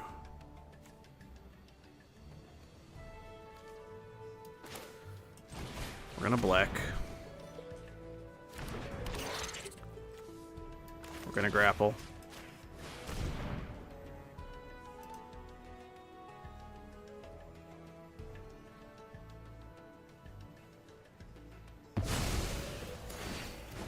Are they going to let me...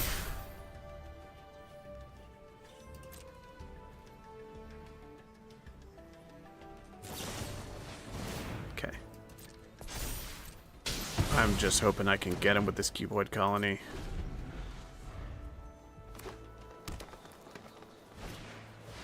Ugh. Damn. At least Molten Note is sorcery speed. Don't play a flyer. Well, I guess I can grapple with Death of Flyer anyway.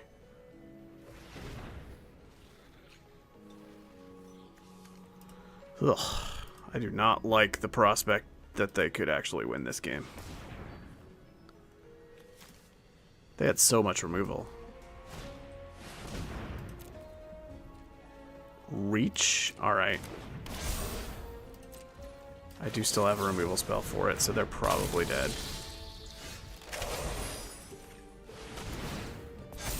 Alright, I think we got him. That flash ended up... The flash decided the game.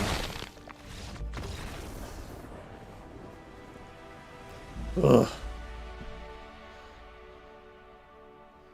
Poop. Don't poop me, bro.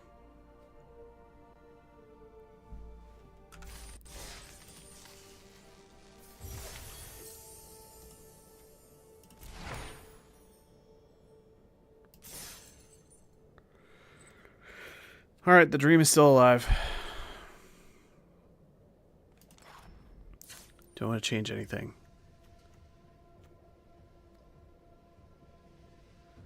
Part of me wants to run the shopkeep, just have another body, but also... I am removal heavy, so I'm going to be better against creature decks than spell decks, which I felt quite a bit in that matchup. I felt like I wished I had more creatures because he just had enough removal to basically zero out my board and was almost able to stabilize because of it. I was only able to get him because I flashed in something around sorcery speed removal.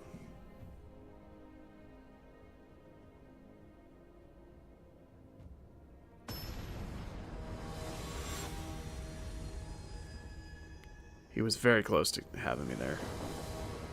Impulse.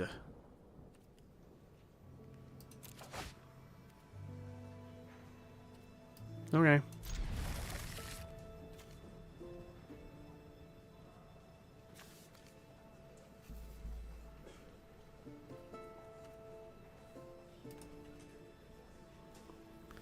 It is the dream. The dream is getting a trophy with the worst deck archetype in the format. And the dream is still very much alive.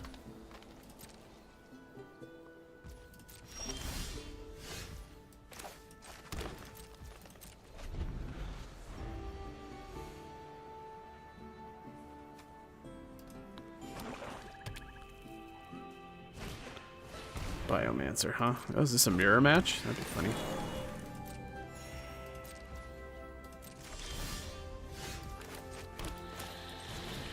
I only have one creature and I've drawn too many lands already.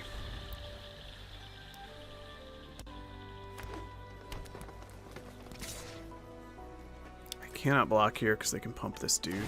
And they are pumping this dude. That's really good for me. That means they just spend a turn doing nothing. Okay.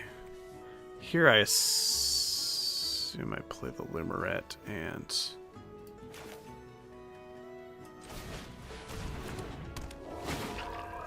could play the Gardens, but I think I would like to hold up Dissection Practice just in case I'm able to use any trickery with it.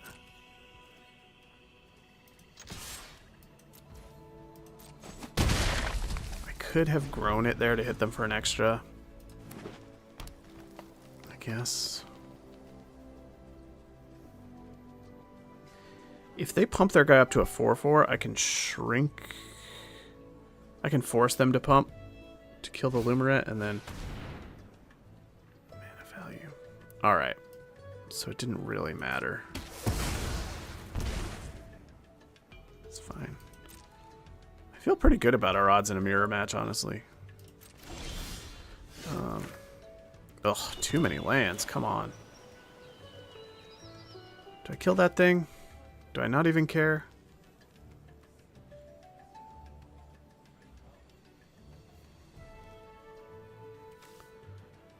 Maybe I just kill it with Dissection Practice. I don't know. Well, now I have signaled to them that I have Dissection Practice. If they're paying attention and know the format, they probably know it's in my hand. Or the +2/+0 indestructible whatever trick. Yep.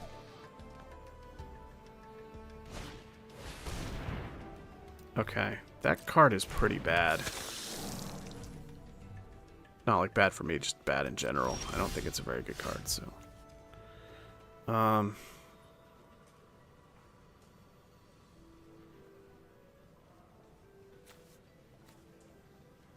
just don't think it does very much. But it does have Death Touch.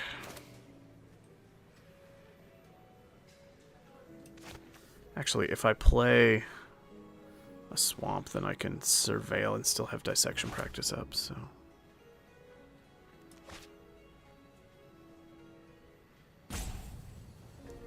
I really want to Surveil, and I really don't want to use Grapple with Death on either of these creatures, so I think I'm just chilling.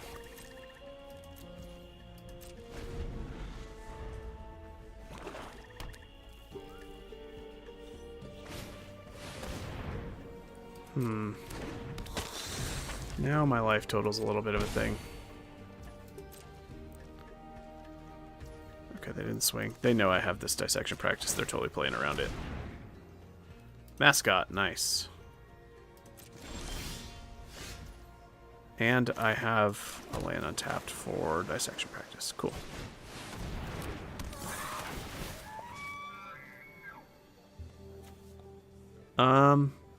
Which one? Yeah, fine.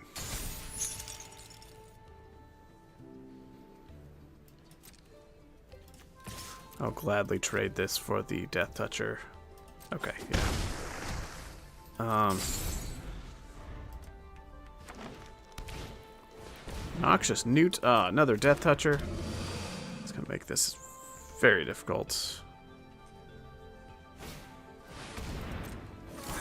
And a 4/4. Alright, we're just in top deck mode here. May the best draws win.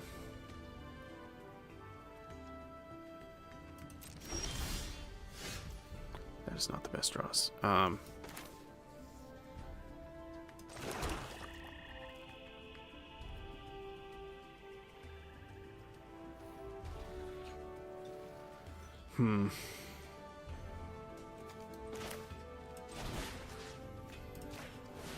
have to kill this flyer or it's just going to chip away at me.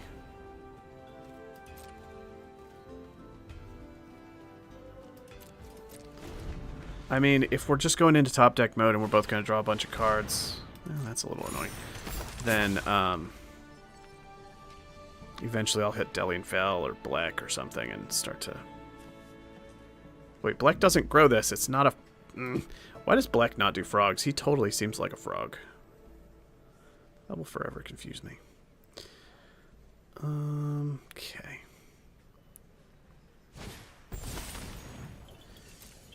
Yeah, the Fractal, they can't make it big enough to get past my Mascot. The other one is still susceptible to... Alright, I get to Surveil. That's nice. There's Black. Alright. I'll play a Black. He's not the best draw in my deck, but he's still pretty solid here. He immediately grows. He's a chunky boy. I can trick grow him faster with dissection practice, which I still think they know I have. Oh, these Death Touchers are really ruining my day, though. At some point, they're going to draw a removal spell. Wow, they're flooding.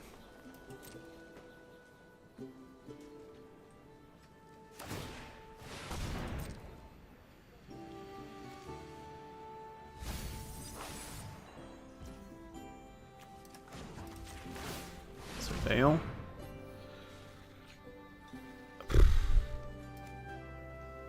I mean... No. This is not what I'm in the market for. It's technically not as dead as a land, but it's not really solving any of my problems. I need to get to one of my cards that matter faster. Let's thin a land out of the deck. It is poop, poop, poop, poop, poop. I have drawn almost all my lands, too.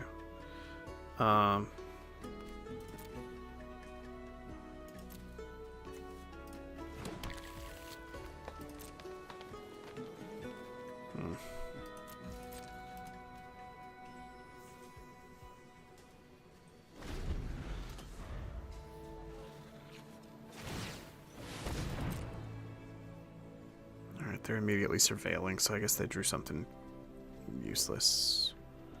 Can I double surveil? Next turn I can. That's gonna be nice.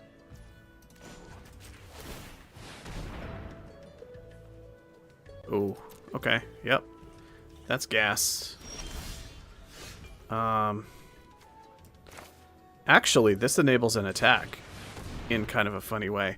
Because I can tap the 2/2 Death Toucher. And then I can Dissection Practice to avoid the other Death Toucher. So this actually kind of enables me to go crazy.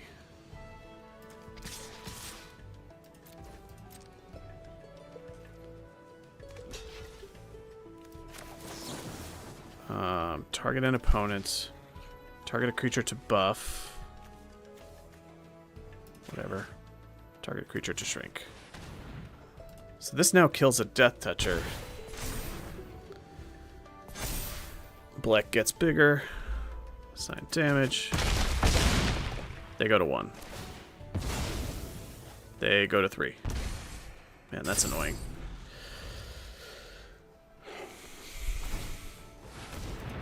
Now that they have 1 less Death Toucher. Oh wait, this one's still tapped too. Oh man. Yeah, they're in big trouble.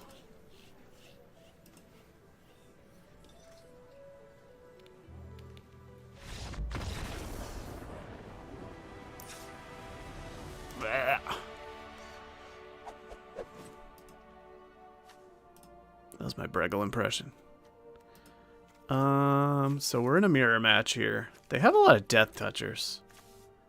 And those really are kind of showstoppers because we got a lot of chunky guys on the ground that don't like that. Locust Spray does deal with the Newt, technically.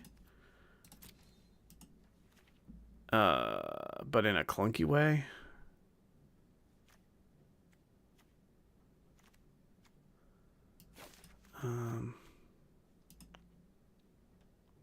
I don't know.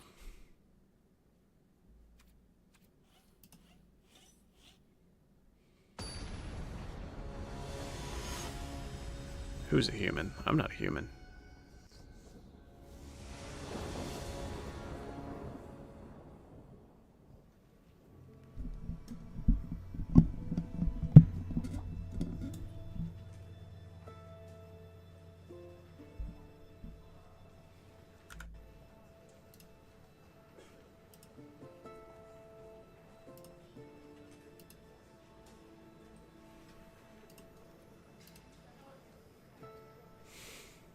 Bunked at the Nold.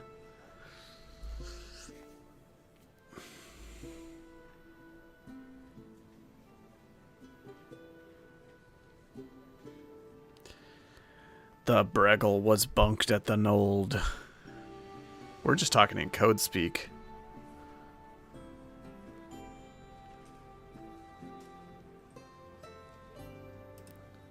This is a long idle. Did he rage quit?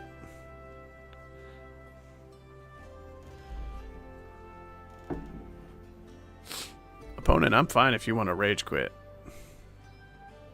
Oh, this isn't even idling on Mulligan. This is idling on do you want to play first, which is no brainer. So he might have just logged off. I think we might be just waiting this one out. I'll bunk you if you want. I certainly have time now.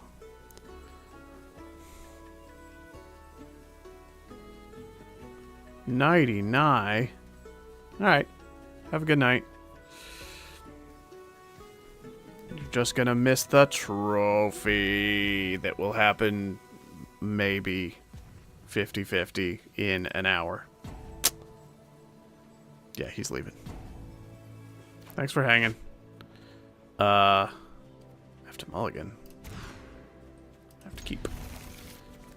Stargaze into the hot gravel. That's shared roots. Oh, there's a shared roots. This is fine. I had to mulligan. Are they actually here? They're still idle. Cool sleeves.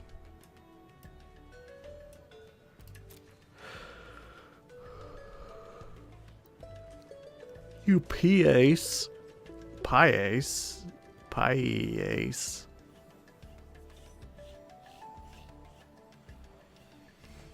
You Pie-ace. It's Mighty Might. The disco bug. You want to see the best emote? Hold on. Best emote.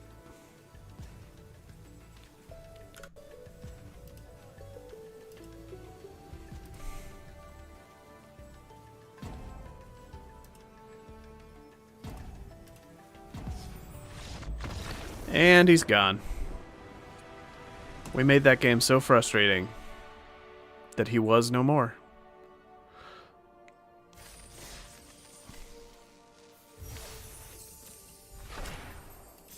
Alright. This is for all the beans. If I trophy with Witherbloom after failing to trophy twice in a row with Lorehold, it's going to be just great. Let's see what we're up against, though.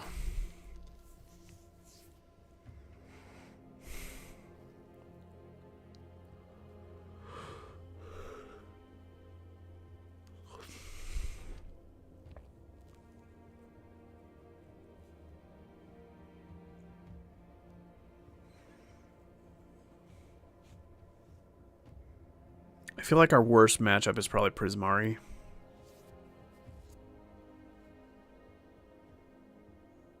Or like a spell-heavy Converge deck. Because we have a lot of creature removal. I feel like we'll be pretty solid against aggro, because we've got some chunky bodies that can block really well and a lot of removal, so they're just going to have a hard time getting traction, I feel like.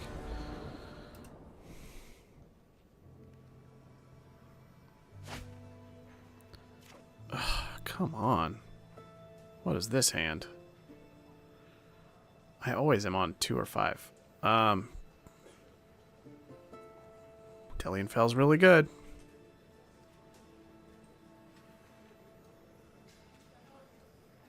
If I draw a creature or two, then this just wins. Ugh. I don't know. It's probably stupid to keep this, but I'm not an aggro deck, so not having a 2-drop doesn't completely kill my game plan. They mulled to 5? Okay. I also mulled to 5 because I kept a 5-land or drew a land, so... Ooh. There's black. Eee, this guy's annoying. Please don't gain an extra life.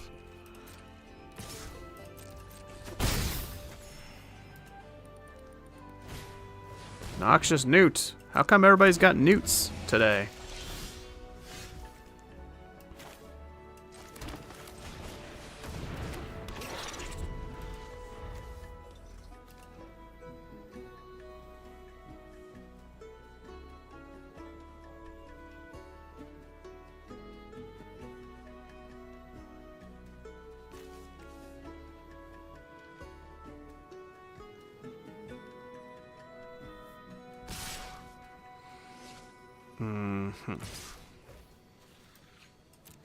That's fine. That's a slow clock. Okay. Teacher's Pest. Alright. Oh, Menace is annoying, actually. Oh, wait, I can kill that. I can totally kill that.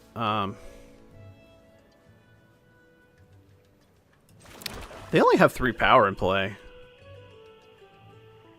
I could play Delian Fell and just tank them. Actually.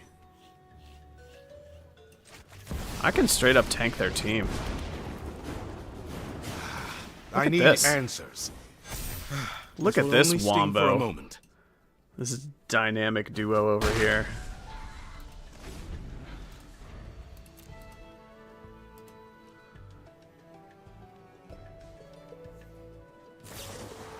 Okay, they had a removal spell, so that makes this quite a bit harder.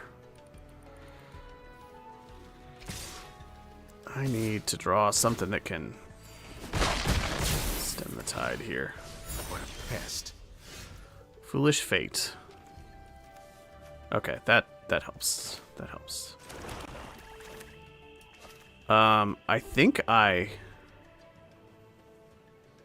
Wait, I have Foolish Fate and Dissection Practice, so I can draw a card with this guy. Learn something useful.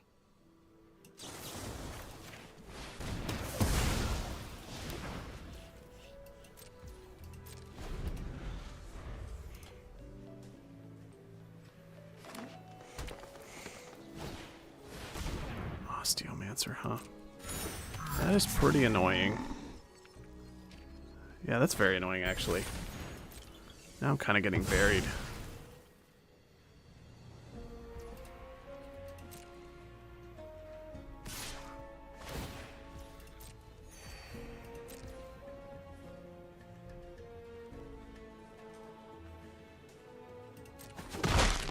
Yeah, alright. Do not interrupt me. Jeez, chill out, man.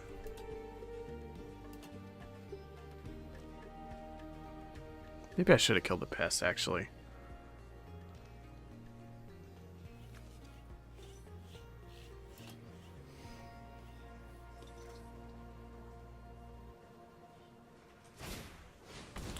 Ooh, the trudge.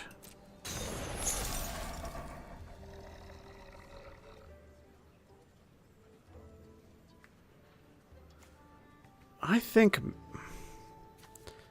maybe I should have actually hit the pest. If I draw a fractal mascot, which is one of my better draws, I'm gonna really wish that I had paid 1 to get rid of that menace guy. I know he can get it back, but... Oh, wait.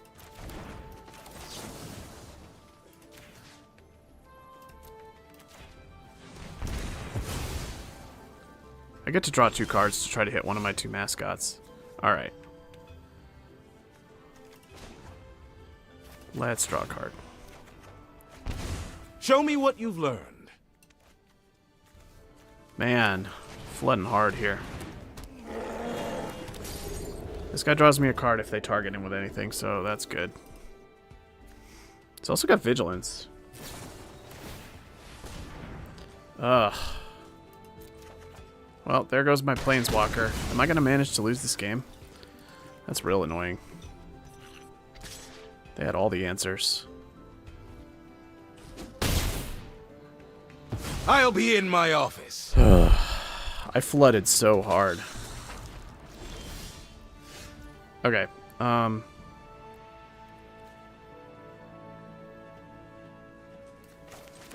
That's not a bad draw. Actually, a really good draw. I don't know if it'll be enough, but...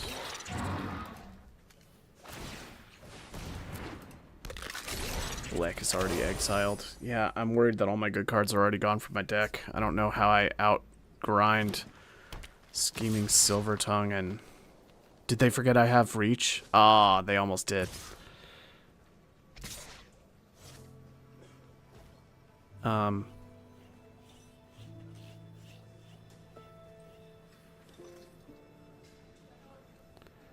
Do I trade here and just get the 2 pests so that I can grow the mascot? I don't know.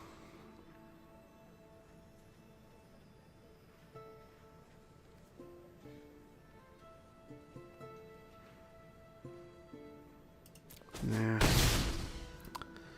don't know. Well, if I knew I was drawing another mascot. Let's surveil real quick. Ugh, how many lands? Now I need to make some pests. Man, if I had traded and gotten the pests, I could have grown both of these guys. Now I definitely trade. What? That's a weird attack. Oh, he's just gaining a life and then bringing it back. I see. Okay.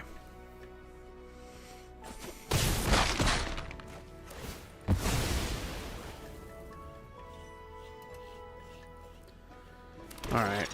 I don't know.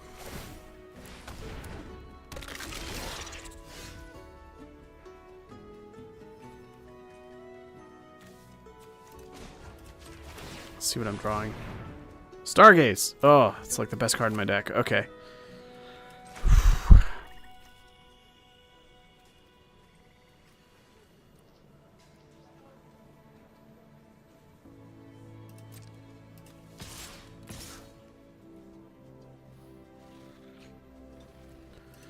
If I sacrifice these, then the pest mascots get big enough to actually block the trudge.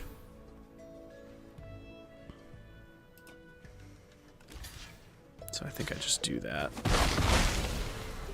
I send in the pest. It's going to grow them even more.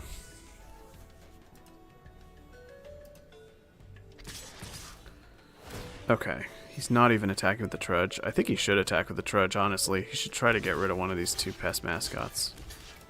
I don't know why he's not swinging with the 6/6.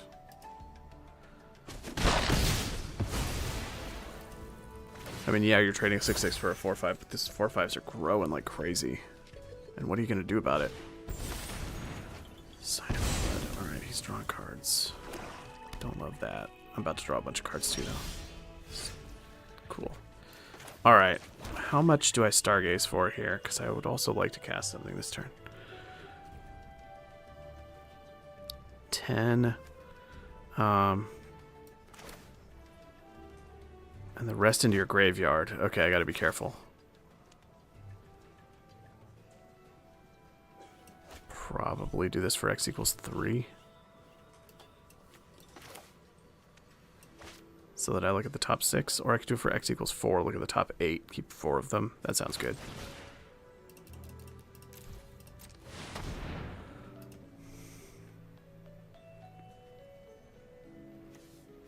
Mascot. End of the hunt.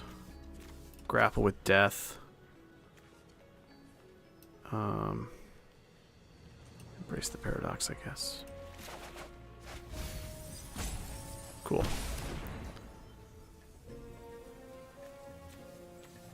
Sweet. End of the hunt actually kills the Silver Tongue.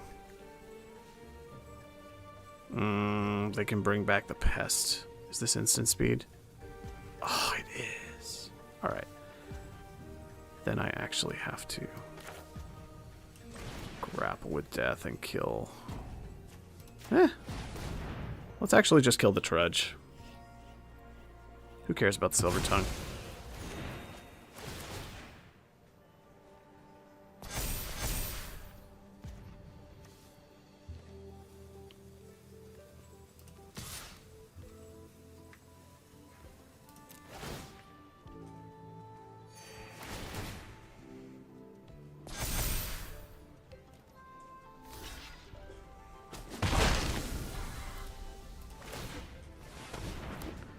I need to somehow... Yeah, this end of the hunt is awkward because they can sacrifice the pest to it and then bring it right back. So it's kind of blanked.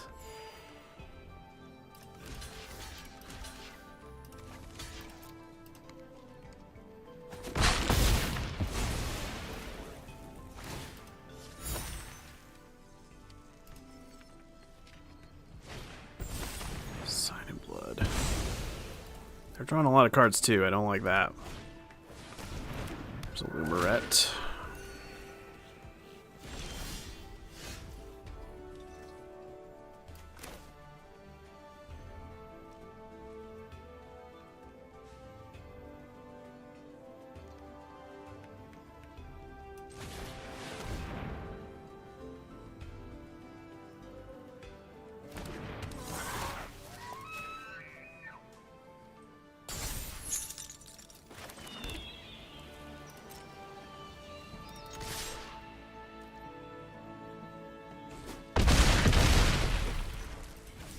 Alright, their Death Toucher is down for another turn.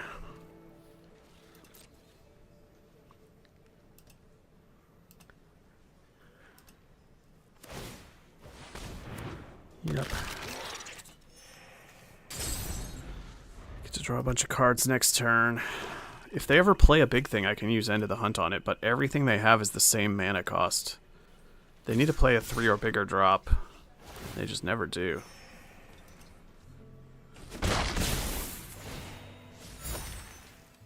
They're gonna cast Sign in Blood again? Yeah. They've drawn a lot of cards. I do not like it.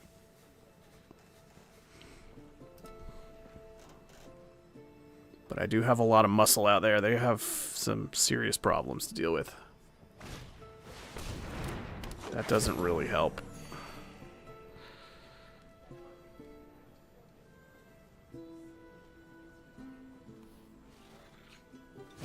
Ugh.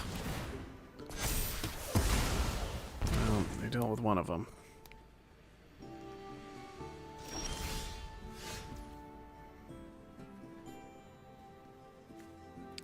Okay.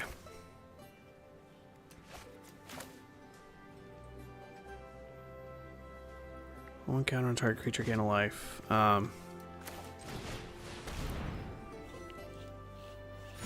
They might be dead here, actually.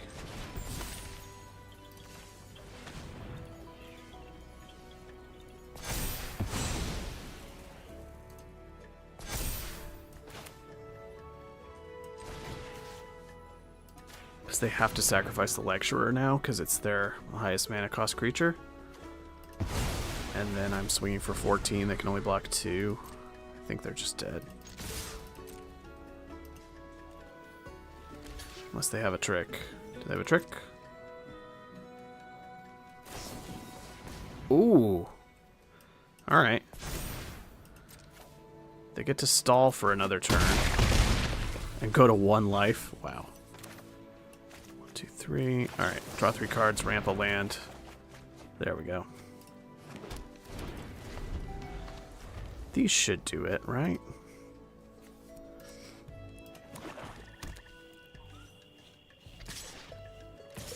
They can't actually... Well, yeah, they can. They can cast Sign in Blood one more time, but... I don't know what they could have that could save them from 2 7-power tramplers at this point. They go to 1. They've got 5 mana left to try to get rid of the whole board.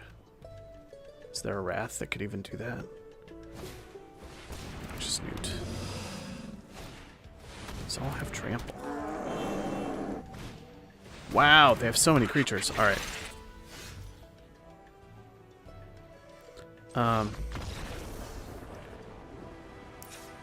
6, 5. Okay, yeah, they were still dead. All right. Well, we're 1 win away. So they are. This is a mirror match. They have Slumbering Trudge, which is a big boy, and it's a big boy that, man, Stargaze totally won that game. It's a big boy that End the Hunt doesn't deal with.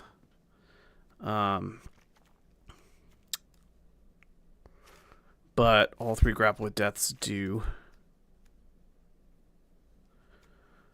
Is this a knockout maneuver kind of matchup? It might be. We're trading a lot of punches.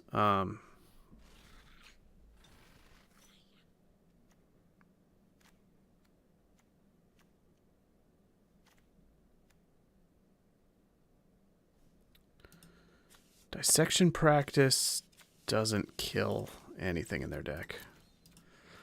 Let's take out Dissection Practice for Knockout Maneuver.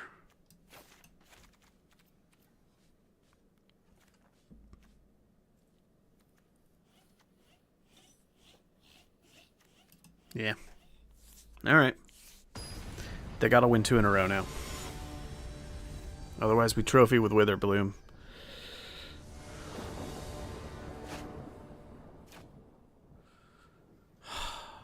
God.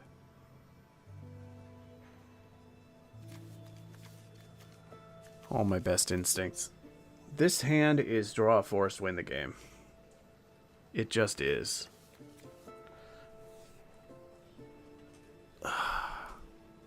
But is that how this is going to go? Of course not.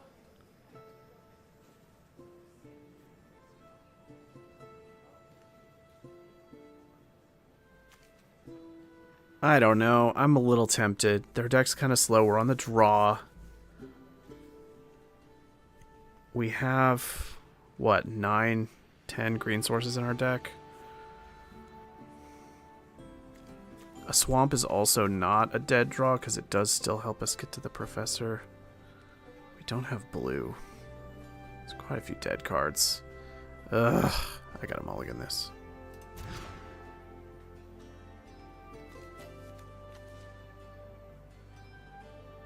Better? Slightly. Slightly better, I guess.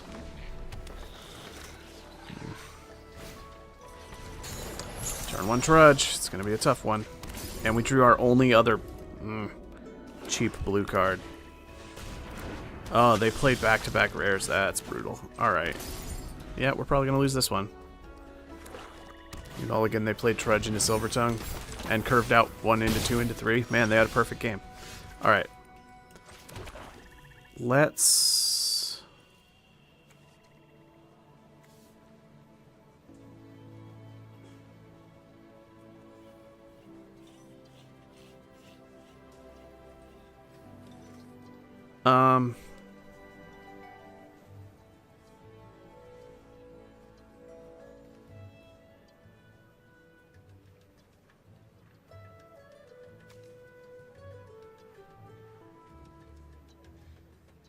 Man. I kind of want to kill all 3 of these. I almost want to leave the Silver Tongue alive. Just because it's the slowest clock.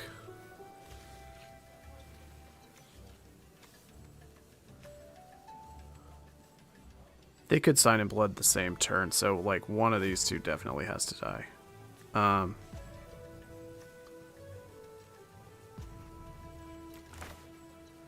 Ugh. Alright. Not fooling around with it.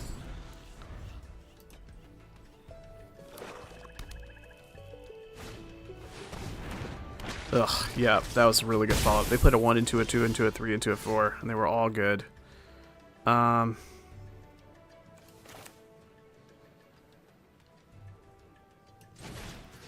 just don't know if we can dig our way out of this. Missed a land drop too. This was a brutal game. They're not an aggressive deck really, but they had like a perfect aggro draw. Alright.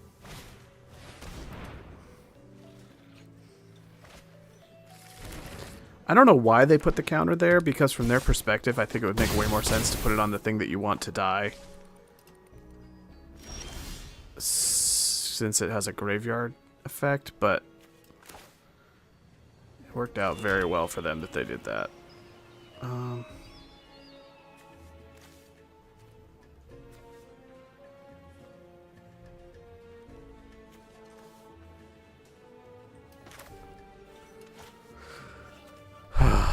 Alright.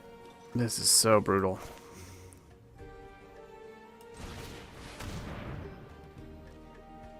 I need to do this and trade with the Eternal Student. Oh my god, they have this guy too? Wow, their deck is sick. We're dead.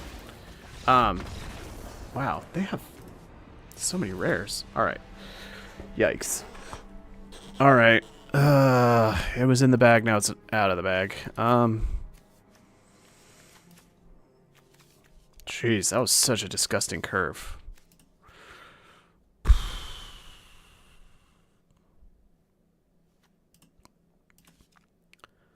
Well, knowing they have Mosio over there.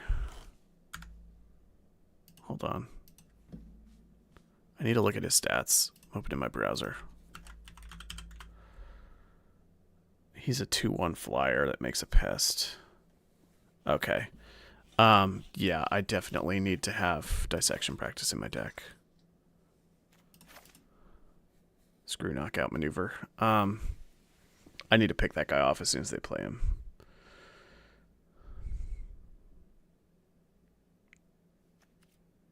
And I need to not mulligan again.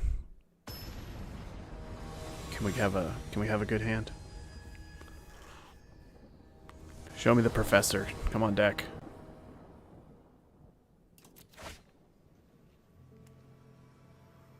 This is a good hand. This is a good hand. Alright.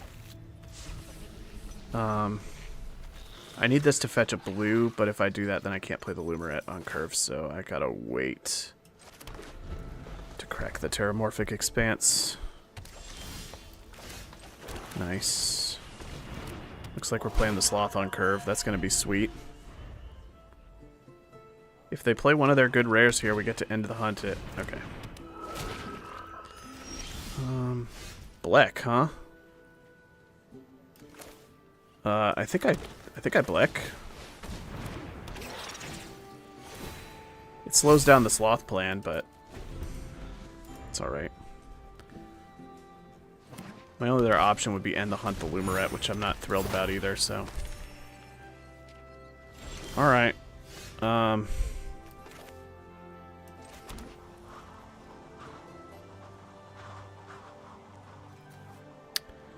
I can kill that.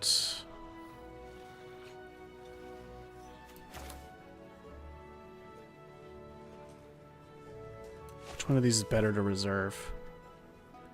What are the cards I'm going to lose to? I got the little flyer guy.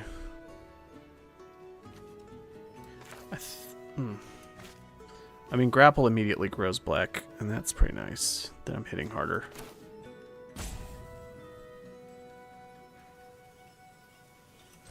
I guess that's fine.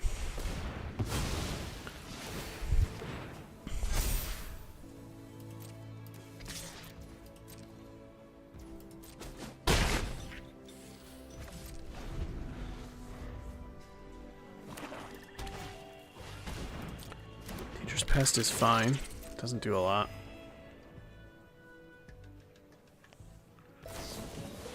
Barrage. Black is too big for the barrage. Alright.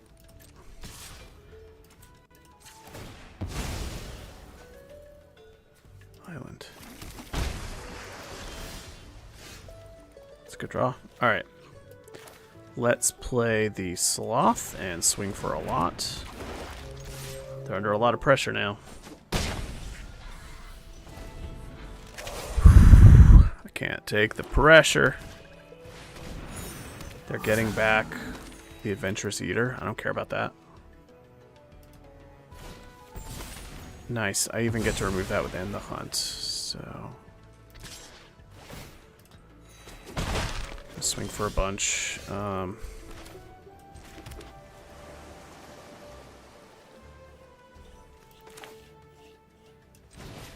Yeah, let's play this.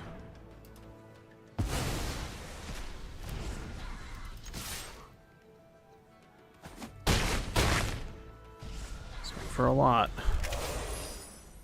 And if they somehow stop the onslaught, we still get to embrace the paradox and regas, so this is looking pretty good. Could also randomly draw the professor at some point, which would probably seal it up as well. Adventurous Eater. Man, they played like 3 bombs last game and they drew none of them this time. Their deck is all over the place. Oh, are they gonna barrage the Sloth? Okay. They barrage the Sloth. Alright. Wow, double embrace the paradox? That's gross. Alright. I'm gonna press the advantage here and... Does this kill them? This just about kills them. Oh, he grows the pests. That's game. I forgot about Black's... Oh! Oh! They're huge! They're huge! The pests are coming! Ladies and gentlemen. Trophy. Witherbloom. Delian fell into black. Trophy with Witherbloom. It's the dream. I said at the start of the night that I was not going to play Witherbloom unless something ridiculous happened, like opening a bomb and then having everybody pass and stuff, and it happened. It's exactly how it played. You can trophy with the worst archetype. And I now have 40 play-in points. I think I'm reversed on the thing, so I don't know where I am. So I get 2 entries into the sealed play-ins this weekend. So 2 shots at getting into a qualifier weekend. I'm also up a lot of gems. And even more gems because my set is complete. So all these cards just melt into gems. And that'll do it. Nailed it. Yeah, that felt good. That was a fun deck too. I just think it's a little too weak unless you have a lot of the bombs to stitch it together. But when you do, it is fun. It's playing that deck makes me disappointed that Witherbloom is weak because it is a very fun archetype to play. It feels good having the synergies pop off and all your stuff growing the whole time. It's just too clunky usually. Jeez, decayed all the way down to 67 from 17. Brutal. I'm gonna have to play more ranked at some point this season to stay in the top 250 probably, unless it slows way down. But anyway, that'll do for tonight. Thanks for watching. I'm a happy camper. I'm gonna go sleep happy. I got my 1 trophy. And it was a cool trophy. And my other drafts where I didn't trophy didn't go that badly either because it was 2-1. So what was that? I went overall for matches tonight. I went 7-2. 7-2 is a really high record. It felt like it went way worse than that though, because the other two both came out like negative gems, but whatever. If I could share gems, I just want you to know, I would hoard them all and laugh. No. No, I would be friends with everyone. But this is good, though. Actually, the entries into the play-ins are 4,002, so if I want to actually spend currency on it, I could technically get 3 attempts. So we'll see if I'm able to ace any of the sealed pools this weekend. I've had a lot less luck with sealed than draft, but I at least know the cards well, so I'll be able to build the decks reasonably well, hopefully. So we'll see how the weekend goes, but thanks for hanging, everybody, and have a good night. Till next time.